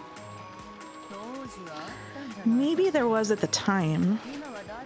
There's been a lot of development there since then, and the sweetfish might have disappeared. It would be extremely difficult to investigate whether sweetfish were there during grandfather's boyhood years. Is there like a running water in the sound effect of this right now? I think so, yeah. It sounds like it, yeah. And there probably isn't just a single river. I believe we all gave this a thorough investigation geographically. You even went to the actual place to investigate directly, right, Eva? That was only as a vacation. But the townscape had changed completely since Father's time. After all, it was caught up in that war, wasn't it? By now, even precisely locating the place Father lived is impossible. I imagine that if Father went there himself now, even he wouldn't be able to pick out the place he'd lived anymore. Well, after all, those guys have also gone through a remarkable recovery. Does the part about the Sweetfish River bring any place name clearly to mind? Well, yeah. After all, they're sweetfish, right? People say they live in rivers with clean water, so there are countless rivers that might work. Any stream dad innocently went fishing in. That was so hard to read. Went sweetfish fishing in was probably buried by the development later. It'd be different if we had a map from before the war or a person who knew a lot about how that area was before the war, but... It probably isn't something like that. What do you mean? Behold the Sweetfish River running through my beloved hometown. You who seek the Golden Land, follow its path downstream in search of the key. After these two lines, there's a single blank line. Something is being presented with just these two lines. What if the next three lines continue based upon that something? Just fucking... Is she an English major? What's going on here? What do you mean, something is being presented? I don't know. Yep, she's an English major. At any rate... Only an English major can recognize the power of the stanza.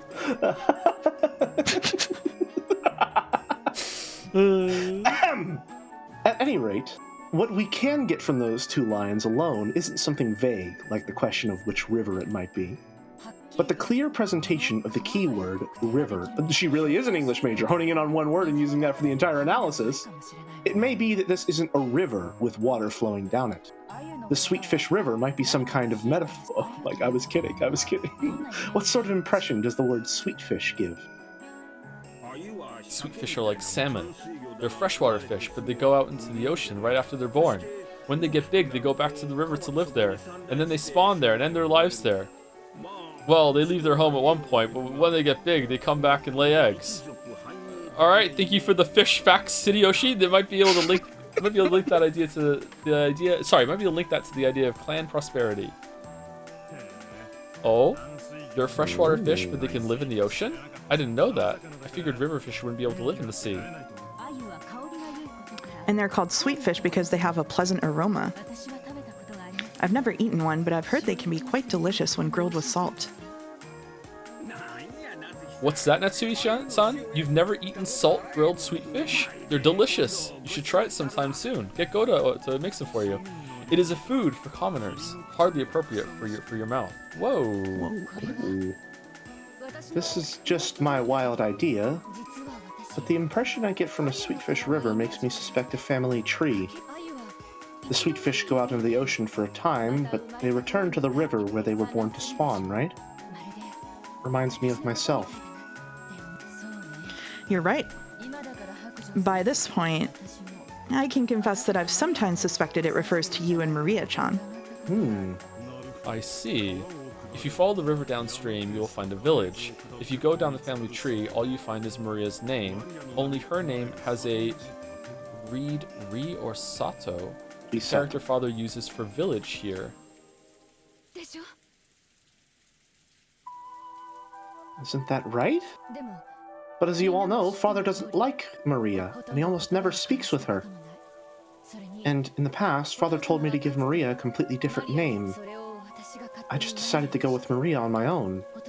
Father was very mad about that. Because you ruined his epitaph! Oh no! You ruined his epitaph! Who's the other one that has some of that? Yeah. Of all the fucking names you could have chosen, you're gonna ruin it! You're ruining everything! This is why I hate you! Given that, it's very hard to imagine that he would reference Maria's name in his precious epitaph about who would succeed his wealth and inheritance. Have you ever let Maria-chan read the epitaph? Yes, of course. But it looked as though she didn't have a clue. She didn't have a clue, and she kept going on about the same occult stuff, about how it was a resurrection ceremony for the witch. Connection between father and Maria. Certainly, they do share that occult hobby, but they never interacted. I can't imagine that it refers to Maria either. What sticks out to me is how he went out of his way to add beloved to that first line. Like you all said just now, if father was reluctant about becoming the Ushiromiya family head, would he have fond memories for anything connected to that? This really is, for those of you not in the English discipline, this is literally just what you do. You go by this shit line by line, you look at every single word and you go, is that word being used for a specific reason? Is that word being used for a specific reason? Especially when analyzing a passage like this, you are needling it for every tiny little piece that you can grab at and seeing if it has some greater connection or meaning. And I have no patience for it at all. I cannot do it. I love this shit. I don't. More vibes based. I'm a more vibes based kind of English. I am also more vibes based. Yeah. No way. I love that. I had an assignment that was just learning how to do that. We had just one passage and we had to look for one keyword and be like, why are they using that keyword? What do you think? I fucking love this stuff. Oh, I'm in my element. I don't think this can be Odawara, which represents the Ushiromiya family head. I believe this word beloved here at the beginning must refer to a place full of very important memories to father. Well, that's fine.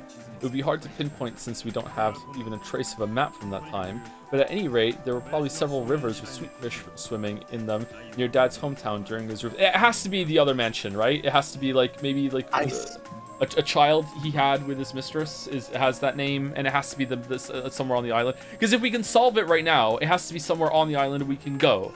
So it has to be something like that, yeah. So then... maybe he didn't want her choosing Maria. I mean, we were kind of joking about like naming her Maria would ruin the epitaph, but maybe he really does. Yeah. Have a kid named Maria, and it's like you're gonna ruin everything if you name her Maria, and that's why he hates her so much. Or something, another name that has that sort of word in it. Character in it. Yeah, character in it. Yeah. Okay. That's if we're looking for a river with water flowing down it, right? And then? Go on, Kirie-san. I don't really understand the three lines starting with, if you follow the river downstream, you will find a village. It's probably linked to the two lines about the Sweetfish River. I imagine it's something we'd understand automatically if we knew what the Sweetfish River really was. Until we figure that out, it's probably useless to try and solve these three lines any further. So we're stuck unless we know what the Sweetfish River really is. And there's no guarantee it even means a literal river. Seriously, what's up with the sweetfish? Did Dad like to eat them? Or does it have some special meaning? Is it pointless to read too deeply into it? Is it, Jelly? It's never pointless. If you don't have both a micro and a macro perspective, your field of vision grows narrow. See, Joe? It might be better to be flexible and avoid thinking too deeply. That's good for Joe. Focusing on an abstract image of a river where fish swim or something that can flow. Up or down. Then the answer behind the Sweetfish River passes through the next three lines and makes its way to the key to the Golden Land. If you think about it this way, I wonder if it was a mistake to split it into three parts. There's actually 4 parts. I was thinking the same thing, kind of. Go down the Sweetfish River, find the key to the Golden Land, journey to the Golden Land, and the treasure of the Golden Land. Okay, I'm glad we're getting here, because I was thinking the same thing. Truly intriguing. Well, you've gone this far. Would you mind continuing and telling us your opinion on the most central portion of the epitaph, up to the point when we reach the Golden Land on the 10th twilight? That's the most symbolic, and also the most disturbing part. Since the word sacrifices keeps coming up, I can't help but think it has something to do with father's occult ceremonies. How do you see it, Kirie-san? Kirie recrossed her arms several times, peering into the paper with the epitaph copied onto it as though she was looking through it.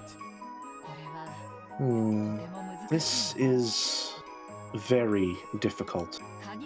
It starts with the one who obtains the key, so you probably won't be able to continue without knowing what that key means. I'll have to give up on that, but I'll take a shot at trying to solve it anyway. This is the process. This is the process.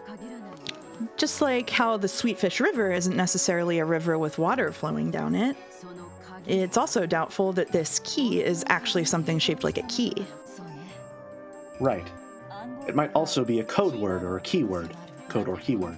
After all, this key isn't something to be stuck into a keyhole. It's something that selects 6 people to be sacrifices for the first twilight. In that sense, we can say for sure that this key isn't being used to open the door to the Golden Land. But what a disturbing key it is. A key that can choose 6 human sacrifices? How would a key select anything? Do you spin it like a roulette? He knows. He knows. Yeah, he knows. This key indicates a certain group of 6 people. No, we should say it indicates a certain group of 6 things. If this doesn't mean a literal command to offer sacrifices, perhaps it is a roulette, a wheel, if you will, of names. Oh. Interesting. So when is Eric gonna die? Wheel-chan was in on it the whole time. Huh. So when is Ushiromiya Eric being introduced? What's happening on the bottom of that spinning chessboard? Ooh. For example, it could be an anagram.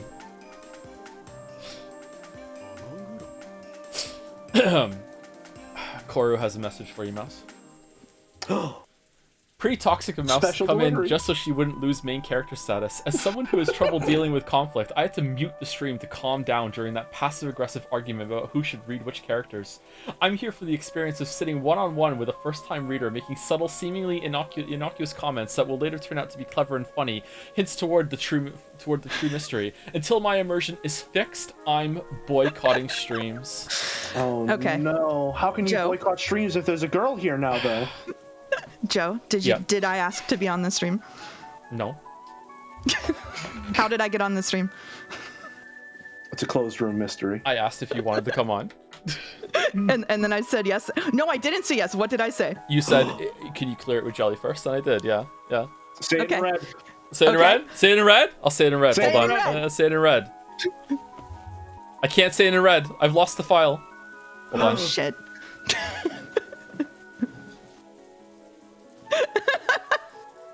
All right. Everything I just said was true. Everything? There we go. What There What do we you go. mean by everything? Can you define it for us? Oh my god. Oh my god. If you can't, then I suppose you'll have to resign. We didn't hear it. Oh shit. Okay. Yeah. 1 second. 1 second. 1 second. All right.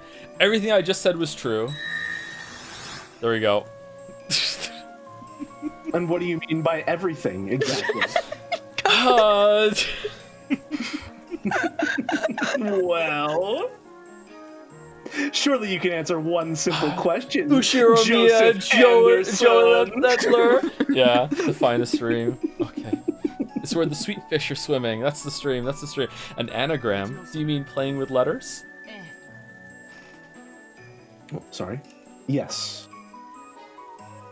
I've been thinking about it ever since Rosa started talking about the family tree, and about how village was a part of Maria-chan's name. It seems that ever since the words beloved hometown came up, Rudolph-san, for example, has assumed that this epitaph points to some coordinates or some other geographical feature. That might not be the case. This could be some kind of puzzle, or playing with letters. Forgive me, but how does one play with letters? Oh, well, it's like sucker Mary barrels. Rudolph, what the fuck are you talking about? What do you get when you take out the E's and R's? Like that. What do you get, Joe? Suck my balls?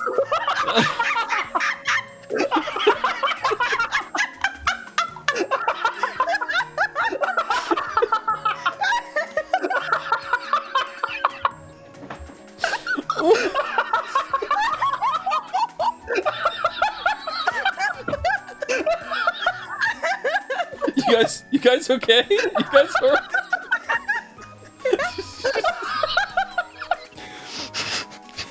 I think the blanket fort is getting to my head. I got pre-thanked for assigning Rudolph in this scene. Oh my god.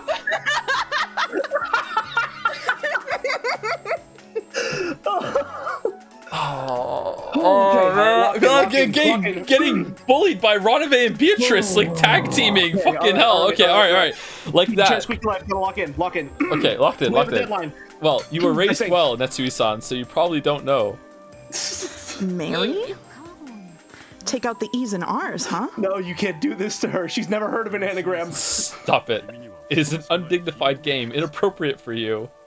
Like eating salmon. Only Natsui didn't get it and had a blank look on her face. It seems she'd only guessed that the answer had to be something undignified. Meanwhile, Kirei is laughing, going by Rudolph and Eva's sniggers. Natsui Nehan, it's something like this. Or Nissan? I'm not sure if it's Ne or Ni. Nay. This is just something from Maria's Book of Riddles, okay? There's this thing called a Tanuki notebook. It's a notebook written like a code with a lot of TAs? TAs? Is that? I think it's TAs. TAs? It would be TAs, yeah. Yeah. And if you remove all of the TAs, then the true paragraph pops up. It's a game like that. Oh, I see. She does not. Oh no, she does. She knows. Natsui finally realized the answer to the undignified riddle Rudolph had posed, and her face grew red as she hung her head in embarrassment. And then Kraus cocks a shotgun. Did she think that joke was funny? So maybe kill actually means remove in that sense, right? Yes, I also thought that.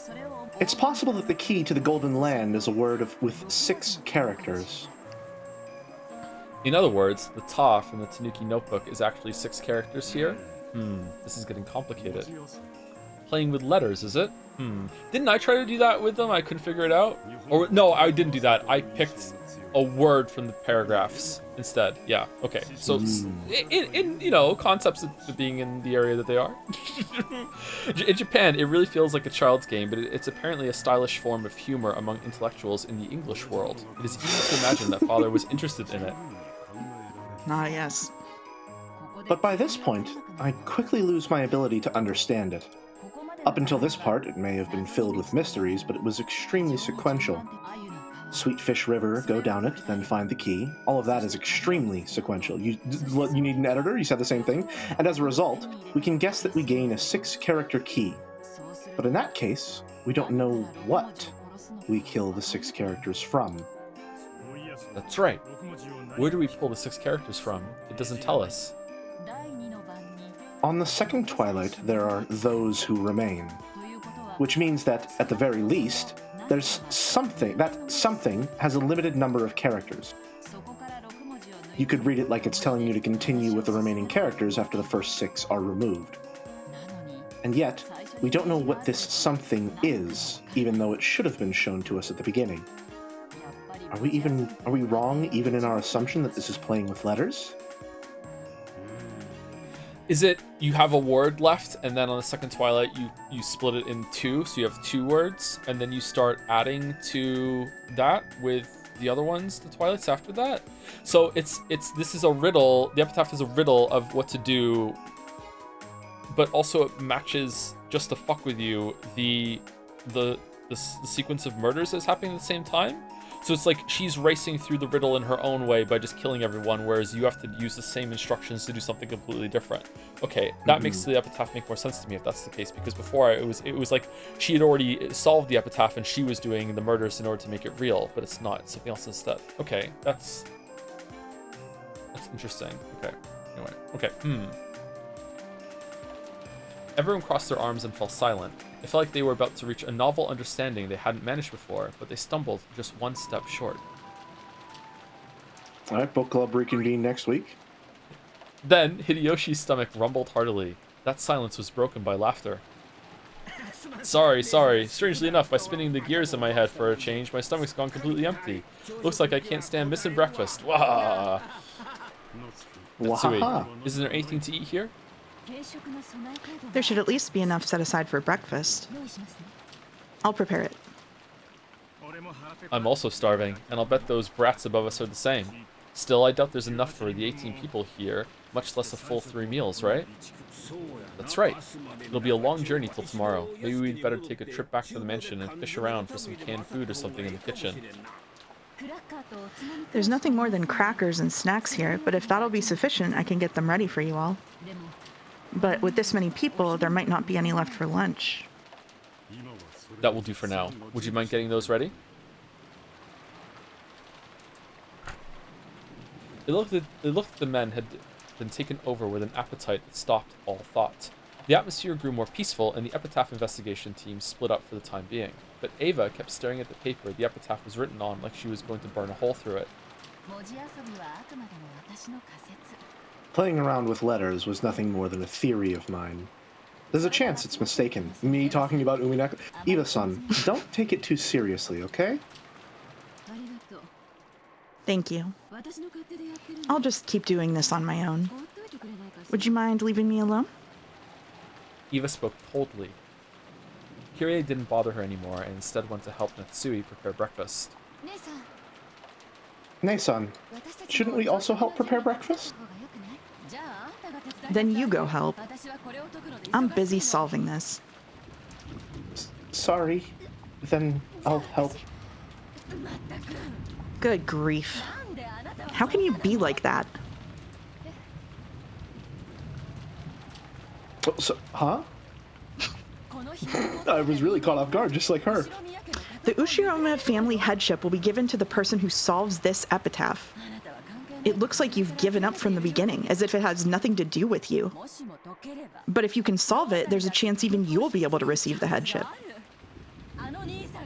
This is a chance to steal everything from Nissan. Why aren't you taking such a once-in-a-lifetime chance more seriously?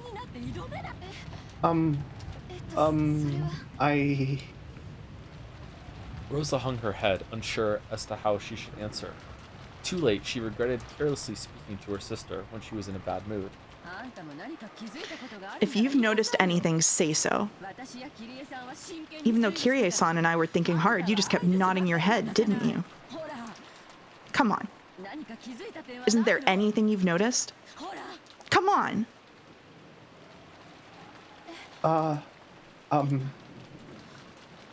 Don't you think this part's strange? Strange? What is? It's just that this whole section's written like a journey to the Golden Land, right? You reach the Golden Land, and then you receive its treasures. What's your point? You think there's some sort of keyword tied to those treasures? No, not the treasures themselves. Look, in the 10th Twilight, isn't how you receive the treasures strange? Huh? Ah. Why does it say we'll receive the treasures once and for the last time? If we only get them once, then there's no point telling us it's the last time. And the same thing in reverse. But I'm probably splitting hairs over nothing if you think about it. This is father we're talking about, after all. He probably just said it that way to make it sound more dramatic. This is Joe telling me that the curtains are just blue?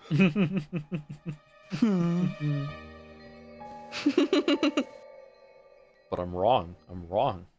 Ooh. No, that's wrong. Okay. I'll take Beato. Jelly can have Virgilia. Joe, you can have Ranave and Ava. And then we'll just keep the rest from last chapter, I think. Interesting. I'm not Ronove? Well, you can be if you want, but I trust your judgment. Okay. Interesting. Okay. Boring. Oh? What's boring? Boring. My. What on earth is this child grumbling about? She's probably annoyed by all the tips you gave Battler-sama, madam. Not really. That doesn't annoy me. On the contrary, I'm happy to see that useless battler finally reach a level where he can match me. Ho ho ho.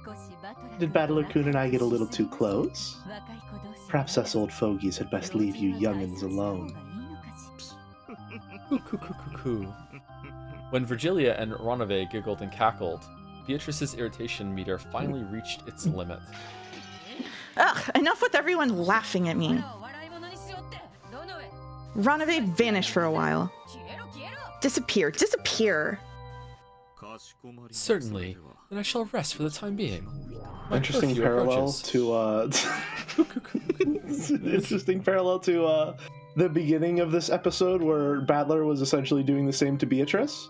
So he was like, fucking go away, disappear.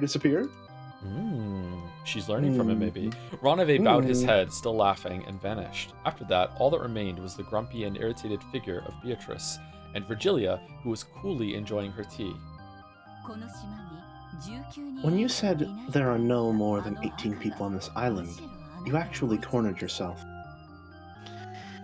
I knew it. I did have this feeling it might be a bit too early. I suppose that was right after all, wasn't it?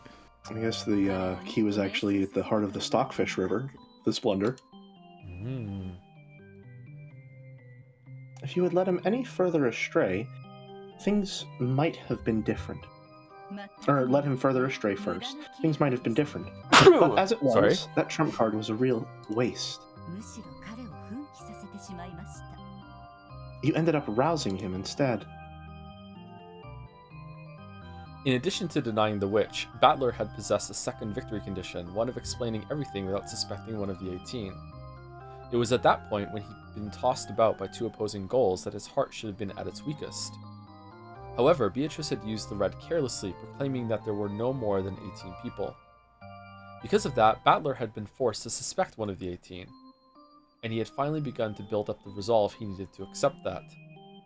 Battler was stubborn, but that was exactly why fissures would run all through him, like breaking china when he was struck in a fragile, but not that fragile, spot. That itself should have been his greatest weak point, but... Did I get a little too careless after my complete victory last time? Yes, you were too careless. The last game was a difficult one for Battler-kun, but it seems this game will become a difficult one for you. A broken vase will never return to its original form. So it would be more constructive to think of a next move rather than regretfully picking up the pieces. However, now that Battler has figured out as much as he has, how should I plot against him? Your troubled face is an even better snack than Renove's cookies. Ugh. You and Battler and even Ronove are treating me like sweets now. Even though I'm not sweet at all. With a shameful, childlike face that she would never have shown in front of Battler, Beatrice rolled her head around on top of the table. Teacher! At least give me a hint. Oh? What kind of a hint? If you know some really good move that'll leave Battler speechless and make him want to accept me, I won't ask you to say it outright, so, even if it's just a hint? I can't. I'm on Battler-kun's side right now, so I couldn't teach you something that would give you an advantage. Come on, don't be so stingy. That's like a distinctly Battler kind of line to me. Like she's kind of acting like him here, I think. Your disciple's in trouble, right? I seem to remember you brazenly boasting that you had surpassed your teacher. Please act like an old person and give me just a bit of your crafty ideas.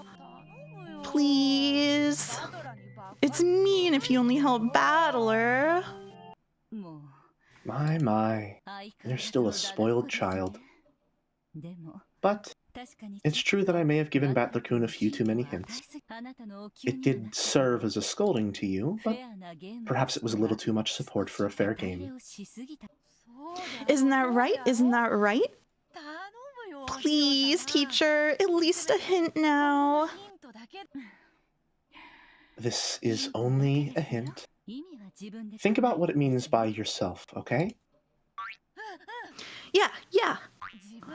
I'll think about it myself, so please. Please give me one that'll leave Battler down in the dumps, teacher. Considering how she acted like a great and mighty witch in front of Battler, the way she acted when he wasn't around was truly pathetic. I can hear that smile. I can hear that smile. I think it's adorable. Virgilia cited how childish Beato still was, despite all the time that had passed. Then just a hint. Do you know of Aesop's fable, The North Wind and the Sun? All right, we've entered Zero Escape territory again. Of course. It's a story about how the North Wind and the Sun challenge each other to see who can steal the cloak off a traveler, right?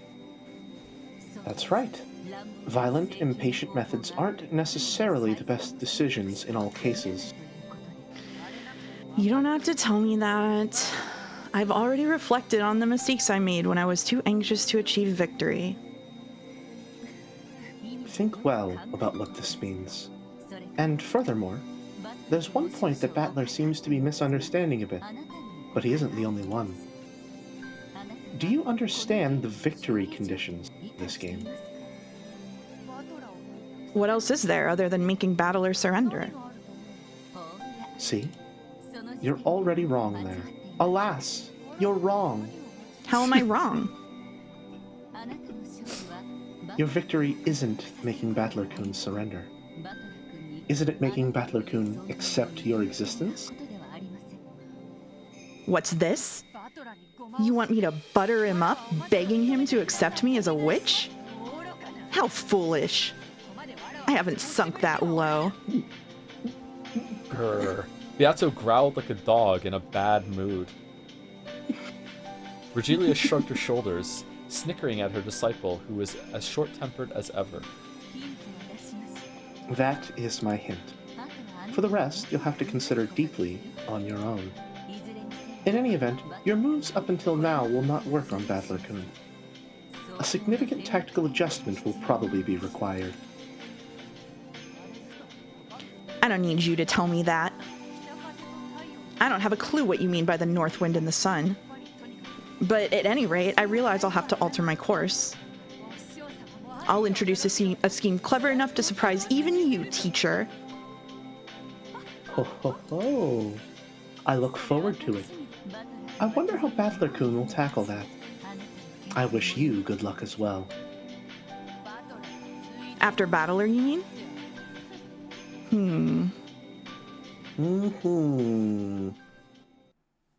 So, for no reason at all, my read on that scene is that Virgilia just told Beatrice to seduce Battler. That's what I was gonna say. It feels very much like maybe Virgilia and Renove are just like sort of nudging them together, being like, "Just fucking kiss already! Just fucking kiss, you two idiots."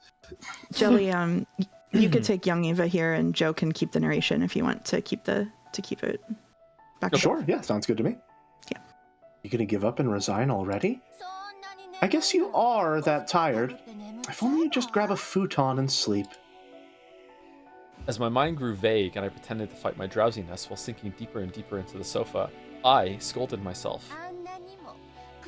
You also dreamed about stealing the position of family head from Kraus, right? Even though my magic's given you a chance, are you already throwing it away? Is this Who's Ava? I can take adult Eva if you want to take the narration. Sure. You could say that, but this riddle is really hard. Even a wire puzzle would be better. At least in that case, you'd know for sure it's solvable. But in the case of this epitaph riddle, we've been given no reason to be sure of that. I might just be fighting a useless battle. Useless? Still hazy, I looked at the notebook I've been holding the whole time. It was open to a page with the epitaph, which I must have stared at hard enough to burn holes in it on so many hundreds of nights I'd lost count. That page is truly a door. On the other side lies the Golden Land, the place I've wanted to drag myself to no matter the effort ever since I was a child. And the place I was never able to reach. Am I touching the door with both hands, with the book? No, the door right there in front of me, ready to be opened, and yet still unable to reach the other side. That's right. Your hand is already on the door. Come on, open it with all your strength, and read the characters written on the door. Open it with all my strength. Read the characters written on the door. Strain your eyes. See through to the thing beyond the epitaph written in the notebook. The beloved hometown definitely won't betray our expectations. The only past father held dear happened during his childhood years. That's right. Then what about the Sweetfish River? There are several rivers where they swim, and there's reason to doubt that this just refers to one close to the place father lived. If we take out a map and start calculating which rivers with Sweetfish were closest, things will get quickly vague and we won't be able to narrow it down. Didn't you say it yourself? You said it didn't have to be a river with water flowing down it. If the word Sweetfish is too complicated, why not forget it? Think of a river. A river.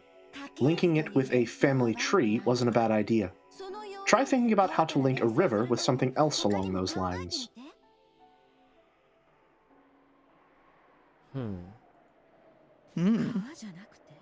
A bloodline, maybe? Isn't that essentially the same thing? That's just a tree, yeah. That's where my mind went too. But yeah. I'm pausing to let you theorize. Huh. You two were so excited to theorize when I wasn't here. What's going on? This is a fucking puzzle. Like, I don't know.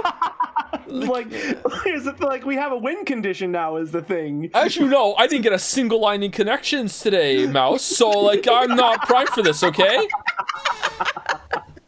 Even you found it hard today. I'm telling on you, yeah. I'm a subtext guy. I can only give you answers when none of them are the answer.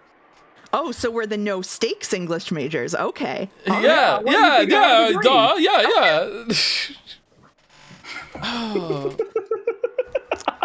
It isn't a river? It's an ocean. It's a lake. But where else could Sweetfish swim? Oh, but if we're talking about places Sweetfish can swim, then maybe the ocean has something to do with this. Didn't my husband even say that they go out into the ocean even though they're river fish? I don't know why. I feel a glass shatter sound effect coming. I don't know why. To the ocean. No. But... Oh, what is this music? Is this new? Huh? Did you notice? But that's just a faint memory. There's supposed to be a room for storing books in this building, right? If you investigate, you can make sure. If that's the Sweetfish River, and if the key might be a 6-character word, then could the key actually be resting in that river? I don't know. Anyway, I have to search in an atlas. But even if I know that, I don't know from what I should take the 6 characters. You really don't know? Think deeply. We're pretty smart, so our ideas are solid. Don't think of it like it's something as massive as the riddle of the epitaph, but like a child's riddle. Men are always children, no matter how old they get. True! Even if father has advanced into old age, it doesn't change the fact he's essentially a child at heart. Throw away your awe of father. Think of this like it's a worthless, infantile game with riddles, like the ones Maria suddenly brought on the boat. Riddles. Worthless, infantile. useless. Huh. I'm sure that was... What was it? I'm sure if my memory isn't wrong, then it's probably the case. No, I don't have to rely on my vague memory. I should be able to figure that out immediately by searching the library. Have we been to the library yet? I don't think so, right? Nope. We've probably already noticed the answer. All that's left is to investigate whether it's correct or not. Come on, Eva. Let's go to the library, making sure no one sees us. There, we should find a mountain of thick books that didn't fit in Father's study. I'm sure we'll find a book that answers our question quickly. This is the first and last chance we'll ever get to make our dreams come true. Oh, okay, that was still... Yeah, sorry. That was still her. Gotcha. Yeah. When Natsui tried to lay a blanket over her, Eva suddenly jumped up. I'm sorry. It looks like I woke you. Eva, if you're sleepy, don't overdo it. You rest first. Thank you. Definitely not up to something, face? Yeah, definitely not up to something. I'm just gonna go to the bathroom for a bit to wash my face. You should take it easy and rest. You're just gonna make yourself feel worse, you know? I told you I'm fine. I'll be right back. After leaving only those words behind, I rapidly left the lobby. The lobby was partitioned off by a door, so as soon as I went into the corridor, they could no longer see me. Oh, the library was next to the servant room. Father always owned a vast book collection, but ever since he started to become engrossed with his occult hobby, that collection grew even larger. So the normal books suitable for... What are all of these things lining the walls? I've never seen these before. Ah, yes.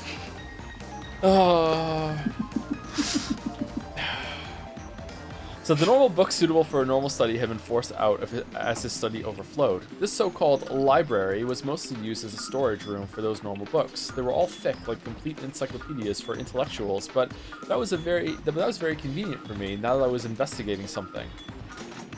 I entered softly and, just in case, checked the room with my gun ready, making sure that there were no suspicious people there. Then I locked it from the inside, and then I died, and Battler has to solve it. I actually wasn't thinking that the murder might be hiding somewhere. What scared me was the thought that one of my siblings might hear what I was investigating. My heart had started racing before I realized it. I was half asleep just a moment ago, so I didn't realize how significant this thing I noticed was. But as I gradually became aware, my heart started to feel like it was about to explode. I wonder if any of the other siblings have noticed this. I don't think Kraus and Rudolph will notice, but I don't know about Kyrie. She has extraordinarily good intuition. And I don't know about Rosa either. Rosa's stupid too. She always has been, incredibly so. Oh, she is going through it. She's like slipping deep into psychosis right now, I think. She's losing her mind. Really? I'd say she was wise enough to make you think she was stupid, so that she didn't earn herself unnecessary malice. Did her eyes darken as she got older? Why has young Eva got different eyes? Why, what indeed? The fuck? I never noticed that. Here it is. Huh. I wonder if we'll find it in this one. What color are young Eva's eyes? Are they blue? Blue, yeah, they're blue. Can we check the other characters? Blue eyes are Shannon, Beatrice, and Battler. And Jessica. And Jessica. And Jessica. What about the witches? Purple eyes like Eva. Do we have Wanda, Delta, and Byrne in the list, or are they not present? No, they're not there. They all have red eyes. Interesting. I pulled the book out and flipped through the pages. Although I think Byrne has purple eyes and Lambda Delta has red, no? I think so. So this is a Sweetfish River? I see. This is what the Sweetfish River means. Don't dawdle around. Research further. Yes, I understand. If you follow the river downstream, you'll find a village. By using the character, Sato, does he mean a town or something? That's just an area of dense population, so there could be any number of those. Why have you stopped thinking? Oh, is this too much work for you? If only you'd just give up. If only you'd just hand the Ushiromiya headship over to Kyrie. I don't want to. Kyrie? I will become the head. This is my first and last chance. What is this village? What does it mean? Do you find one if you go down the river? Ah!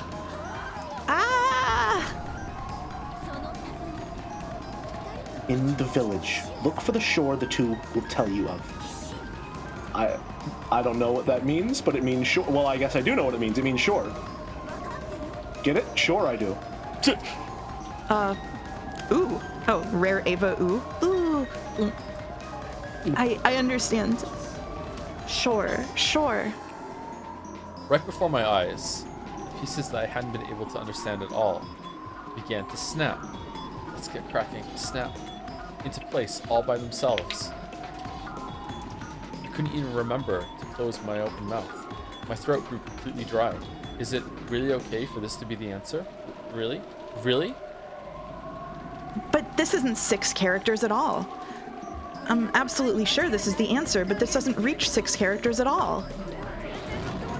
Did you stop thinking again? In that case, think of a way you could read it with 6 characters. If you can't think of one, then research it. There has to be an answer. You must not doubt that. Is believing in that too much for you? If only you just cry yourself to sleep, and then you can just give up and die. 1, 10, 9, 8. No. 1, 2, 3, 4, 5, 6. Oh. 6 characters. I found it. This is the key to the Golden Land. We're not even in the answers arc yet. Yes, this is the key to the Golden Land. The key to our childhood dreams. The only keyhole this key can be stuck in is that place. That has to be what offering the sacrifices mean. Oh no. Oh no. Is she gonna start killing people? I'm sure you get it by now, right? Maybe.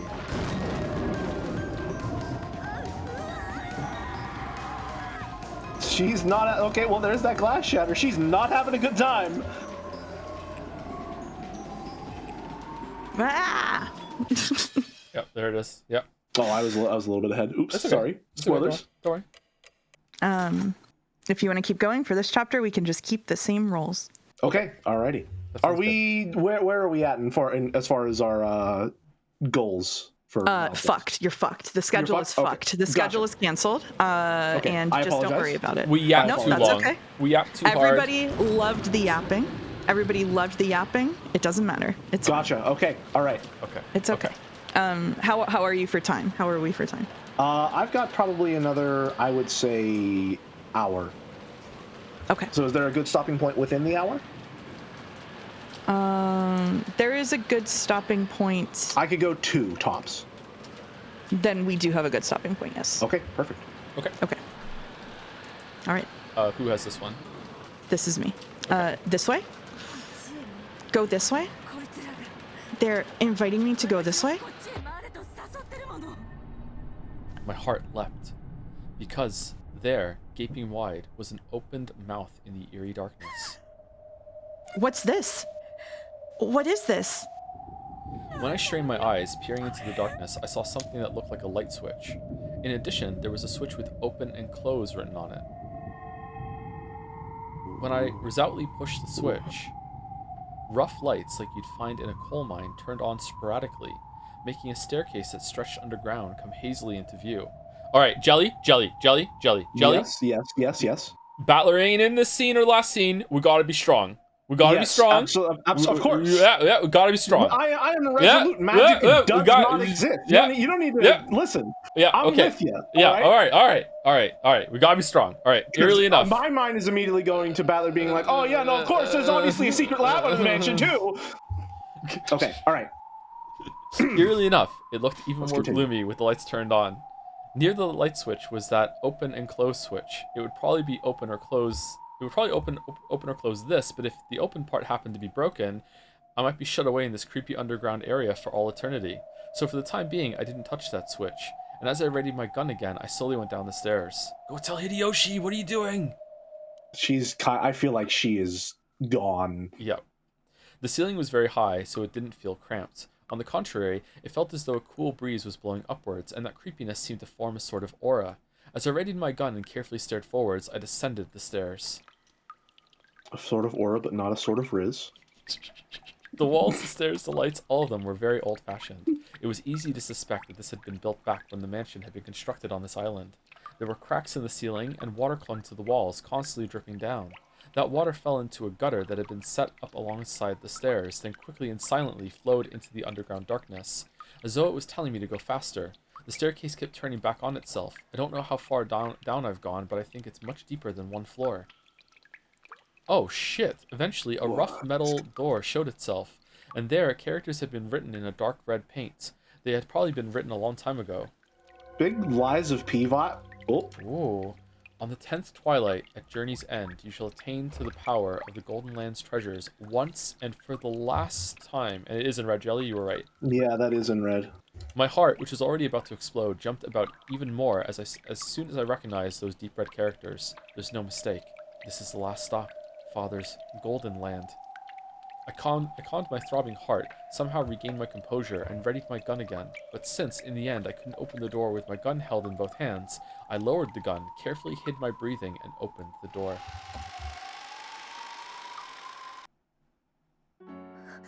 What?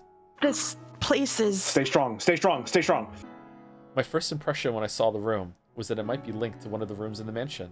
That's right. It had exactly the same atmosphere about it as the sealed VIP room on the second floor, but this was underground, so there were no windows. There was only the solemn light of a grand chandelier. But even though it was dimly lit by the faint light... The mastermind. No wonder they cut to her every single time. The quality of the interior was more than enough to take your breath away. All this talk of furniture. A bed with a canopy and a rocking chair that looked like it would be comfortable. Oh, there's the gold! The gold's there! Okay, this is bullshit. This is so bullshit. This is this is bullshit. It would be a comfortable sit-in. An extravagant sofa and carpet. The room was like a dream every girl yearns for at least once. And yet, since it was an underground hidden room with no windows, it felt more like the hidden house of a witch. I'd never swallowed the legend of Beatrice, Witch of the Forest. However, after being shown this room, it certainly became hard to doubt that she actually existed. Okay, Beatrice. Yeah. Oh, man. Well, it's so hard to deny you exist right now. Yeah. Mouse, say this room exists in red, please. Say it in red. This room exists.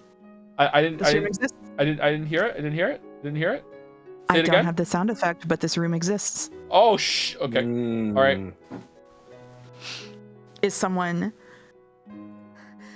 there? Even though I was completely shocked by this room, I timidly searched the interior with my gun raised. And at the back of the room, I found it.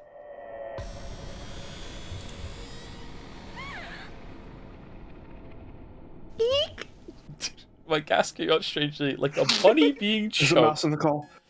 After all, after finding something like this, no one would be able to stop that kind of stupid voice from leaking out. It's here. It's really here. Father's gold. On the opposite side of the canopy bed, it was piled up in a massive heap.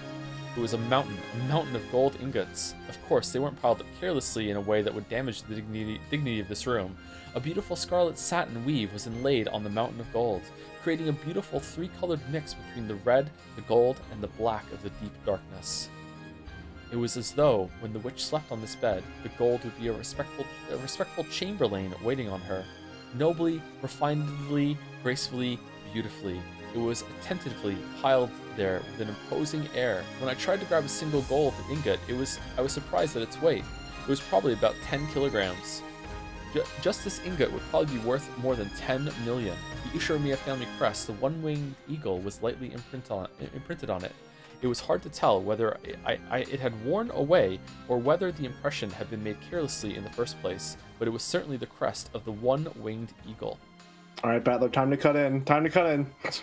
Just how many ingots were piled up there? By doing a quick count here and there, and judging by the height, there had to be a few hundred at least. My mind's already gone blank, so I can't do the math well. Even a moderate guess would put it above several billion yen. A fucking Zero Escape character would have already given us the detail. Yeah, no, absolutely. They would have given us the formula and everything, too. Yeah, and how much it is worth in 4 different currencies around the world at the moment, yeah. Yep. Can I take this opportunity to say this is my favorite song in the whole visual novel? Oh, is it really? It is. That's right. Of course. After all, there's 10 tons of gold, right? At the current value, that's more than 20 billion yen of gold. I found it before anyone else. I found it.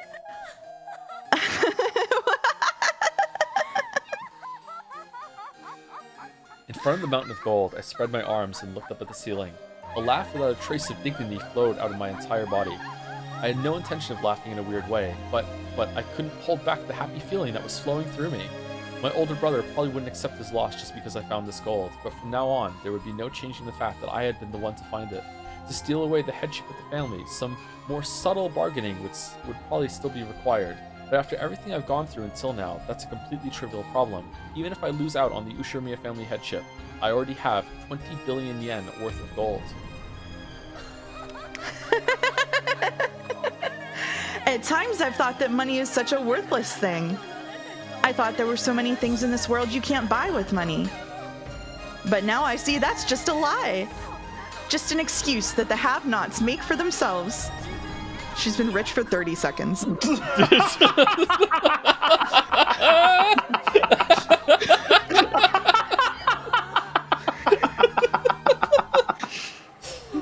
of this mountain of gold, I finally realized something so obvious. By using this money, I can give birth to all the happiness in the world. Oh my god, she's losing With this money, my husband's company is already saved. We'll always be happy as a family. And I can even leave a vast sum of money to George. The rest of the relatives will eventually be ruined and disappear. Uh-oh, uh-oh. At that time, George will use this gold. And just like grandfather did, he'll revive the Ushiromiya family's lost honor. George is the true successor to the Ushiromiya family. Yay! Yippee! Yay! Can't believe he's still single. Okay. It happened. Yay. My wish was granted. Here's the gold kitten. Okay. That dream I had wished for ever since I was born into this world as Ushiromiya Eva had been granted completely at this very moment. My husband and I will be happy for all eternity, and I can also give my only son George eternal happiness. There's no way I'll waste it on foolish pleasures. My older brother has chewed the Ushiromiya family to bits, but George and I will revive it, and that means I truly have succeeded the Ushiromiya family headship. I was successful! I did it, honey and George. I, your mother, finally succeeded. No one will be able to threaten us now. That's right. After this, never again will we be smothered by sadness. I'm just expecting to hear a gunshot and blood to splatter over the gold right now. I'm just bracing for it. Yeah, yeah. Congratulations, me. Congratulations, Ushiromiya Eva. Interesting. Those are two separate statements. Right here, right now, the sad half of our life will have its heart's desire granted. It's all thanks to you. I was given this chance because of your magic. Because of that chance, I was able to make it here. Thank you. But my magic wouldn't have been granted if we both didn't believe in each other. The power of friendship, so it isn't just the power of my magic. This is our victory. Because of that, congratulations, us. Thank you, me. Thank you, Ushiromiya Eva. On behalf of myself, I would like to accept this award.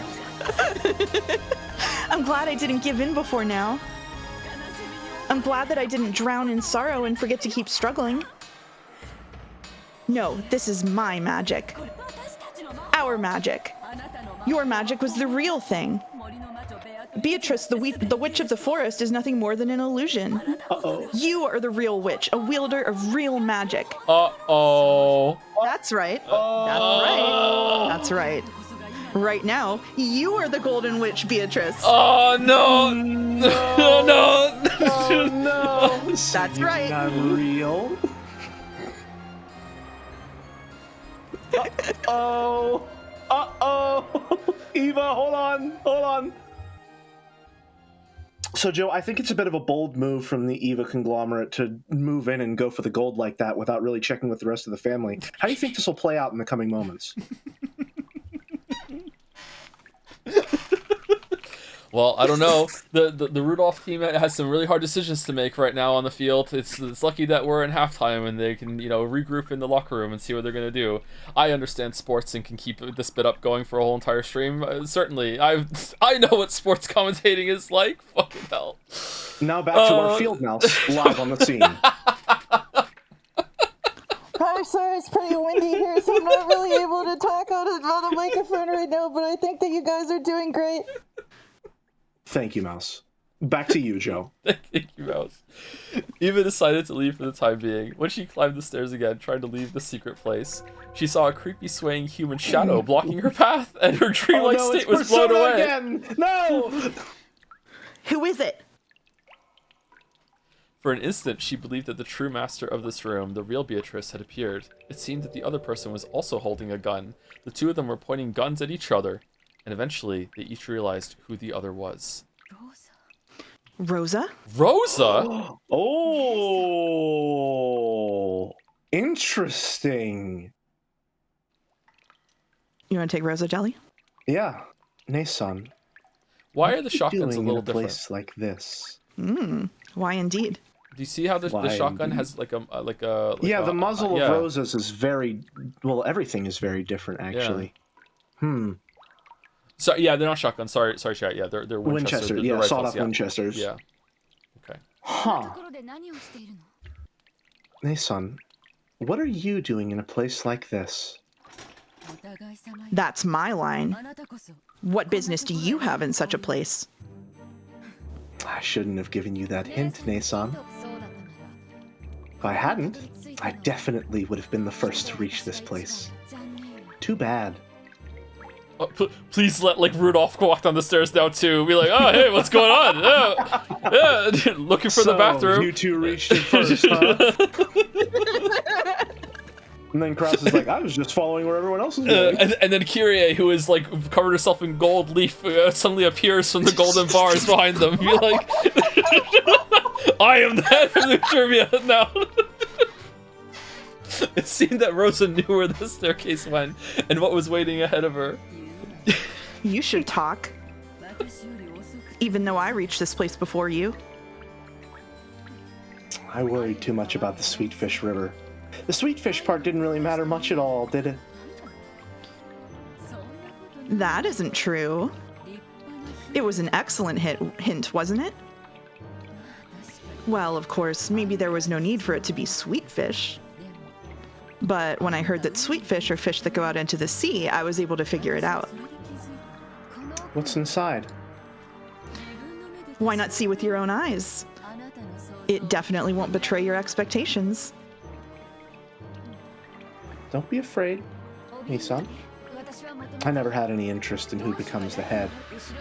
I don't even care about the Ushiromiya family name. Honestly, I actually feel good about you stealing the headship from Krause Nason, who was always swaggering around because of it. Are you serious? Of course. I'm the outsider of the Ushiromiya siblings. Even if Father had named me as the next head, there's no way Nason would have accepted it. I try not to have such naive dreams. Let me see too, Nason. This proof of your victory. As long as I receive the proper portion that the siblings agreed upon, I plan to proactively acknowledge you as the true victor in this game. If you shoot me, then you'll have this gold all to yourself, won't you? The same goes for you. If you shoot me, this gold will all be yours.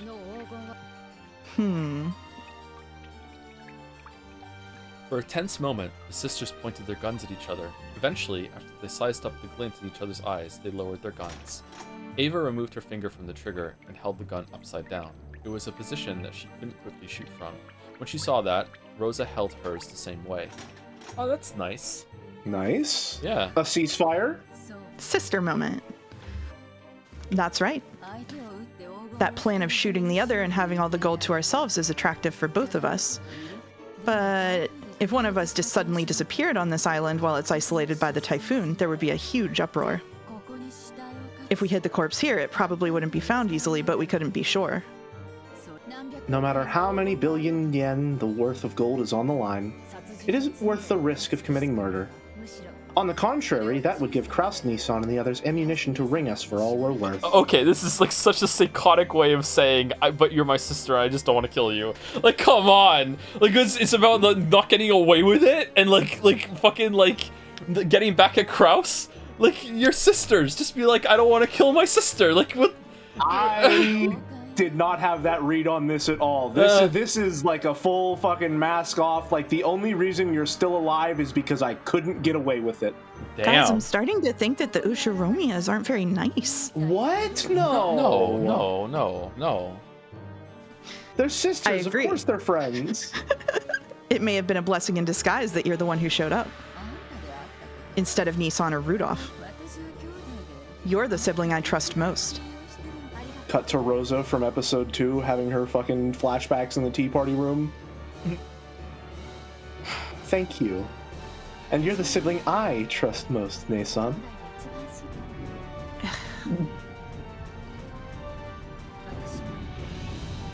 I want to see the gold too. It's so tense. It's so tense. Say it properly, Jelly. Say it properly.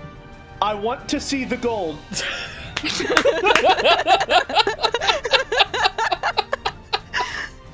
Want to have a peek? Now I feel like seeing it again too. I want to see the gold. Even though I saw it with my own eyes, it still doesn't feel real. Therefore, unless I see it together with you and confirm once more that it actually exists. It feels like the gold will turn to fog and disappear. Ava, what if it's gone now? Ava started descending the staircases once more. Oh no! However, she didn't carelessly expose her back to Rosa. Even though at a glance it looked like Rosa had lowered her guard, she definitely didn't show any signs of carelessness. Oh, it's there. Okay. Okay, good. Unless, okay, good. All right, we're then fine. They reached that room with the witch once more. Sorry, the room of the witch once more. Rosa also gasped, stunned speechless by the vast amount of gold.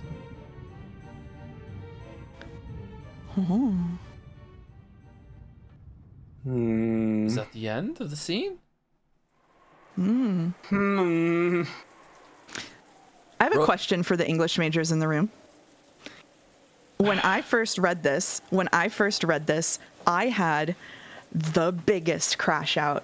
I was so upset that they solved the epitaph off screen and didn't tell me what it was. How do you feel about that? I don't think it's real right now. I am holding a similar position, which is that none of that is reliable. I won't say it's not real. I won't say that none of that happened. However, if indeed it did happen, I cannot trust that any of it happened in any of the ways shown to us. Which is essentially the same as saying it's not real, but not technically. So, what do you guys think is real? Whatever I want and whatever is most convenient at the time. Myself. That's it. Just me. Just you? Just me. you? Yeah. Okay. If she really just did solve it and that's all real, I will be maybe. I will definitely think lesser of the story if someone else doesn't walk through it and solve it in detail and we see it all, right? But like right now I don't know what's reliable because I have like steadfastly decided that if Battler's not in the scene, I just don't believe anything is accurate, and I just enjoy it as like a what if sort of thing. There's like bits of truth but not full truth. Yeah. But you believe that the red truths are true? I believe the red truths are true, yes. Mm-hmm. I also believe that the red truths are true, because conversely, it allows me to believe that anything that isn't a red truth is questionable.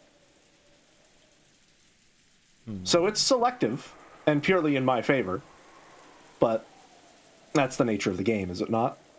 I'm also, one of the reasons why I also think it's not true is I think that the epitaph is something that when it is solved, the reader is meant to go, oh shit, I could have solved that. And her having to go to a library and look up a fucking thing in an atlas makes me think there's no way that the player sorry fucking hell that the reader could solve it. Especially after given the line about the Japanese symbol, but maybe it needed to give you a bit more information for it. So I also don't think that it's real at the moment because of that too. Also, that scene was actually really good. It's like it was very good. There's something very like exciting and joyous about discovering a huge treasure, even if it's a fake treasure in a story. It's really cool. Everything to do with like the witch Ava that's in her head has a lot of tension to it. You're waiting for the pin to drop like the whole entire time. It was a very, very good scene. You know, it's like you've been stuck on this island in this mansion for so long, and when they introduce the other mansion on the other side of the island, that's great. It's exciting, but there being this hidden part of the mansion that we've already been in the whole time is like, ooh, okay, cool. There's more to this. It's like you're right there with the character, and it's like, you know, secret. You know, like it was really engrossing. I was right there with her, so I enjoyed the scene. But I don't think she actually solved the epitaph. But we'll see. There was a lot of contradictory thoughts in there and emotions, actually, now that I think about it, and I've said it all. Yeah. Huh. Okay. It's a secret. Alright, Rosa and Eva walked absent-mindedly through the rose garden. They had left the guest house secretly, so they had to be careful when they returned. It was time to snap to it and keep their guards up. Congratulations, Ne-san. Thank you. You decided it. Oh, sorry. I thought that was me. You decided it, didn't you, Ne-san? 50% goes to the one bearing the title of successor to the headship. Certainly worked out well for you. Now that portion isn't Kraus Nissan's. So your share is now 50%, along with a quarter of the rest, for a total of 100. Sorry, Mouse can apparently read a 17-digit number, and I can't read a 3-digit one. 12.5 billion yen. Isn't that incredible? 2.5 billion is enough for me. Rudolph Nissan won't complain either. Kraus Nissan will probably be the only one to complain. Yeah, you're right. After all, Nissan is the de facto manager of Rikkenjima. And since the gold was on these premises, even though I was the first to discover it, things might get complicated if I don't handle it cleverly. It won't get complicated.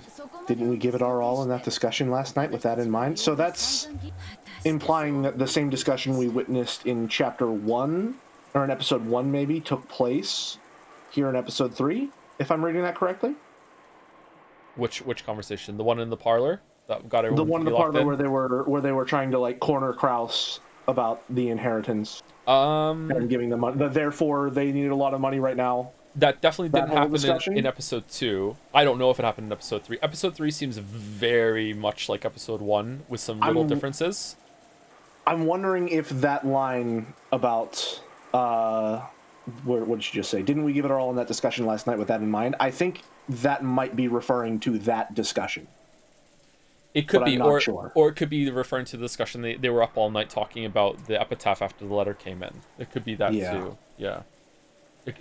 I'm going to think that conversation in the parlor probably did happen in some form in this episode. Gotcha. Yeah. But now I said that, there's like a little memory that just like needled me and said, didn't you say that it didn't happen because they would discuss kind of part of it on repeat again in the dinner table scene? But maybe they were just like referencing it again for the sake of the audience. I don't know. It's okay. Either way, let's continue. Interesting. I wonder if it will really go that smoothly. I've already completely gotten over my excitement. How we manage everything from here on is the real problem. That's a problem for the new head of the Ushiromiya family. A problem for you to enjoy, Ne-san. It has nothing to do with me. That's some big talk coming from you. I'll support you as the second discoverer. If you'll at least give me the early payment we decided on. I'd like 150 million yen by March. Yes, that'll be fine. If you support me, I'll graciously pay you that much. I'm not Nissan. Anyway, why don't we go and shock Nissan and the others? Even if we cover up the actual location, I want to see Kraus Nissan's shocked face as soon as I can. Are we gonna come back and they're all just fucking dead? Wait a second, Rosa. Wait a while before telling everyone about it. Huh? Why? You idiot. Isn't it obvious? This is that haughty Kraus Nissan and that sly Rudolph we're talking about. Even if we do announce it eventually, it's certainly too early now. Unless we carefully investigate how to make our next move, it's possible that all of the gold we finally found will be snatched away by Nissan. Eva thought she was saying something extremely natural. So when she saw Rose's expression suddenly cloud over, she was a little surprised. What are you unsatisfied about? You know what kind of a person Kraus Nissan is.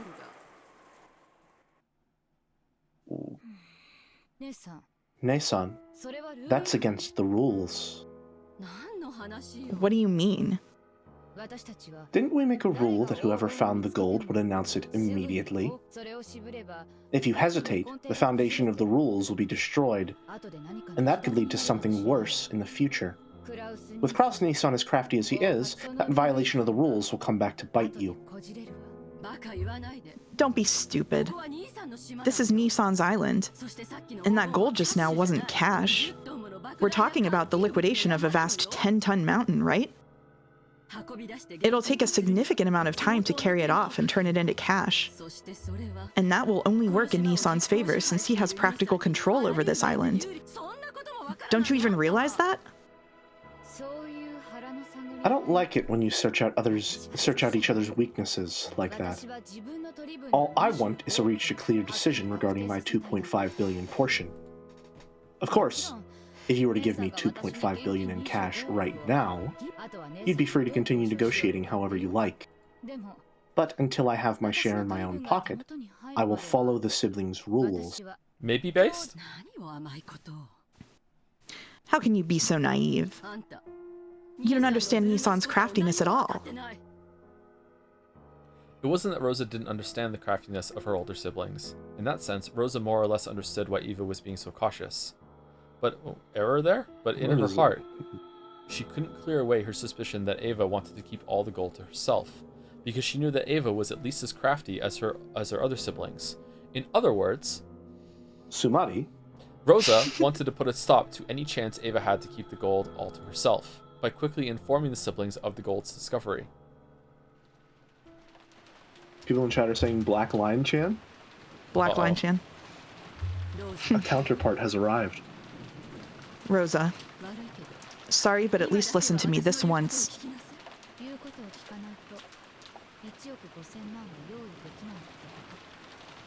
Are you saying that if I don't listen to what you say, you won't be able to get me that 150 million?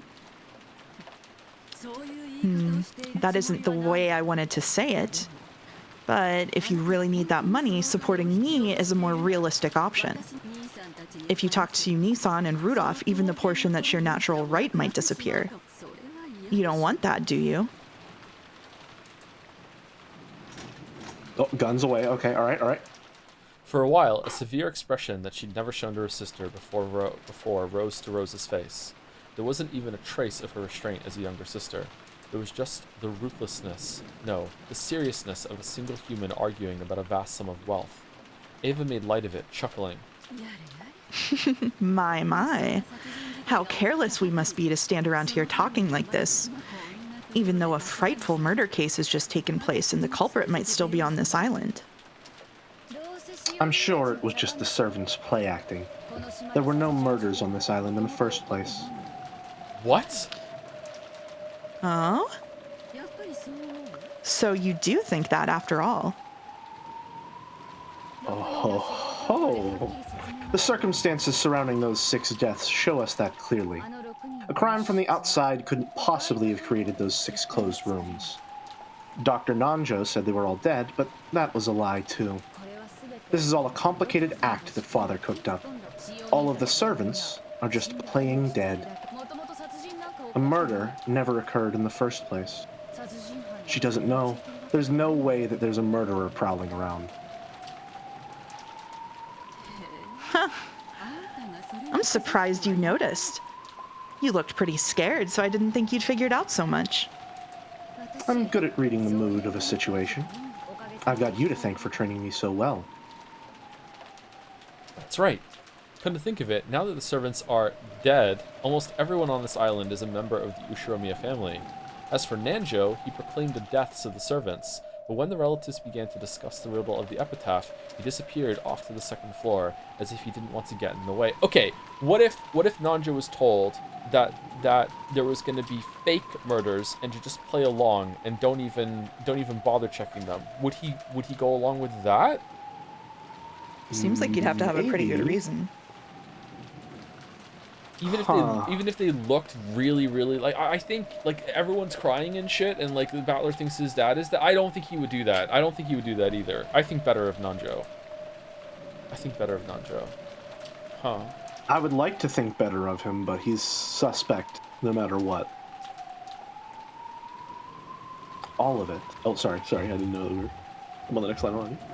Sorry, hold on. Sorry, you didn't get in the way. Oh, you're fine. Yeah. All of it was an act to get us to try and solve that epitaph. And that's why you need to announce that you're the victor, Ne-san. There's no way that burnt corpse was really Father.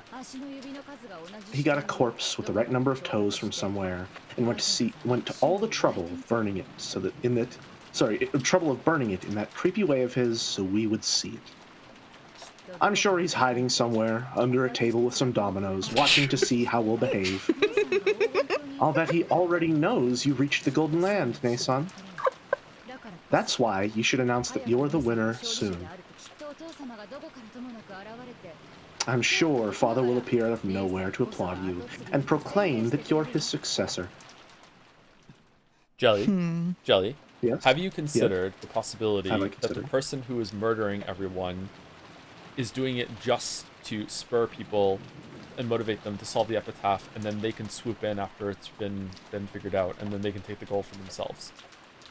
It's certainly a possibility, especially given that there's always a letter which says the real riddle is to solve, like the real goal is to solve the epitaph.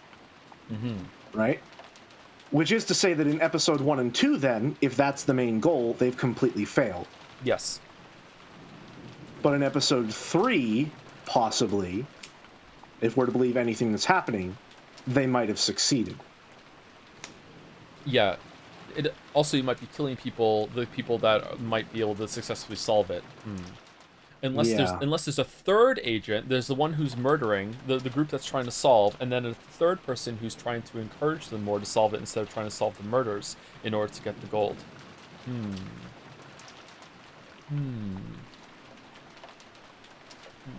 Alright, never mind. Continuing? Sorry, you're good. Why are you sorry? Because I interrupted your line. But then there was anything there. Now I'm talking over mean, Jelly. No. You said you interrupted her line. It was ellipses. I'm still delivering that one. I still got to pester you for that 150 million. So I can't stand against you in any way. So you'll listen to what I say and keep quiet about this to Ne-san and the rest?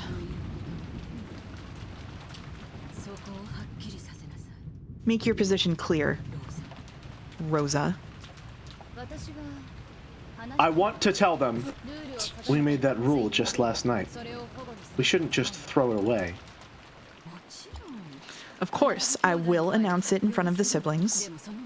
However, I want to closely analyze the situation first.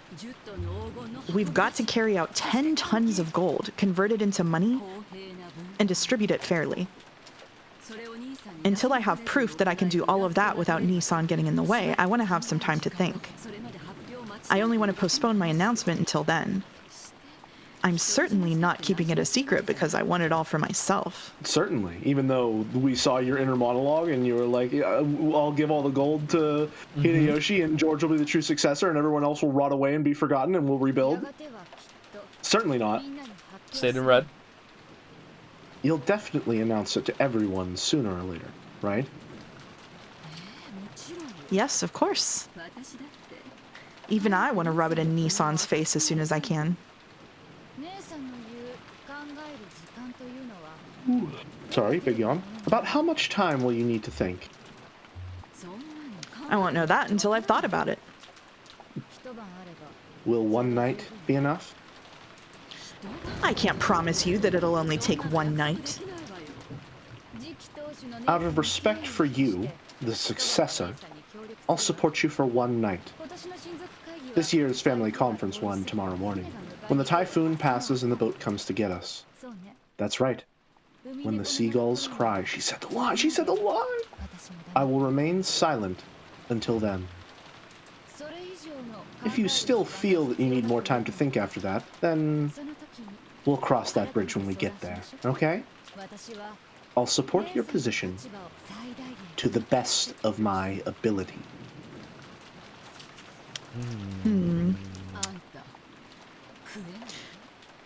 You really are cunning, aren't you? I'm surprised. Were you always this resilient? I guess it's true that women become stronger when they have a child. I realized that in myself when I had Maria. Understood.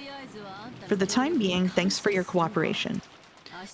We can talk about tomorrow when it comes. Yes, that's right. I'm convinced that you'll become a fair-minded successor to the headship. One who'd never even consider taking all the gold for herself. Isn't that obvious? I will split the gold evenly among the siblings. Isn't that obvious? Isn't that obvious? Should I take her? Because you guys have the other ones? Go for it. No way. I found it. Because we solved the riddle of the epitaph. So this gold is all mine. I won't give it up to anyone. I am the head of the Ushiromiya family. I am. The witch inside Ava claimed exclusive possession in a loud voice. Of course, that didn't reach even close to Rose's ears, and it probably didn't reach Eva's either. Huh. Huh. Indeed. I shall acknowledge it. You are the true head of the Ushiromiya family, chosen by the witch's epitaph. Now I shall acknowledge it upon my name.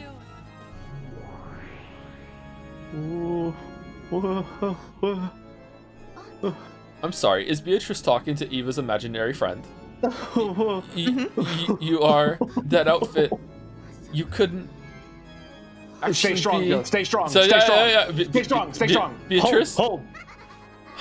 Maybe Beatrice was happy that Ava had called her by her own name. She cackled cheerfully.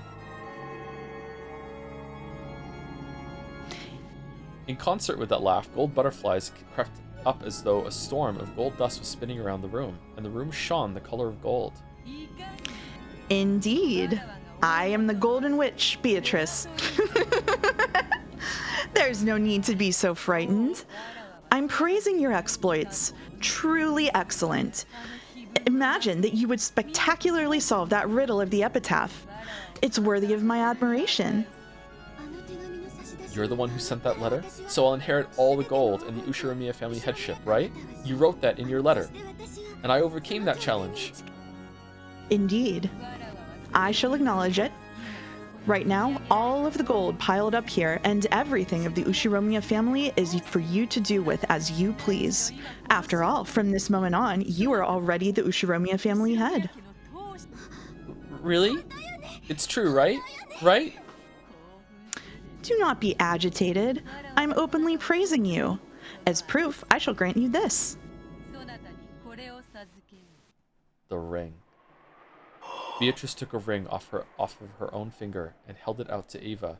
She fearfully accepted it and realized that it was a ring.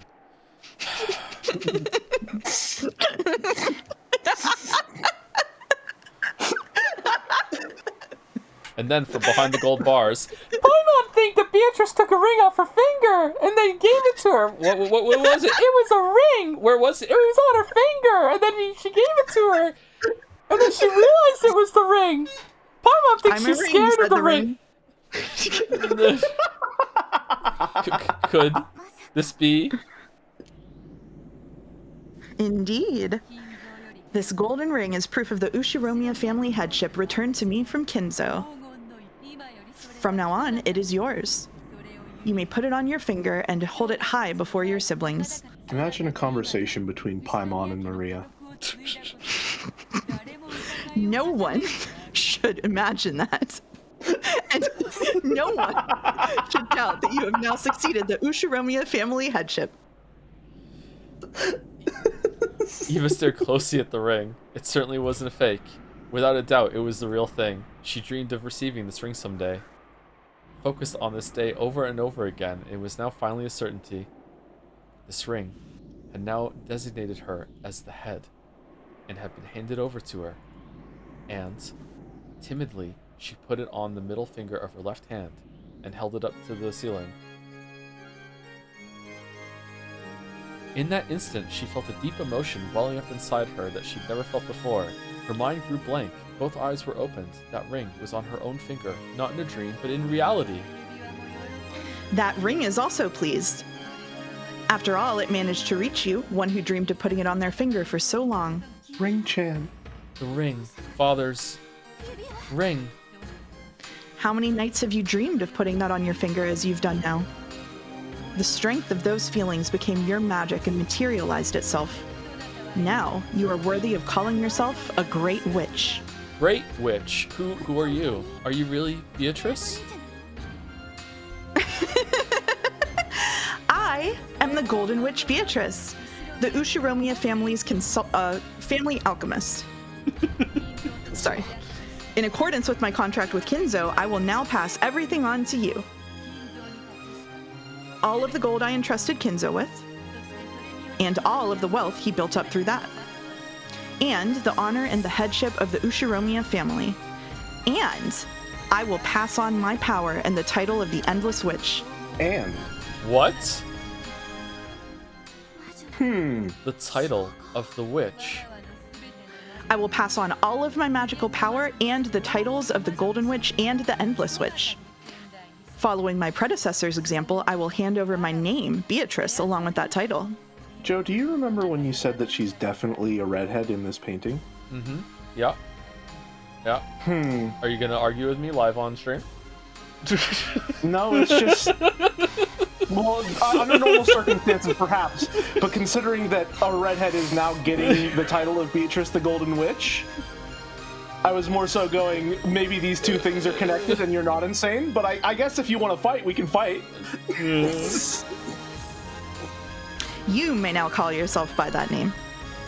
Eva gulped. Is it that you gain the treasures for the first and last time because if you do it, you can never do it again because now you are the witch and now you have to do it? There must always be a golden witch. Yeah, you have to play the other side now. You can't go through that. You have to do the killing part. Huh. Oh, God, it really was Blizzard writing. Oh shit, the chandelier light, which had seemed dim, now felt too bright. By my name, I shall now commence the succession of the Golden Witch.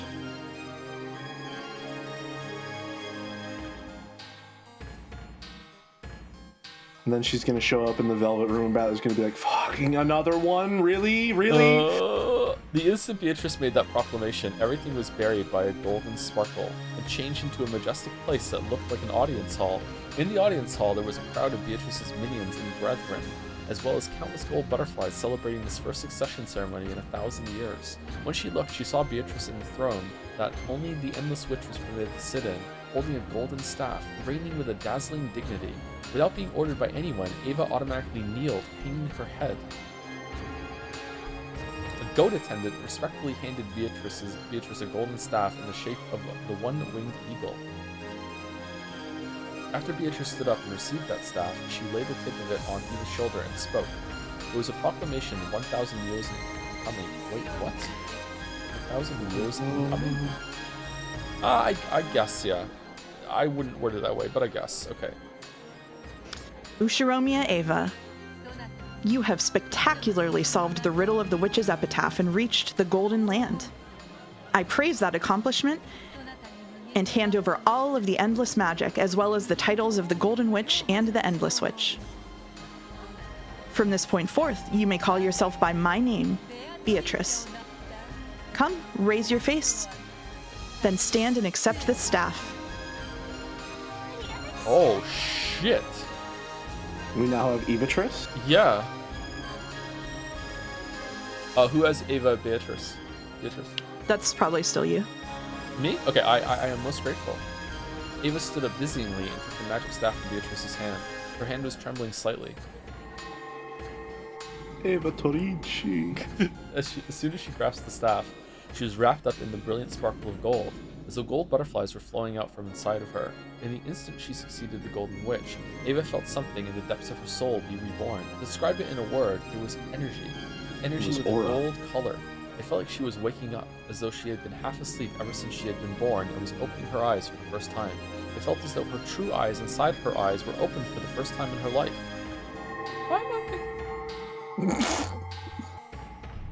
Magical girl transformation time? Oh my, actually, oh, wow. What? Whoa. Yay! Yeah, there are all the Snake Sisters are here and they're cheering. Everyone claps. Indeed. A fitting and beautiful outfit for the Golden Witch. And then everyone clapped. Come, you may show yourself to all these people. Let them know that the new witch is indeed you. Ava, no, the new Beatrice turned around timidly. When she did, the witch's minions, which filled the vast audience hall, honored her with an applause that sounded like the roaring of the sea. Come, everyone. Replace all of the portraits of Beatrice with the new Beatrice. Lift up words of celebration for the new Beatrice.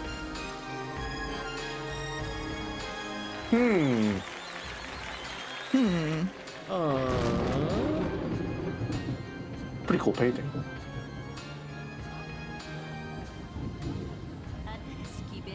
New Beatrice, congratulations on the succession of the Golden Witch. I hope that you will become able to stand on your own as a proud Golden Witch and as the Endless Witch. Wouldn't she be the new Beatrice? The Emperor's new Beatrice? Beatrice's new group? Is that anything? I'm a little stun locked. I'm crashing out a little bit. Listen. None of it is in red. We don't have to incorporate It's not. Okay, all right. This is real. Okay, all right. If they don't say it's real in red, right, we don't have to believe any of it. Nothing ever happens in Umineko. Nothing ever happens. It's metafiction. All right, nothing happens. It's a waste of time. It's a waste of time. Nothing happens ever. Yeah, yeah. I'm just gonna hit control until I see Battler on the screen. That's my safe space. Yeah. Okay. All right. Okay. Oh my God. Yes, I will do my best. I expect a composure befitting the Endless Switch from you, unlike my naughty predecessor. Teacher, we're in the middle of a serious ceremony, so please, enough of that. I guess, would that be... You go, yeah, you go, Joe. Okay, yeah, gotcha. yeah. Congratulations on the succession of the Golden Witch, new Beatrice-sama. I am called Ronove. I am one of the 72 demons permitted to serve the Golden Witch. If you are ever inconvenienced in the slightest, please let me know at once. Thank you. Ronove is rude but reliable.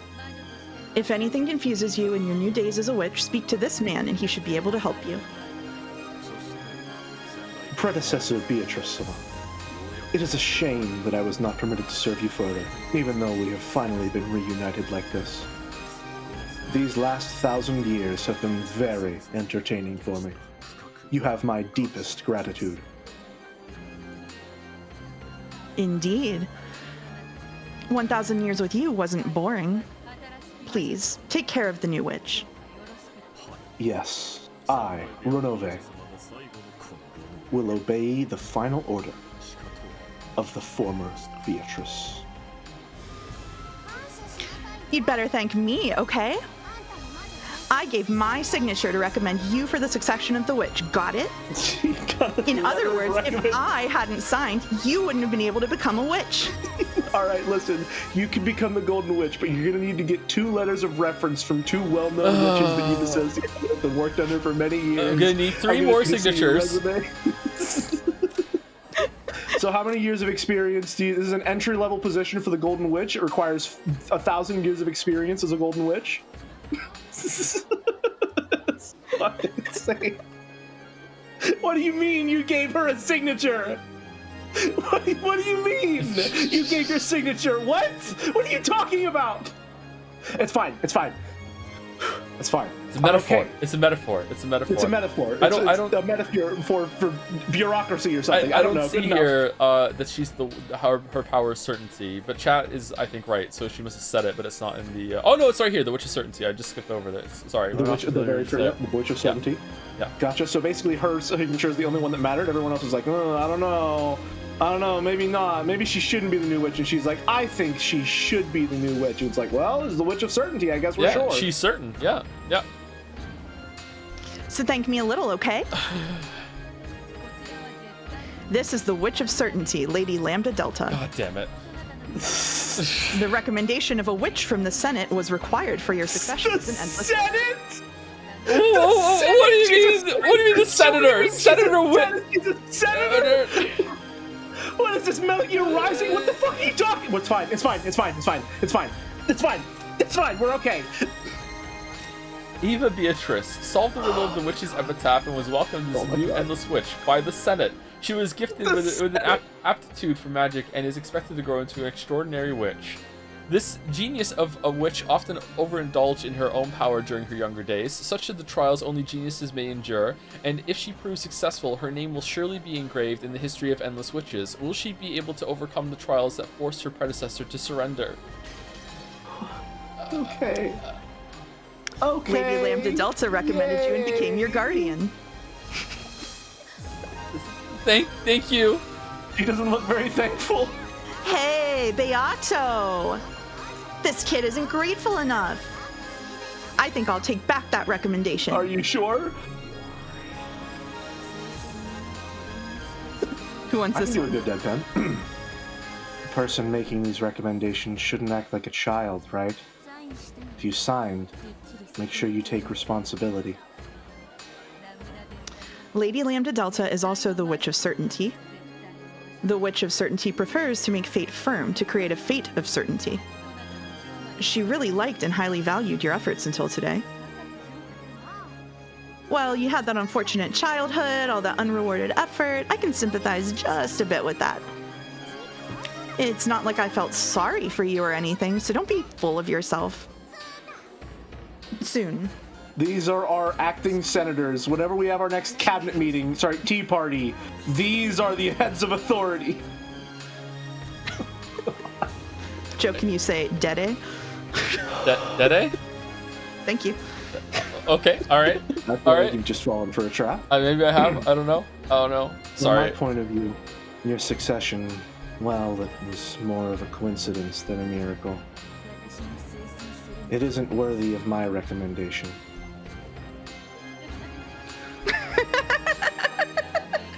This is Lady Burncastle. She's quite hard to please. Still, you could say that just having her participate in this celebration makes you exceedingly lucky. I only came because this is a rare, once-in-a-millennium event. Hold on, sorry, there's a pin. Did you ever hear the tragedy of Beatrice the Golden? I thought not. It's not a story our atheism would tell you. Thank you. Thank you very much. Yeah, the Senate line inspired this, I guess. Yeah? Thank you. Yeah, okay. And I heard there'd be some good steak. And here's some good steak. You volunteered for these, Jelly. New Beatrice-sama, please come greet us as well. She's not happy about Oh, I'm pleased to meet you. The 7 sisters of Purgatory were gathered in the line. The eldest sister, Lucifer, took a step forward and kneeled.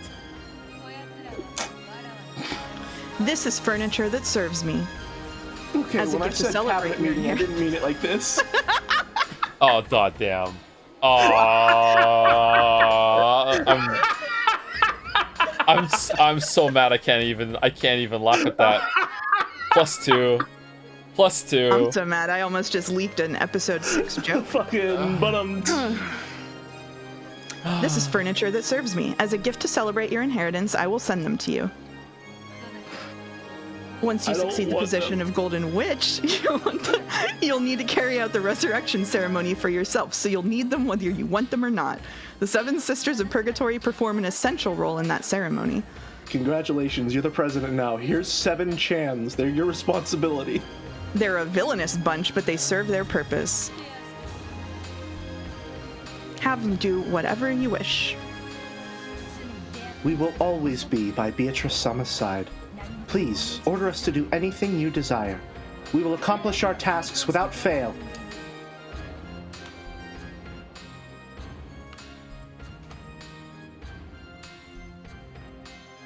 Even after that, many nobles and minions visited and offered words of congratulation for the new witch. As she responded to them confusedly, she felt as though she was growing lightheaded due to a lack of oxygen, because in real life she was being strangled.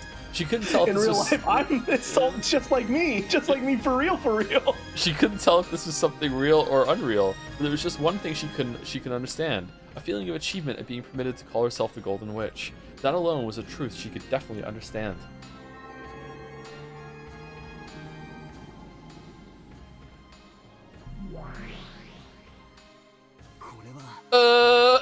What is all this? Of course I'm not gonna swallow this story, but what in the world does it mean? Aunt Eva is the new Beatrice. Okay, this is the 3rd Velvet Room since he promised he was never gonna crash out. Let's see. Let's see. Is he the cry? Are you saying she's turned into a witch? What the hell? To think that someone would be able to solve that riddle. However, that is the rule. I must follow it and pass on the position of Golden Witch and my name. It is hardly something to be surprised about. At the very beginning, you wrote that rule in the letter and announced it. Eva-sama was simply the first to be successful. That is all there is to say. Is Balor gonna crash out because that means that he doesn't get to finish the chess match with Beatrice, and he's gonna be like, no, I was having fun, I was starting to enjoy it, I was having fun, no! It's a new way to crash out, so maybe he would be okay with that, yeah. Virgilia, are you there? Coach, please! Yes, here I am. What does this farce mean? Even if this depiction of strange witches showing up one after another is some of her bullshit, isn't this almost like Aunt Eva turned into a witch? Calm yourself. She has simply received the title of Endless Witch, and might call herself that in the future. This succession ceremony is certainly nothing more than an act to promote that child's explanation. Don't fall for the same move over and over again. Okay, thank you, Virgilia, thank you. That's right. No need to cry. That whole grand ceremony was all phony. But it's at least a fact that Aunt Eva solved the riddle of the epitaph, and at the same time, that means she succeeded the Ushiromiya family headship. And after getting 10 tons of gold, Aunt Eva might as well call herself the Golden Witch. Is that it? Damn, it's as complicated as ever. My. Is a boorish human unable to comprehend the grandeur of this ceremony? Oh well. Being unable to read between the lines is what makes you human. I pity you, but subtext battler. Sorry. I don't blame you. Damn it. Sorry. Don't look at me like you feel sorry for me. Still, for the time being, there's something I need to check. And that's regarding this younger version of Aunt Eva. In other words, the definition of this new Beatrice. What is that? Okay, good. Even if I tell of it, you'll just persist in your disbelief in magic and witches, right? So there's nothing in particular for me to explain. Feel free to believe in whatever it seems to be to you. Ooh, turning it on him, being like, well, you won't believe it anyway, so I just won't tell you. She seems upset. Is she acting? Or, what it seems to be to me? Then how should I interpret this? For now, it might not hurt to view it as a visualization of a separate entity inside Ushiromiya Eva. course, we cannot blindly accept that answer, but it is probably a reasonable theory to hold for the time being. In other words, I should think of Aunt Eva and her as the same person, right? Damn, I don't like where this is going. Sumari.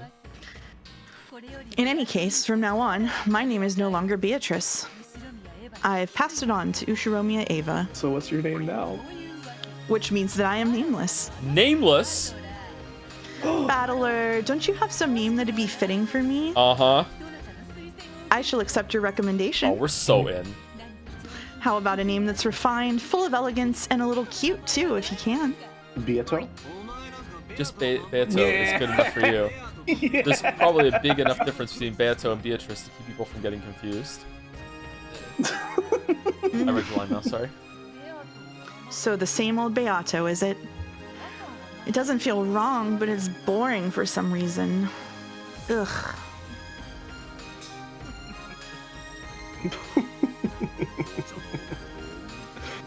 They say the temperature of black tea and a woman's heart are difficult to gauge in any era. Battler-kun, at any rate, stay calm from this point onward. These two just watching on, being like, fucking, we're so close. They're so close to kissing. We're almost there. The fact that we can now tell her and Ushiromiya Eva apart works to our advantage, compared to the time when that child was still Beatrice. And that's exactly why I like it even less. What's she thinking? That Beato. Over there, the witches formed a long line to bless Aunt Eva, who had the figure of her younger days and who now possessed the name Beatrice.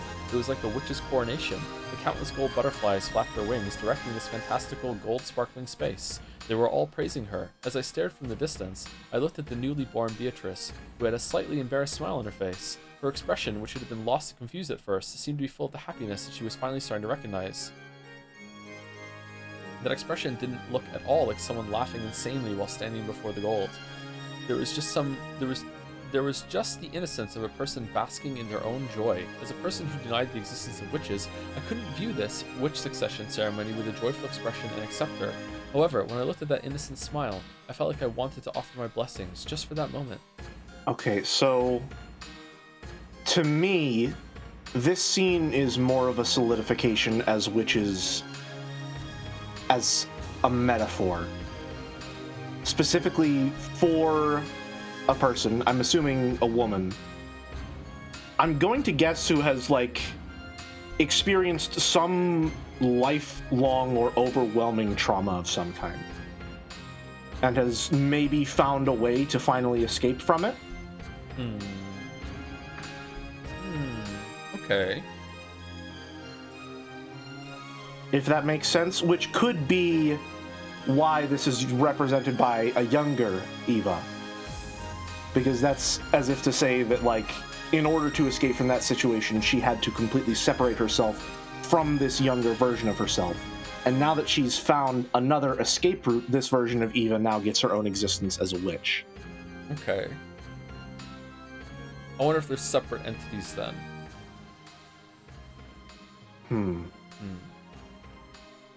Okay, that's interesting. Okay. What do you think, Mouse? Huh? Sorry, I didn't hear any of that. Oh, I see. Interesting. It's always beautiful when strong efforts bear fruits and are rewarded. And Ava, who had always yearned to succeed the headship and who had worked hard since her youth without reward, had spectacularly taken hold of the chance given to her by the riddle of the epitaph and had finally gained that position. How divine is the smile of a person whose childhood dreams have been granted. I definitely won't accept witches, but Battler put his hands together, making a small sound. Clap, clap. It's Kino. It didn't reach her ears, but it did bless her. Even Battler clapped. Congratulations, Aunt Eva. You spectacularly solved the riddle of the epitaph before anyone else. It's your victory without any complaints. I won't accept all that about the Golden Witch and so on, but I will accept you as the new head of the Ushiromiya family, and I'll celebrate that sincerely. Aww. As though urged on by Battler's applause, Beato also clapped. It was a slightly odd scene. Battler and Beato, who opposed each other, were standing side by side and applauding the same person. I'm not applauding for a witch. I'm clapping for all of Aunt Ava's efforts up until now. As am I. I offer my sincere applause as a blessing to Ava, who spectacularly solved that epitaph. I don't like applauding with you. But well, I've decided that I won't worry about it now. Divine punishment won't fall on me just because I clap with you every once in a while. It's not so bad every once in a while. Still, it is fun to applaud. Even though it was Ava who was successful and not me, for some reason, I'm starting to feel happy too. He's in. That's because blessing someone means the same thing as sympathizing and sharing with them. I see. Then I have even shared this irrational happy feeling with you. Since we're a pair of enemies trying to make each other surrender, it's an odd experience. Well, just for now, let's have a truce and clap, okay? Interesting Beato phrasing. laughed impishly, playing around and applauding even louder, as though eagerly trying not to lose to Battler as she clapped. Battler went along with her and clapped even louder. Very well. I'll go along with it. Ah, new Beatrice, this is Nanjo, Witch of Reactions. Thank you, chat. Very good. When he did, as though some ceremony had ended, everyone applauded and highly praised the reborn Beatrice. It was just as though Battler's and Beato's applause had been the final thing needed for her succession.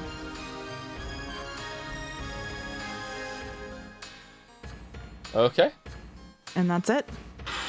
And miraculously, we got up to almost where we were trying to get to originally. Oh, Did we really? magic really does exist. Yeah, almost. Damn. 2 chapters behind. Okay. Yep. Not bad. Not bad. Whew, man.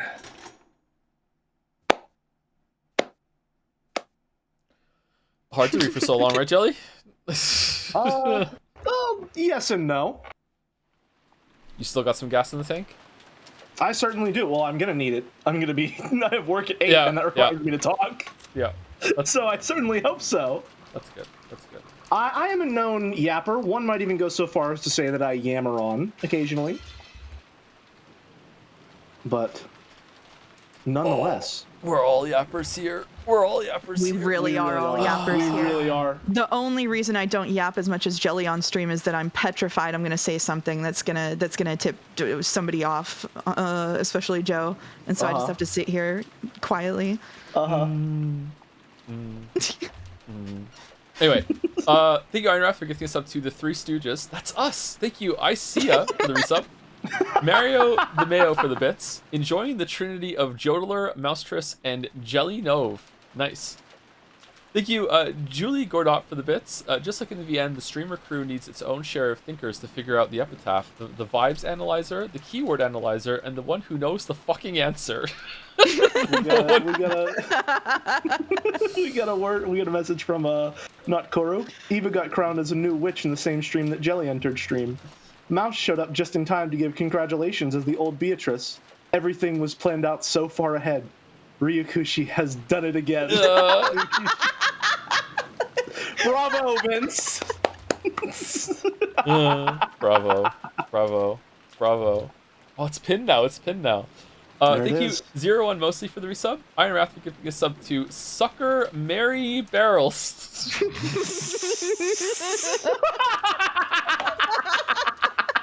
And the follow up. Suck my balls, lol. Oh no, I can't laugh like this. I'm getting lightheaded. Thank you. Oh, okay. The Orn for the 5 gift subs. Thank you very much. Yuri was taken for giving a sub to I was too late. Followed by a fucking whatever. Oh, did you want to do the suck my balls thing? Thank you, Guido Tayson for the resub. Parnik also for the resub. Take out the E's and R's from Sucker Mary Barrels. What does that say? Calm down, liberals. It's called dark humor.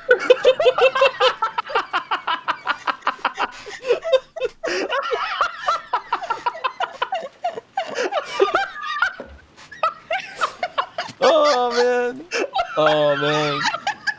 Holy shit. Oh. Alright. You're Taken did a triple. I'm saying it again, Jelly. Hold on. Did a triple gift sub with suck my balls with repeated choke. Lol, lamayo. I'm an adult. Thank you, Yuri's Taken. Okay. Thank you, Blue Star for the resub. Cummy Mummy for gifting a sub to Nanjo the cream pie guy. And then Yuri was taken with the follow-up, Nanjo the normal guy, normal men. Thank you, Dalmek, for the bits. All the hits just keep coming. I'm so glad. Sorry, go ahead. Someone said, it's not even that dark, buddy. I've been under a blanket for 6 hours. I forgot you're under the... I've been in a blanket for 6 hours. You should post the blanket picture in the Dragon's Den so people can see your rate your setup. Oh man. I will. Oh, please do. I'm anyway. sweating under here. Down, you can get out of the blanket now. Down, No, what? I can't. Why are you still under the blanket? You know what? Fine. I will get under the blanket just to show everyone what the audio quality would be like. All right, prepare yourselves. The blanket is off. Oh, the echo. Hello. It's a fucking magic trick. What the fuck? Voila. How's it sound now? The echo. Have you seen those videos of people with their dogs where they hold up a blanket in front of themselves and then they drop it and run away and the dog gets really upset? I'm imagining Jelly doing that to Joe, and Joe being like, "Where'd he go? Where'd he go?" Oh. Just walking out into the hallway. Oh. Okay, all right, lock it in. All right, Dalmek gave some bits. I'm so glad everyone on stream has someone they can relate to. Mouse can relate to Beatrice for obvious reasons, Jelly can relate to Kyrie with the line-by-line analysis, and Joe can relate to Kraus because they both failed today's connections.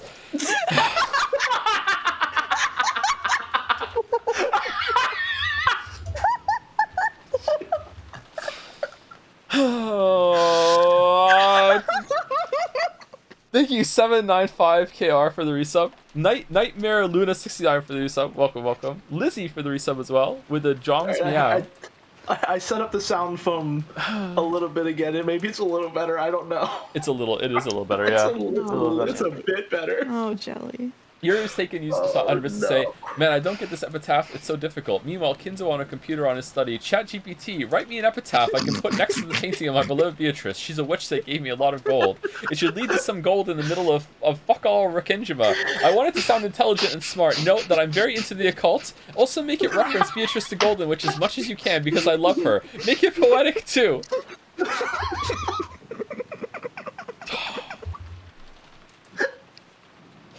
And the last three on my list, Dalmek again. Modern Umineko be like, Maria, my iPad. Ooh, Kinzo, big boob, witch cackling, evil witch, beautiful witch, golden, endless anime style, western dress 4K, HG, Genji, I hate my fucking job.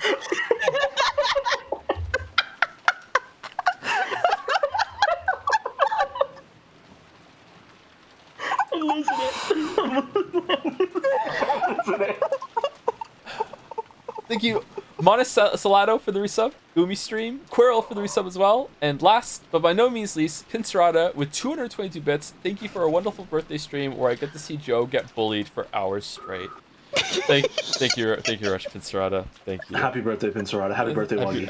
Happy birthday. Happy birthday, Jill. Happy birthday, Clive. Happy birthday, Wuggy. Raid my housemate and Umineko superfan Ghost Ma playing Killer 7 Sire? Sure, why not? Raid Ghost Ma. Alright. Oh man. Thank you very much, Shelly, for being on and being a trooper. Should we do another shout out and I make sure to specify for real this time the last L is an I. Yep. Can we do a shout out? Done. Shout out, it's done. Boulder did it. Alright. Yeah. Oh man. Thank you very much. Okay, is that the right one? Is that the right one? It is the right one. Okay, good. Yep. Thank you very much, Shelly. Thank you very much. Thank you very much. I've been smiling like an idiot for the past 6 hours. It was fun. All right. It was fun. The blood, sweat, and tears with a little extra helping of sweat, well worth it. And also thank you, Mouse, for coming on again, even though it was super tense and awkward the whole entire time after you got It was here. so strained, and it was just really tough for me, but yeah, we got through it. Thank you for letting me hold you at gunpoint and forcing you to let me come on the streams and order you when to stop. Yeah, exactly. Yeah. Yeah. I have no agency, and I just let it happen. Yeah. So, Joe, with everything we've seen with how the Orochi family is starting to shake out, Orochi family is starting to shake out, how do you think this will play out in the coming days? I think there's going to be a lot of death in the next episode for sure, or the next stream for sure. Yeah, a lot of rip and tear is about to happen. Yeah. I certainly think that one of the family being the Golden Witch really changes the power dynamics at play. It does. Let's see if anyone even acknowledges it. I think there's going to be a weird scene with her kind of lording over a little bit like that. Yeah. Yeah. The Lord of the Manor. The Lord of the Manor. Anyway, I'm saying the Raiders. Everyone say goodbye. Alrighty. Goodbye. Have a good one, folks. See ya. And as always, for anyone who doesn't participate in the raid, see you as well. See you later. Thanks for watching.